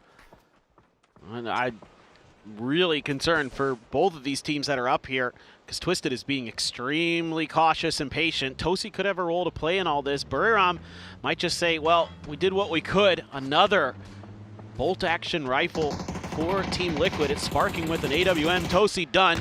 Driven into by 𝘖𝘭𝘮 and can't even find a knock before his life is claimed. So still Twisted and Na'Vi 2 up each up out on top of this. Team Liquid actually finding some kills, up to 4 right now. That puts them up into 15th place over Al-Qadsiya. They also have vision on what's going on with 17. FS, who's been finding some kills. Got to be careful. They're roaming more into the north. Twisted not done off of this point, but remember, it's not inside the safe zone, so I feel like this is just Twisted trying to make sure that nobody can backstab them as they make their way into the safe zone. Well, they just want to take whatever they can here on the edge. Whatever points they can find. Going to be a little bit awkward. Extends with an ace there. You got a couple. Oh, these grenades are really, really nice. Of course, they're going to roll right into where they're supposed to go. 4 angry men at range. Looked like they were trying to supervise some of this, but not really being able to get too much out of it, so they can't stop the roll of Team Liquid. Eyeing 17, they don't want to go too hot and heavy with it, so instead, just go ahead and continue to rain down the damage. Blue zone going to be chunking down 𝘖𝘭𝘮, and that's going to be enough. alo picking up a lot of it. Pathing should be fine for Team Liquid, as now 4 angry men get some vision as well as Forest to make it a bit scary. Lou has gone down, as it's just going to be example, the last one up for Twisted Minds. The knock on a Sosa there from forever away. It wasn't even Twisted Minds, it's Falcons, I think, that gets that. Lou should be resable, it looks like. 𝘖𝘭𝘮 hasn't moved a muscle. Falcons are looming on the outside of this. They are going to claim the point for Sosa. Avi wants this. Extends he knows that they're going for the res. Oh, the timing was just the absolute worst, though. Just about a half second too late. Lyrics trapped way outside right now, as FS going to be down to the south of them. Forest still just continuing to hold it. I gotta say, Forest has been kind of back and forth today. There is an opportunity for them playing this position, but they've got to be careful. Team Liquid starting to get vision, and they are hungry, man. Team Liquid needs points, and they want to see how much they can slurp up from everybody that's fighting in the open. Yeah, if you can get a knock here from sparkingg, that could open the door for another rotation. And it's likely you're going to have to make one as Team Liquid unless there's another hard shift in the circle department. Let's see where we land. Well, actually, they're still in it, so this is pretty nice. The hard shift does favor them and Forest a bit. 4AM might have to play a little bit of defense, but likely a lot of the team's going to get funneled to stuff around them unless somebody gets a crazy idea. No, you look down there, you're like, oh, that's a squad with a BRDM, and there's 2 of us. What do we do about that one? We've got a tree. They have a BRDM. Okay, so we've got 𝘖𝘭𝘮 that's going to be to the east. Yeah, I mean, a good headshot could open up some options. Falcons also have to make a rotate, and they need a lot of points, as it is going to be Twisted with their 2 members still up at 111. Falcons behind that. Remember that Team Liquid was looking at Forest. There's just 3 points separating them out, but Team Liquid kind of more caught up on what's going to be going on. VP still alive, who's been having just a nutty day. Love what Falcons is doing here. I was just thinking this. You got to rotate the other way. You can't go towards 4AM compound. You got to try to make a go of it on the other side. Flash gets HWin. Tiggleton takes some damage. Flash gonna back up, look for the grenade, maybe thinking about the point, thinks better of it momentarily, just says, well, I've got a BRDM, let's get in this. Here's the problem. We've got 𝘖𝘭𝘮. They had the exact same idea. They're wrapping right in behind Falcons. FS has slowed down just enough of what the Falcons were trying to do, and Falcons realize they're getting pinched. They have to spin back around. They have to take care of points on 2 different sides. Debasti jumps out, goes for an easy spray. It's the Falcons just absolutely getting destroyed over here. The idea was good, and 𝘍𝘮𝘮 was just a second behind with it. FS holding down the line enough. It's going to be enough, but 𝘍𝘮𝘰, can you turn it? Can you find something? No! He's going to go down. Follow-up nades now coming up from FS. Tigger gets a big one. That is huge for 𝘍𝘮𝘮. Oh, 𝘬𝘐, he actually wins that battle. Flash goes for the run over. Can't get him. 𝘬𝘐's just dancing. Happy feet, trying to stay alive, looking for the point. Flash is trying to block him from claiming his teammate's life. 2 minutes in. He stole it. He's in it, but the blue zone. Oh, my God. Denied. Dare you to go for it. You're going to have to eat some blue zone damage to get that BRDM back. But guess what? It's not over, Flash. You have to deal with Twisted. Rolling through right up next to him. Does get enough damage to finish it off. Twisted with a path into the circle. And of course, it's because Twisted plays it just a little bit safer. Everybody else feels the pressure to commit to something, and they're going to get further into this game. They're going to continue to expand on their lead over the Falcons, over the rest of this lobby. Team Liquid under pressure, under a barrage from 𝑓OREST, trying to respond with some grenades of their own. So far, no knocks either way. Kiss dangerously low, and Luke's grenade is right on the money. sparkingg there, trying to play a little bit of point position with that level 3 armor that he has. You've got it for 𝘍𝘮 too, so you got a lot of ability here for Team Liquid to win some straight-up fights potentially because of that armor advantage. The longer you let Team Liquid hang out next to you, it's just a matter of time before the throwables start to connect. Still, having 3 members up, have to be a bit cautious. C4 had an idea, but really 𝘍𝘮est wants nothing to do with that idea. They're just gonna go ahead and say, nah, you're fine. The 2 more members for 𝘍𝘮est have gone over into the east. It looks like they're kind of defending up from the potential of where TWIS is gonna be coming from. Sure, 4 Angry Men still got the compound. Doesn't feel the best. 𝘬𝑝 does get the knock onto 𝘬, so Twisted gonna be able to maybe get that res. I think there should be enough cover. Yeah, hey, look, I mean, a US on top of a rock, that's a ton of cover. It doesn't matter that it might explode at any given second. It's fine. It'll flip over you. Ah, what could go wrong? Yeah, exactly. It'll just backflip away. Team Liquid is still putting the pressure down, but smokes are out. VP, who had a C4 kill onto the Expendables that we didn't get to see on screen. A 1-for-1 so far. Shen for 𝘍𝑒𝑥, 𝘍𝑒𝑟ux for Shen. Oh, 𝘍𝑒𝑥 though, hit a grenade on the longs. All of a sudden, 4 AM in a numbers disadvantage maybe, trying to do what they can to take this fight. It's actually a 2-for-2 as VP had lost a player earlier. 𝘬𝘐 looking for the bull. 𝘍𝑒𝑥 reads it. Good shots from 𝘍𝑒𝑟ux. 4 Angry Men just getting dismantled piece by piece. There has been a cost for VP. Can they at least get over there to get the res onto 𝘍𝑒𝑥? Does look like it. 𝘬 just trying to make his way back over to provide the support. Nade from Shin, is it going to connect? Does go along the line, but doesn't hit the way that they want. I did see a Panzerfaust, and did that Molotov hit? Yeah, 𝘬's in a bit of trouble. He has to retreat from the window. Oh, that grenade there, at least going to claim a 𝘍𝑒𝑚𝑢's life. 𝘬 didn't take enough damage that it stopped him up just yet.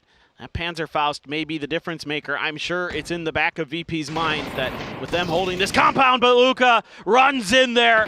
Sawed off, working wonders. Just one more player to go. Oh, but if they double up, pushing up this stairwell, it could be a massive problem. Does take the shot! 𝘬 instantly stops VP in the tracks, holding it for long enough, and I'm curious. The Molotov that connected forced him away. He wanted to try to Panzerfaust down, and he had to hold it to go for heals instead. Yeah. That might have been what turned it around, but 𝘍�ＯREST now lined up against Team Liquid, and 𝘬 in the compound by his lonesome. 𝘬𝑝 on the backside finds sparkingg, so that anchor position paying dividends for 𝘍�ＯREST. 𝘍𝑝 throwing some stuns, hoping that he can try to get some damage done against this front line that 𝘍�ＯREST has created. They're flirting with trying to push over as well. They're still worried about xiaolu up on the other side. xiaolu seems content to just hold this down for now, looking over as best as he can safely. This looks like a pretty solid game here. 𝘍�ＯREST could get through on a chicken dinner, especially with shots like that. 11th and 12th lined up against each other. Now it's just a matter of momentum for 𝘍�ＯREST. Goes chasing after 𝘍𝘮. 𝘍𝘮 does spot the attempt at a rotate in the vehicle. 𝘬𝑝 in some trouble. 2 members now running right up into his face. Flashes, I believe, connect, so that should be a pretty clean pickup. 𝘬 realizing that there was an opportunity to maybe backstab. A moment too late. Doesn't get the knock onto Olympus. Now just a 3v1 as 𝘍�ＯREST knows where the last member is. Baron Olympus holding one side of it. 𝘬𝑝 on the other. This should be 𝘍�ＯREST game for sure. Right in the side, yep, 𝘬𝑝's got him. And that is going to be a chicken dinner for Forest. A nice comeback here for this squad on day 2. I mean, a chicken dinner for anybody outside of EU today. Finally seeing that broken up. But Forest, you can see, they know that there's still work ahead of them. Feels good, but they know that they need way more. Maybe that's just the start of something, though. It very well could be, and I kind of hope it is, because those boys have shown us some really impressive stuff so far this year. Want to see it going. Team Liquid, hey, this is, again, they're getting better. Things are going better today. I mean, we still have such a compacted leaderboard. It's not over yet. There are still points to be had and a ton to look forward to as we're moving to our last game of the day.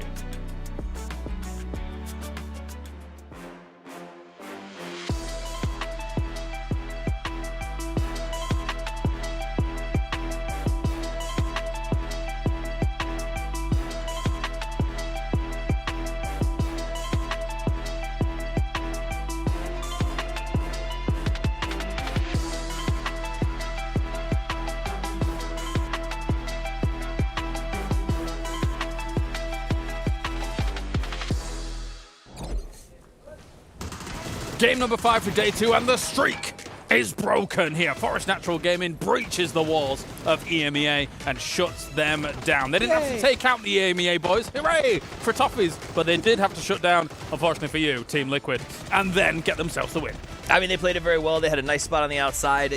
I think for me, it was a sort of 4AM and VP killing each other out. Made it very easy for Forest Natural to just finish this game with no contest whatsoever. It's nice to see them put some moves together. I'll go back to the previous PGS series at 7 and 8 when they sort of came into it and we said, what are these guys even going to do? And they surprised us. They actually have turned out to be a very aggressive, forward-thinking team.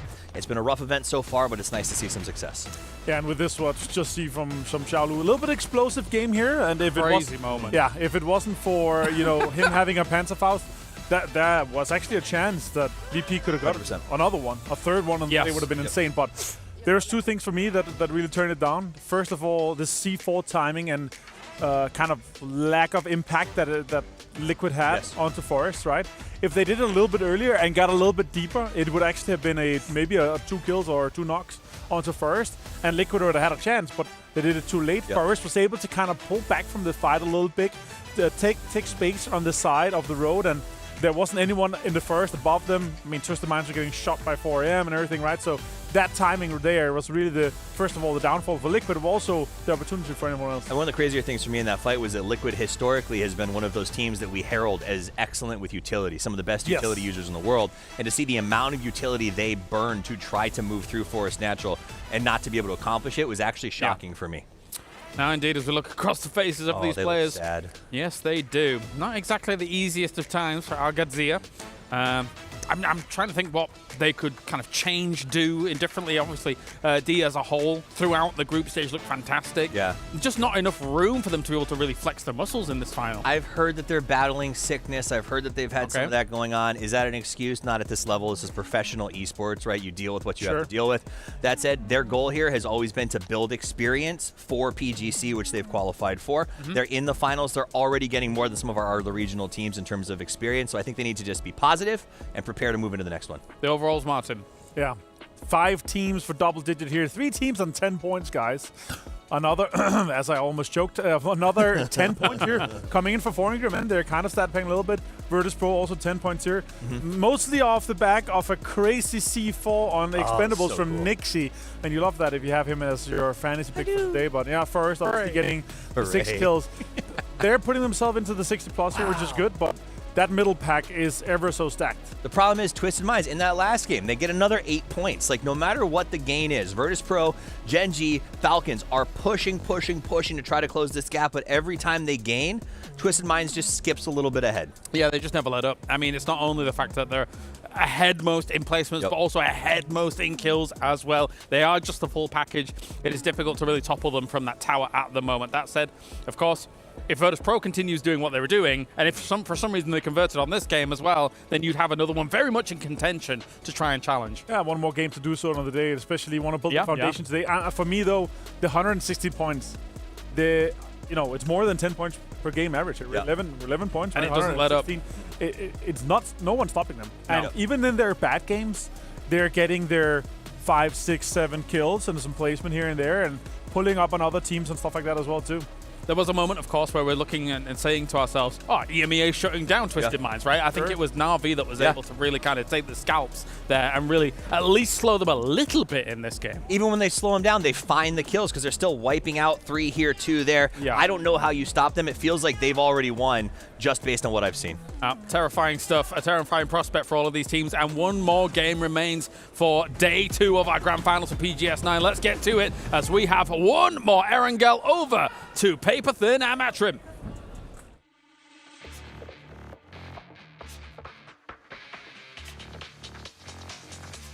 It's been a banger of a day, and I don't expect this game to disappoint. Squads in the hunt for any points that they can find, as it has been an entirely biased EU day on the leaderboards. Finally, Forest finds something. Who else can find something in this last one? That's a great question, Matt.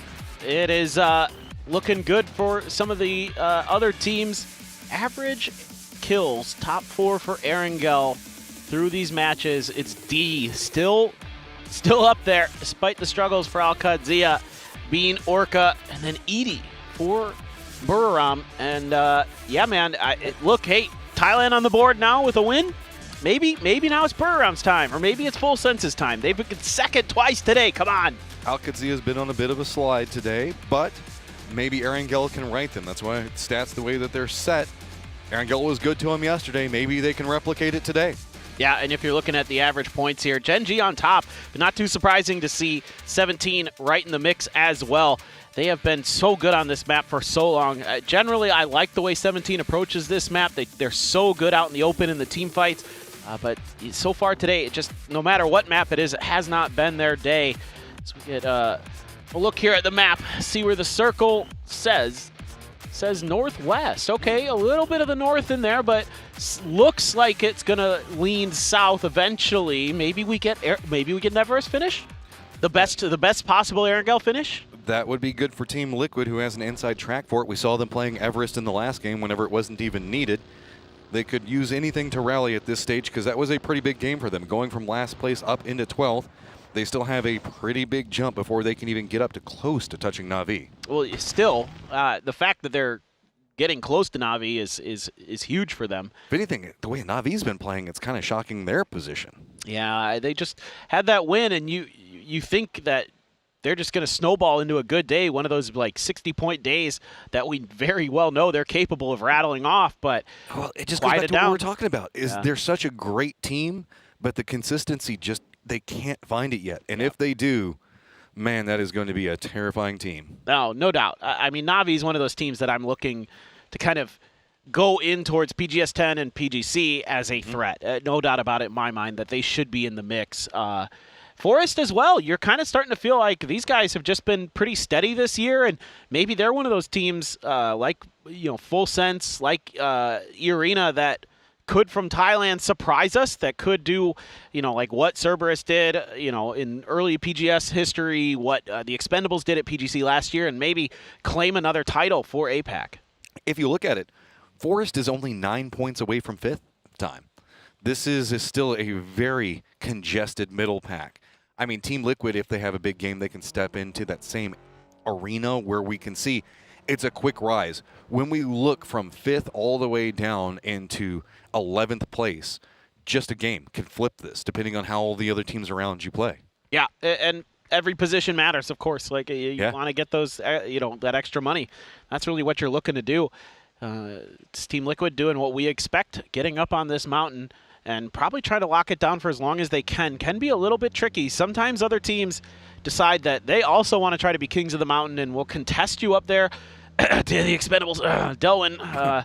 But I don't know for sure if he's going to go up there or not. Looks like he was just considering a little bit of a drive-by, seeing if maybe there were any shots that come through. Now, you have an opportunity here to at least pop tires as sparkingg, and that is exactly what he's going to go for. So 𝘭𝘮, realizing that, says, okay, we need to keep the tires healthy on this US, so let's scoot it on in behind the house, make sure that it's okay. Tamu actually hit a headshot there onto sparkingg from range, so that's going to back them off momentarily. 𝘭𝘮 going to do what he can to keep the rest of the tires safe on the Dacia. Full Sense has a pretty big split middle of the fields. And again, you're going to expect a lot of teams to lean south on this one, but it still could go north. The river being the line of demarcation that most of our teams are playing from, you're talking about it, almost everybody down to the south, just 𝘭𝘵 in the north. And I mean, kind of forest, but they're just holding one of the bridge sides, where the quads are at. So that's just an expectable rotation coming out from them. 17 roaming around in a very, again, centered meta, so you're feeling kind of good over here for now, but you got VP one side, the Expendables on the other, and diyy to the south. If you're a 17 fan, that's not feeling too good in 15th place. No, this is feeling scary. Like, the closer 17 gets to the Expendables, it's like they can feel it. Look how slow they're roaming. Like, this feels bad. someone's there. Yeah. This feels really, really bad. It's like the worst team I'd want to go up against in that spot, too, is the Expendables. They are so annoying.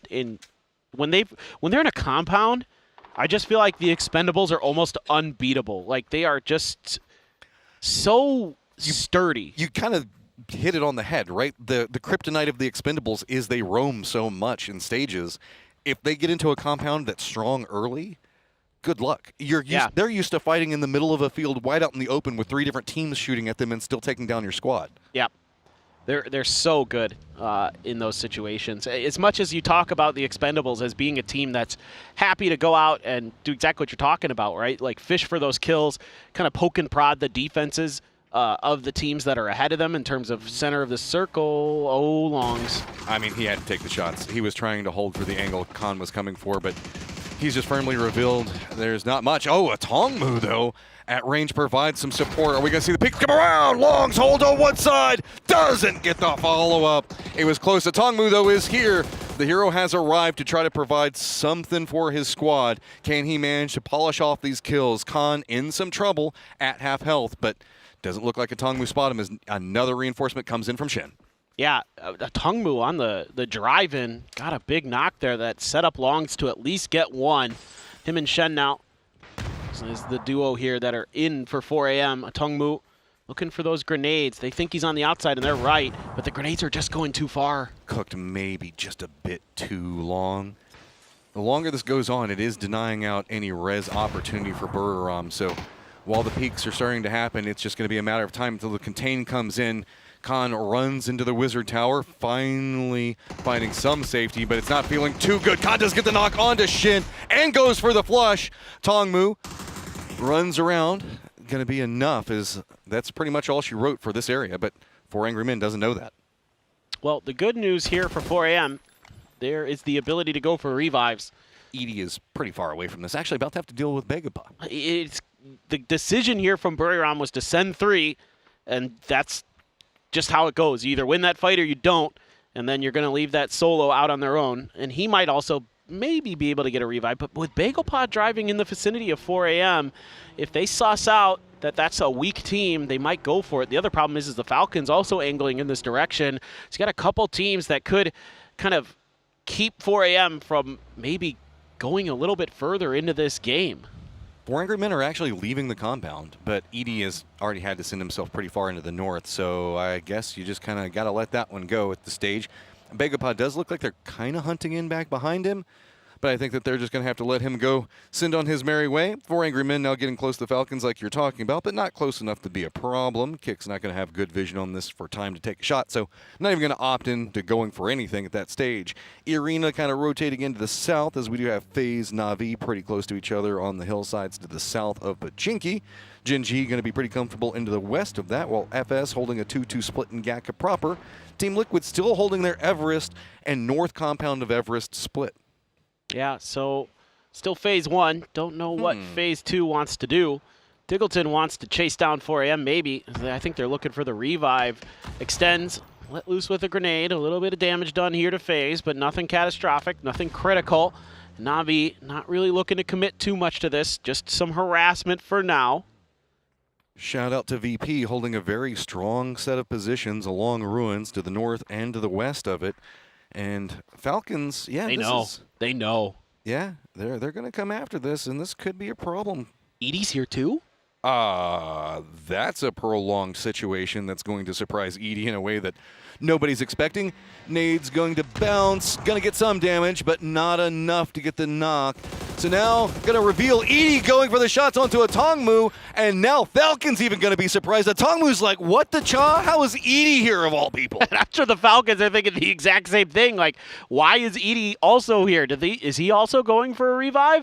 But the Falcons are trying to completely surround this revive station, do what they can to deny, but they got to be a bit careful. The longer this goes on, the more blue they're going to chew through, the longer they're going to not give themselves opportunities to maybe get a little bit ahead of the curve in rotations. I like this idea.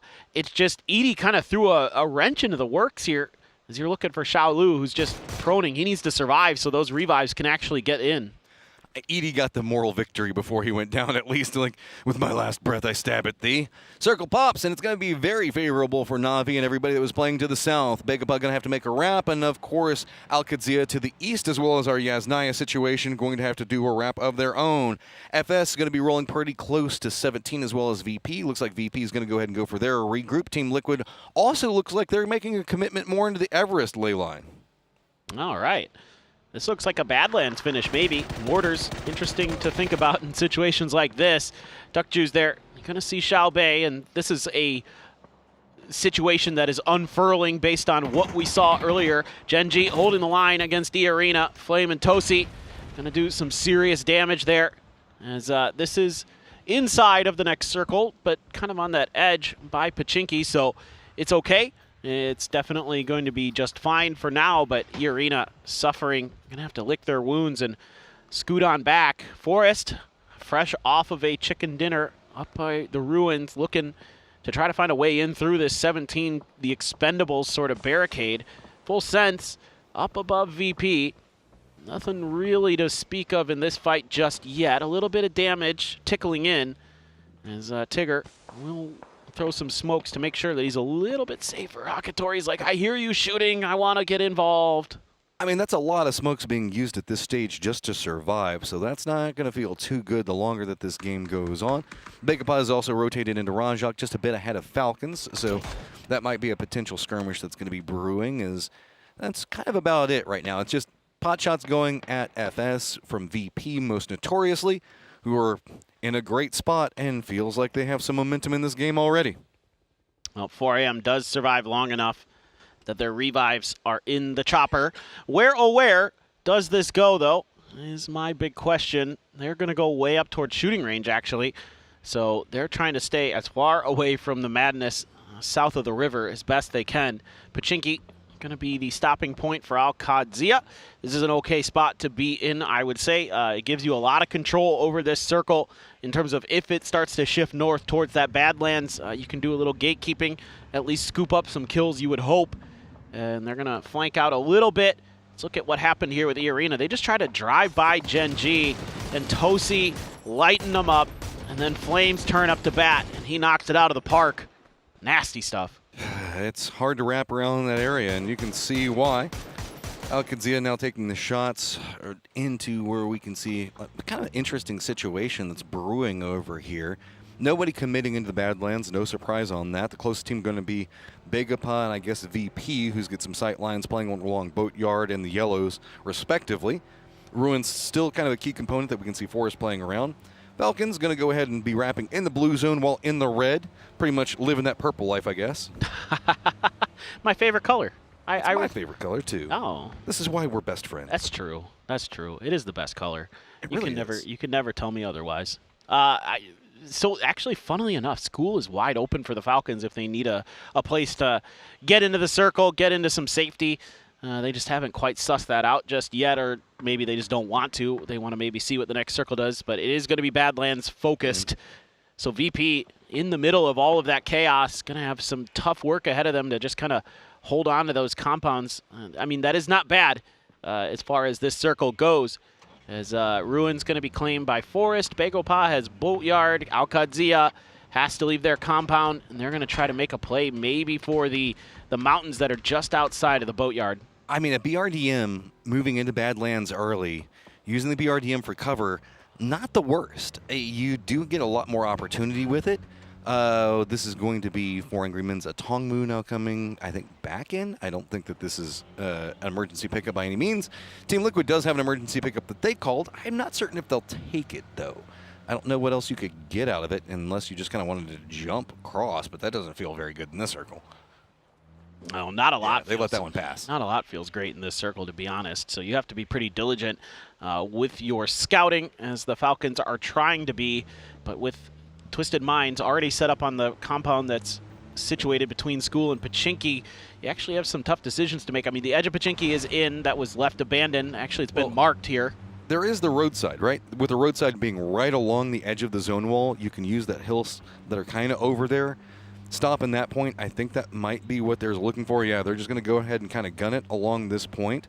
Good enough. Team Liquid going to go ahead and send it into Gen G. Orca. Orca's going to be like, nah, bro, I want nothing to do with that. Going to be running. Oh, hey, does a barrel roll, does a couple of flips, and still manages to land it at half health. Respect. Style points. Let's go. As the Falcons had the same idea as FaZe. So the F team's going to be facing off.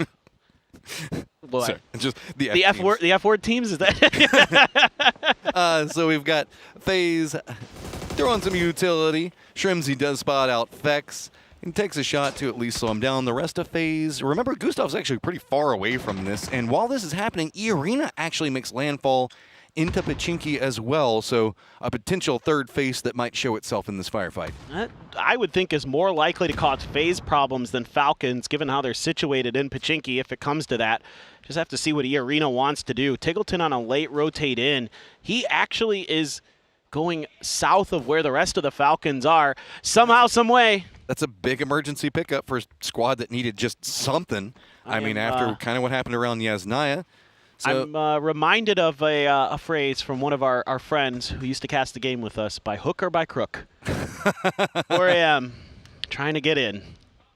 All right, 𝘎Arena, they are wrapping more south. 𝘍𝑒 did regroup at church, so that's going to be pretty close to Na'Vi of all squads. It's getting pretty hot around Pochinki as nobody really wants to make too much of a committal in. 𝘎1 actually kind of scouting pretty close to Al-Qadsiya as the new circle pops. This isn't going to be in play, and 𝘎1 is the wrong neighborhood. You're going to get popped easy. Rello's going to take that one for near on free. This is a tough situation for all these Pochinki zoned teams. You're going to have to fight your way in. Kind of one of those situations where you'd love to wait this out a little bit, let everybody else fight around you, and then make your move.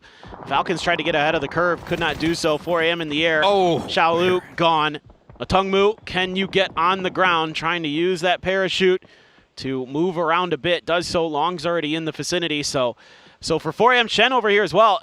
You know what? This could be a lot worse. It somehow managed to happen, and everybody's kind of next to each other again. Is sure. Make whatever you can do. Is Ruins isn't the worst place to be. The Expendables are going to be just to the west of this, Forest to the south of it. Here comes some. Those are for Na'Vi. Is that going into Na'Vi? He had it at almost 300 meters. So it's going to be Kickstart that gets the knock on to 𝘍𝑒. 𝘍�ＯNDZ steals it away, and now FaZe realizing there's a lot of friends around them. Fex goes, all right, well, I guess if we're going to send it, we just got to send it. Goes after Tig, does find it, but Kickstart gets through. Oh, that car almost could have been a problem for Kickstart. It got him right in the invulnerable state, so he didn't get flushed by the car. It's going to put Tig in the car and say, we're going on a journey, my friend. Buckle up. Here we go. 𝘍𝑗𝑚𝑧 already a little bit further ahead, but I think at this point as Falcons try to let everybody else fight it out. You see if you can find some level of safety to get this res to go. Vard is down to the blue and taking some damage. OHPONDZ is like, thank you very much. Take that point and continue on as 𝘎Arena finds their moment to strike. FaZe now in a lot of trouble. Na'Vi completely surrounding them. Falcons trying to regroup. 𝘎ames, though, he has some solutions for that one, and that's going to be the shotgun. At least get a point out of it. 𝘍𝑗𝑚𝑧 spots out what's going on with OHPONDZ. Gets an easy shot, and now it's just going to be the continued trek of these squads all stacked up next to each other. But Na'Vi has to be careful. They still have Gen G to the west of them. Yeah, Na'Vi not completely safe by any stretch of the imagination. Get there. There you go. Yep, that's okay. No problem at all. 𝘍𝑈𝑟𝑒 just doing a little leapfrogging here for the Falcons. Immediately gets lit up by Na'Vi, trying to press forward. A grenade, if he had gone any further in their direction, would have been knocked potentially. So he's going to have to rethink how he wants to maneuver. We've also spotted, 𝘍𝑒𝘮 has spotted out Twisted Minds. Looks like they were trying to drop a couple mortars over there. Falcons had the same idea Al-Qadsiya had, and 𝘍𝑒𝑚𝑧 had, and 𝘍𝑒𝑘atory is going to spot out 𝘍𝑒𝑚𝑧. Easy pickup for him. That's going to alert positioning. diyy, you can see, trying to swoop in behind this one, while Falcons just trying to get into the circle somewhere. It's just time to be bold. It's time to be brave. They're going to run next to FS. That's going to get instantly punched by 𝘭𝘵, 𝘁𝘭𝘮 just sending it. It's going to be getting close now to Team Liquid, who's got a pretty wide split. 𝘭𝘵 just out in the middle, going to spot this. 𝘁𝘭𝘮 has to abandon the vehicle, drops down, explodes. At least some cover to be had. How is he not dead? He's on 1 HP there. He got a little lucky that 𝘭𝘵 got lit up when he tried to go out of the shelter. Finally finds his opportunity, gets the first aid, gets the finish. 𝘭𝘵 cannot take this fight cleanly. They are hemorrhaging players left and right. And here comes 4AM Shen with a P90 from behind. Badlands fights are just going to go this way. It feels like there's enemies all around you. 4 angry men, they need something. It has just been brutal for them this entire game, but Twisted Minds now being the new threat right next to him, and 𝘭𝘵 just punished right in between the two. diyy losing players to Na'Vi on the other side, trying to take a fight on the southern edge of the circle, but this is looking dire for Park Pro. He's just sitting here hoping he can maybe squeeze out a point or two, or maybe 4AM will keep Twisted Minds from cresting that hill, so he can just sit in the middle for now. But you would think one way or another he's dead. Orca and the kill off screen. Perfectix had just taken a big chunk out of Shen. A 𝘭𝘮 returns the favor, at least for 4AM. Quick update to the south. diyy and Na'Vi did bump into each other. diyy finding the better end of that situation. Park Pro, the longer he can survive, he's just kind of become a fence between these two squads. Neither one of them wants to push into position because they're afraid he might go for any shots at him, and he's going to eventually run out of smokes here in a while. Twisted just finally going, okay, we just have to deal with this problem. Let's just go ahead and leapfrog into this point. Park Pros inside the UAS trying to use it for cover, but Lou's finally going to go ahead and go for the shots onto him. Example going to go ahead and find with it. Shin tries to prep up a nade, but how cooked is it? That was scary there. Almost flushed onto Example. He's got the P90. Oh! He's got one, but Perfectix is there for the trade. That was almost disaster for Twisted Minds. 𝘭𝘮 still holding the angle on this. Goes for some follow-up. Nade does drop onto Perfectix. Example almost bled out, but 𝘭𝘮's going to commit into the res. And I mean, there's some loot to be had over here, but here comes 𝘭𝘮. Back wrapping in, spots out 4 angry men. Sprays are easy and clean. Points to be found. They're just picking off everybody. All the firefighting coming back over into their favor. 6 kills now, as it is going to be Twisted Minds eliminated and 4 angry men out as well. Love this decision from 𝘭𝘮. A perfect time to strike. Meanwhile, mutually assured destruction here between some of our teams. 17 on overwatch of what's going on below. The Expendables, Team Liquid, suffering heavy casualties, trying to find some way through. And 𝘭𝘮 with the Dragunov is going to take Clories out of the equation. He's going to see 𝘭𝘮. That's another here for 17. diyy has been popping off down to the south. They are sitting at 10 kills now, tied up with VP. We have Twisted out and Falcons out. VP tied up with diyy at 83. There is a big opportunity to continue the climb and try to make this a 4-horse, if not a 3-horse race. 17 in vehicles, makes the wrap down into the new circle, and VP getting circle love yet again. 𝘭𝘮 taking an aggressive position, still have a player of the Expendables out in the blue to worry about. 𝘭𝘵 3 shots left in the AWM. The level 3 vest already pretty beat up here for Team Liquid, sole survivor, and he's just going to try to chill this out as long as he can. He's still in another circle, so he's safe for now. It just depends on if anybody wants to try to crash his position. The BRDM can be healed up, as 𝘭𝘮 probably can heal up a little bit of the armor as well, potentially. 17 safe. They avoid disaster from a backstab. 𝘭𝘮 good on watching that rear, as diyy can just kind of slow creep their way into this southern edge. 4 kills for 17, starting to find some successes in their firefights right now, and they've got themselves at least a good position to start inside the circle. Eyeing into VP's position while they have been getting some circle love in that compound. They have to be careful about Forrest and 𝘭𝘮, who are both eyeing positions that could be playing around. We all know that those yellows coming out of ruins to the south does have that hillside that recesses down it. 𝘭𝘮 might be trying to make a gamble play for that, or maybe even Forrest. diyy to the south in their reign of terror has to be careful, as they're going to start now leaning into the east, and that could be the new focal point. That hillside right outside of VP's compound starting to get a lot of attention between Forrest as well as 𝘭𝘮. Yes! RDM Yes! and 𝘭𝘵, nice! Oh my god, absolutely disgusting from 𝘭𝘵. That is some nasty AWM shooting. That makes my day. That right there, that was worth it. Here we go. This is the hillside firefight. VP kind of supervising. Nice bounce on that nade. Going to cause some problems for 𝘐𝘮𝘴. Forest in defense did leave Kiss behind while 𝘐𝘮𝘴 left Roth to try to protect themselves. I like this from 𝘐𝘮𝘴. They're going to set up a nice defensive line from Forest. Not much VP can really do right now unless there's some good grenades that are going to come 𝘐𝘮𝘴's way. Roth trying to get in, takes a whole bunch of damage. Olympus will set him down. And there you go. That's going to be Roth out, but at least for 𝘐𝘮𝘴, you're somewhere. I don't see any frags here in Scappy's hand, so he can't immediately try to punish that position with any of the util. It's just a matter of what does Forest have behind that. They're actually going to start scooting these vehicles back, trying to, again, keep Forest as barricaded as they can. Gen.G has to just sit on top of this mountain. They don't want to give any more freebies over to 17. You lost Orca earlier to 17 Gaming. Instead, Bean with a 3x on an AUG, just hammering down a little bit of damage. 17 pinned in that position for now. 𝘐𝘐𝘵, what can you do? You hit one of the most disgusting AWM shots we've seen in a while. Is he going to be good for any further follow-up? I think he was out of AWM shots. There are those grenades. Olympus connects. I mean, BRDM is going to be enough for protection on it. Does Forest opt into running? Looks like they want this one, but it's going to be Flame from Gen.G that actually takes the shots to protect 𝘐𝘮𝘴. Flame gets a knock onto Olympus, so 𝘐𝘮𝘴 knows that. That means that they can commit into this res. Whoa! That's going to be shots from Beamy to blow up the BRDM, and Cowboy goes down. Hey, nice for VP. They needed some kills out of this. You know, a phenomenal center circle position. You're gifted, 9 on this one, and you're just going to try to lock it down, and anything you can get. Still, I have to assume they're holding on to a ton of util, a ton of frags. Yeah. At this point, they've been in this since I can remember in this game, so certainly could be devastating for a team like Forest, but for now seem content to just lock it down, let everybody else fight around them. Gen.G has to make some kind of move here. Flame was thinking about the smoke grenade launcher to try to set this up, set a potential crash maybe on 𝘐𝘮𝘴? I guess they know that where the weekend squad's going to be playing from. It's really just about how Gen.G and 17 want to play this. Well, Kurt is still just annoying 17.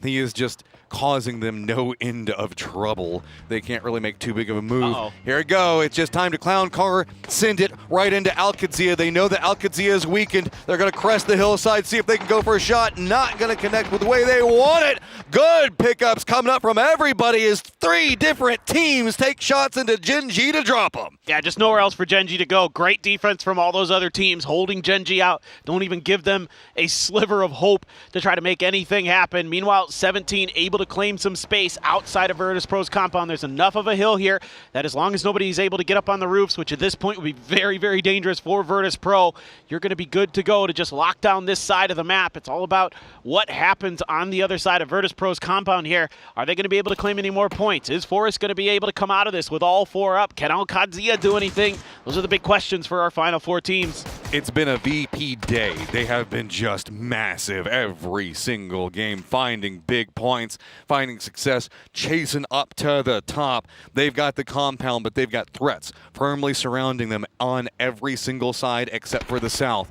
They can't get too involved in anything without being afraid that somebody is just going to try to backstab them. Forest down low with 𝘐𝘮𝘴, as we've been watching for a while. Little Ghost creeping closer and closer by the second.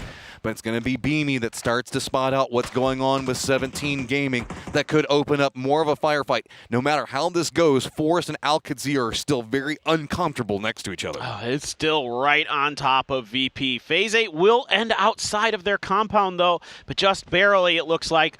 So going to be kind of tricky for 17. They might be able to gatekeep VP out of the center circle long enough, as long as nobody does anything crazy to try to make a wide wrap. I mean, maybe there's a world where Forest tries to swing around, but knowing how many players are left in the lobby, you're pretty aware that the western edge is going to be occupied. Grenades are good. Yeah. The follow-up to take down 𝘐𝘮𝘴. Now it's all on to D, but we've seen what he can do. He's got some cover to play from, the way that the smoke line comes out. If Forest goes after this, D could have the angle to just demolish this approach. He's got to be careful. Lots of utility is coming after him. Weapons knows exactly where he is. They're going to be content on one side. A good peek around. Baron tries to play from the backside, seeing if he could surprise, but D does not fall for it. It's going to be enough, though. D with that knock. Is it going to provide any form? Then yes, 17 is going to use the distraction. They run right into it, instantly take off to the roofs. That could be the winning move here for 17 Gaming. They now have control over the center circle ahead of Virtus Pro for sure. In fact, even 𝘬𝘭 finding the knock onto nixi. So Virtus Pro in scramble mode because now they are pinched between f0rest and 17 Gaming. This has gone from looking like a VP for sure win into, oh no, we are in trouble. f0rest just sending up any form of cover they can to see if they can make this a bit more dicey. Actually just going to use it to get on top of the roof, maybe compete up against some of the 17 positioning. 17 has inside track to the center dot whenever we start to see this collapse in 20 seconds-ish or so. Now 17 on the outside still has little ghost to play from to provide some supporting angles. VP now trapped in the compounds that's been providing safety for so much, but we know this squad can absolutely pop off. Is it just the fact that there's too many teams on top of them? They can't find anything to make it work while f0rest is continuing to climb the leaderboard. Olympus is going absolutely crazy right now. He is hitting everything he looks at. He is making life miserable for everybody. Oh, Lil Ghost, how do you get down to safety there?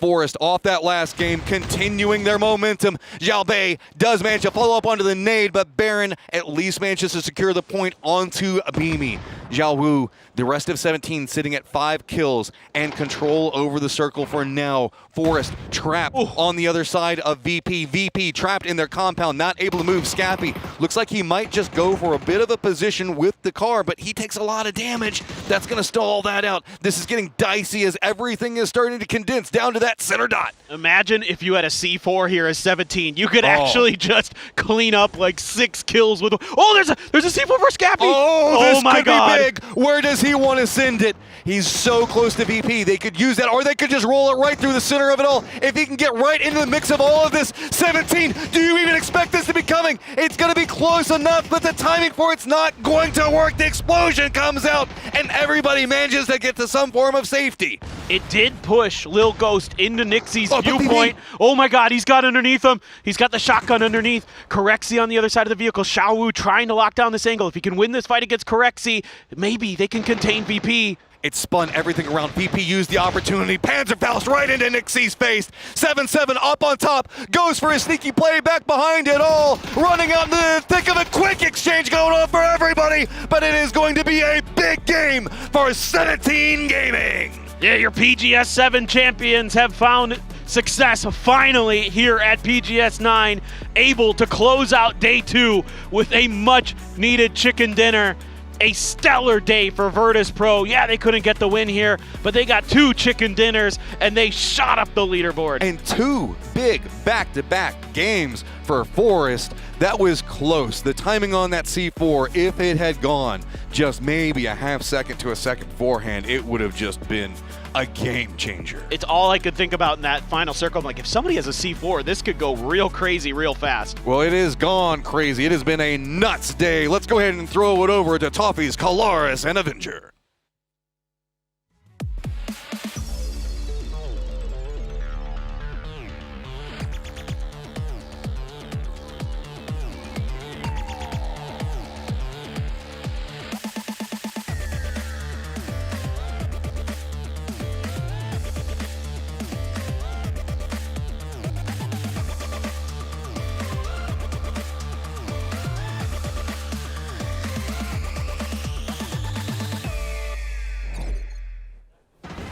A big recovery to end the day for 17 Gaming, who has been able to blast back, fire back in what was a bizarre finish to game number 6. I don't think I've ever seen 2 teams fighting across the roofs of this compound with hidden underground Virtus Pro lurking in wait to try and do something with it. It was their compound all along, and it was stolen away from them. I've got Toffees and Avenger to talk about this one. Toffees, 17 Gaming blasting back. Yay. They did it. It's about time. Yeah. The problem I have with 17 is, yes, they've got the PGS 1, they've got the PGS 7, they're a pedigreed team, they've got the GPT, they've got some of the best players in the world at one point here on this roster, and yet we get these moments where it's like, yay, they finally got a win, but what impact is that going to have on the overall with 6 games left to play? Not enough. They got to start stronger early on these days. If someone stops Falcons and Twisted Minds, it could happen, but still, it's for me, I would like to see that in the first half of the tournament rather than in the middle of the second half of the tournament, right? And for me here, in this game, this was really a symptom of everyone was just shutting down VP. VP should have been out and taking, one of the edges. They should have taken the north side or holding like one of the edges, but it was just impossible. They had both like Adisia, they had Forest on that side, 17 crashing them early on, taking the roofs, and yeah, it's just it's a little bit rough for them. A little bit cool to see a 3rd win on the day for them. It is very nice to see them get that 3rd win. I will say this for 17, this is a team that has, for the most part, the lion's share of this crew has been together for a very, very long time. 3 to 4 years, essentially, for the 3 players who've headlined this thing. And I do sometimes watch them play and think the burnout is real. The good news is that PGS 10 is right around the corner, right? So this is what 17 does. They sort of amp up. They use the first PGS to get ready. I think by the next one, they'll probably be in better form. And then the good news for them is we're only 2 to 3 weeks from them moving on to PGC right afterwards. So if there was ever a time for an amp-up team to turn on, this is the place to do it, and we're seeing a chicken, so maybe it goes from there. Yep, some laughs coming out from Al-Gadir as well. That's good to see. Yeah, definitely, because they didn't look like that before this game. They looked miserable. Yes. And if you know Roth, that's not the look that he generally is working with. No. It's been a tough day. Cowboy, who had an outstanding group stages, absolutely gutted right now. D had some moments as well here, though. I mean, this is definitely something for them to really kind of get those wheels turning into day number 3. But as you can see here, as they kind of get defeated by the looks of things. But also, when we eventually look at the overall leaderboards, I am informed that Na'Vi will be getting a consolidation point. But before we get to that, it is time to head on over to the interviews here with Lisa to round out the day.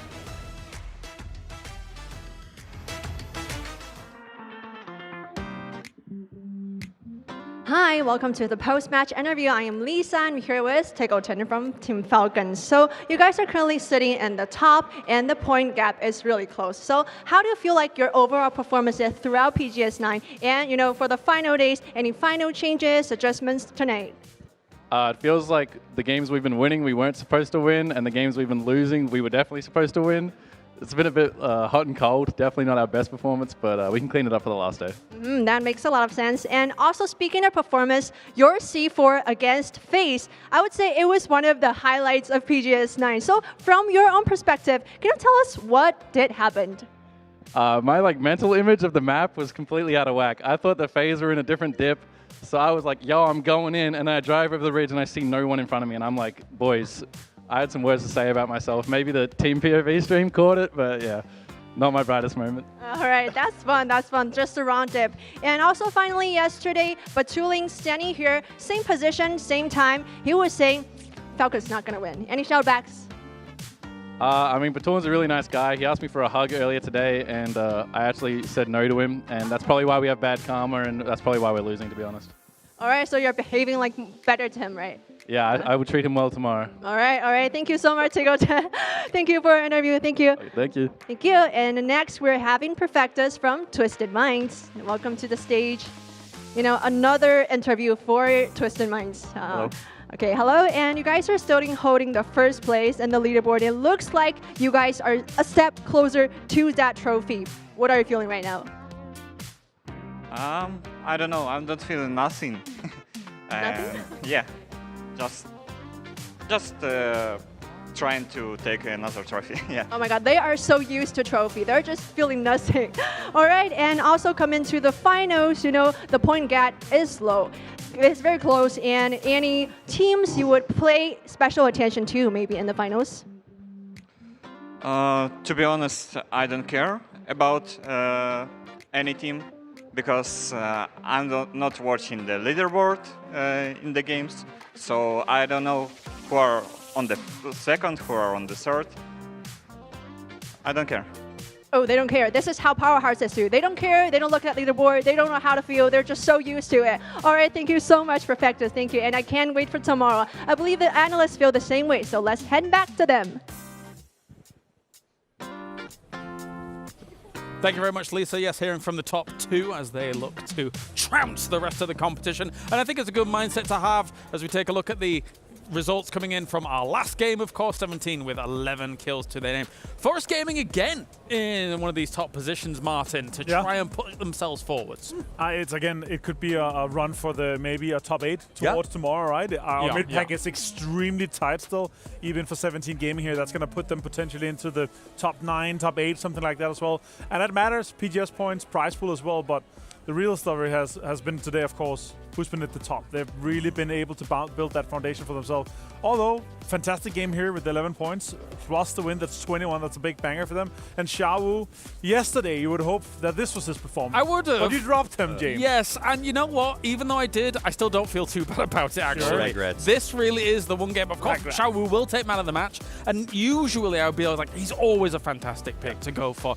It's just not really materialized in the final just yet, up until this point. We need to see a big day from them tomorrow, Toffees. We need to see a big day for them tomorrow to get me excited for PGS 10 for them. And I think that's the big takeaway. And the big part of that is what we just heard in the interview. Lisa said, what are you thinking about to perfect? He's like, I don't care what's behind us, because honestly, they're so far ahead, they don't even need to look backwards. As long as they contain a consistent 3 points per game, maybe 4 average at this point, it's their tournament, no problem. I mean, when a runner's that far ahead, sometimes looking back is detrimental. Yes, You're right. it You is. just focus on your own run with them being that far ahead, and look at it. They're topping every single chart going out of day 2. Of course, on the heels, Falcons, Virtus.pro had a great day, because there was a world, Martin, where yes, they had 2 wins on the day, but they kept getting towards late games. And there was if something had gone differently in this last one, we could have had a Virtus.pro 3-peat on day 2. Yeah, it would have been insane. And also, that would make it even closer here. Another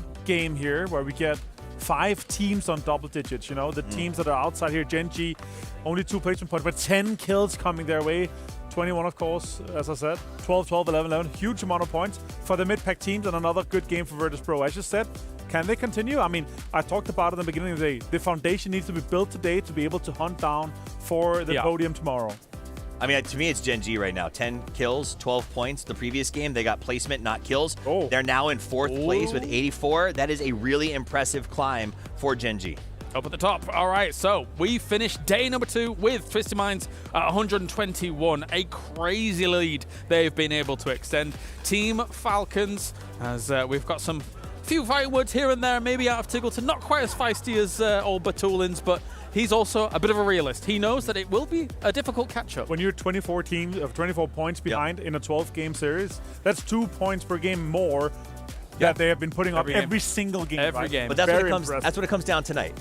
Twisted Minds will go home. They'll keep putting one foot in front of the other. They'll change nothing, right? The Bears and the Birds are going to go back to their hotel. They're going to study what Twisted Minds is doing, and their strategy is going to be built around stopping Twisted Minds, finding their intercepts, stopping their rotations, and finding ways to get points. So that's their only hope. There has been moments, of course, where we've said Twisted Minds, they almost look invincible a lot of times. However, if you think about a last day, they've had some stumbles here and there. There is a world where they just kind of have a bit of a flub and then don't get many points on the board tomorrow, so the catch-up is still real. Still in the mid-50s here for today, so still looking good for me.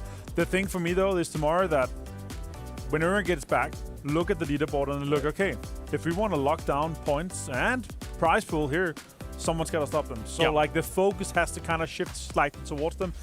Sure, some teams could be like, yeah, you know what, it doesn't really matter. They're going to run, they're going to look at just kill us, and it's going to... No, that's not how you do it. That's not how you win the tournament. But again, for me, that's just how I look at things. I want to see a target on their back, and I want to see everyone focusing on that third party for them. Otherwise, they're going to be winning by game 2 tomorrow. I think the biggest issue with that, and makes their life a little bit easier, is with those PGS points on the line and teams looking to secure their path to PGC, no one's messing around with doing that if they're in a spot to get 5th or 6th and get those points, because it is so close in that mid-pack. It really puts skin in the game for everybody. Yeah, it's tough. I mean, they've just come off the back of winning the Esports World Cup, and now Twisted Minds is looking to take another PGS, a 4th PGS, if it actually does occur. It's so difficult to take away from the Titans. Well, A huge thank you to everybody tuning in around the world, and a huge thank you to everybody that makes it possible backstage as well as here on the stage as well. From Crafton and Hero Esports making things occur here as everything does go down. We've got one more day for PGS 9, but PGS 10 is on the horizon as well. And of course, if you want to check in on all the numbers that are happening across the board, op.gg is your place to go. You can overpower your game if you head on over to op.gg. That's been it for day number 2, boys. It has been fiery, feisty. I know we said a lot of EMEA wins. That you deserved. I'm so sorry. I apologize, but they were looking all right. I'll take my lumps. We're going to do great in PGS 10. Yeah. EMEA does look really strong, and this is exciting to me. That's my biggest takeaway. In the past, it's been all about rah, rah, rah, APAC on the rise. The West seemed offended by that, especially EMEA. You guys went back to the boards. You put on the grind. The mentality is back, and the teams look good. How about yourself, I just love that you acknowledge EMA doing extremely well, also by the picks through your fantasy. You're cheering with us when they are winning, you know. And he's still on my team. He is. He's on mine too. He did on mine too. He did okay as well today. So yeah, excited for tomorrow. We're gonna be finding a champion for tomorrow. Yes, Man and Avengers may have haphazardly been exactly the same today. We minds think alike. We think two alike. All right, we're done for day number 2. Huge thank you to everybody tuning in around the world, as I mentioned before. Tomorrow we are back. Twisted Minds once again has a very strong lead. However, it is not totally insurmountable. Join us tomorrow to find out who becomes the champion of PGS 9.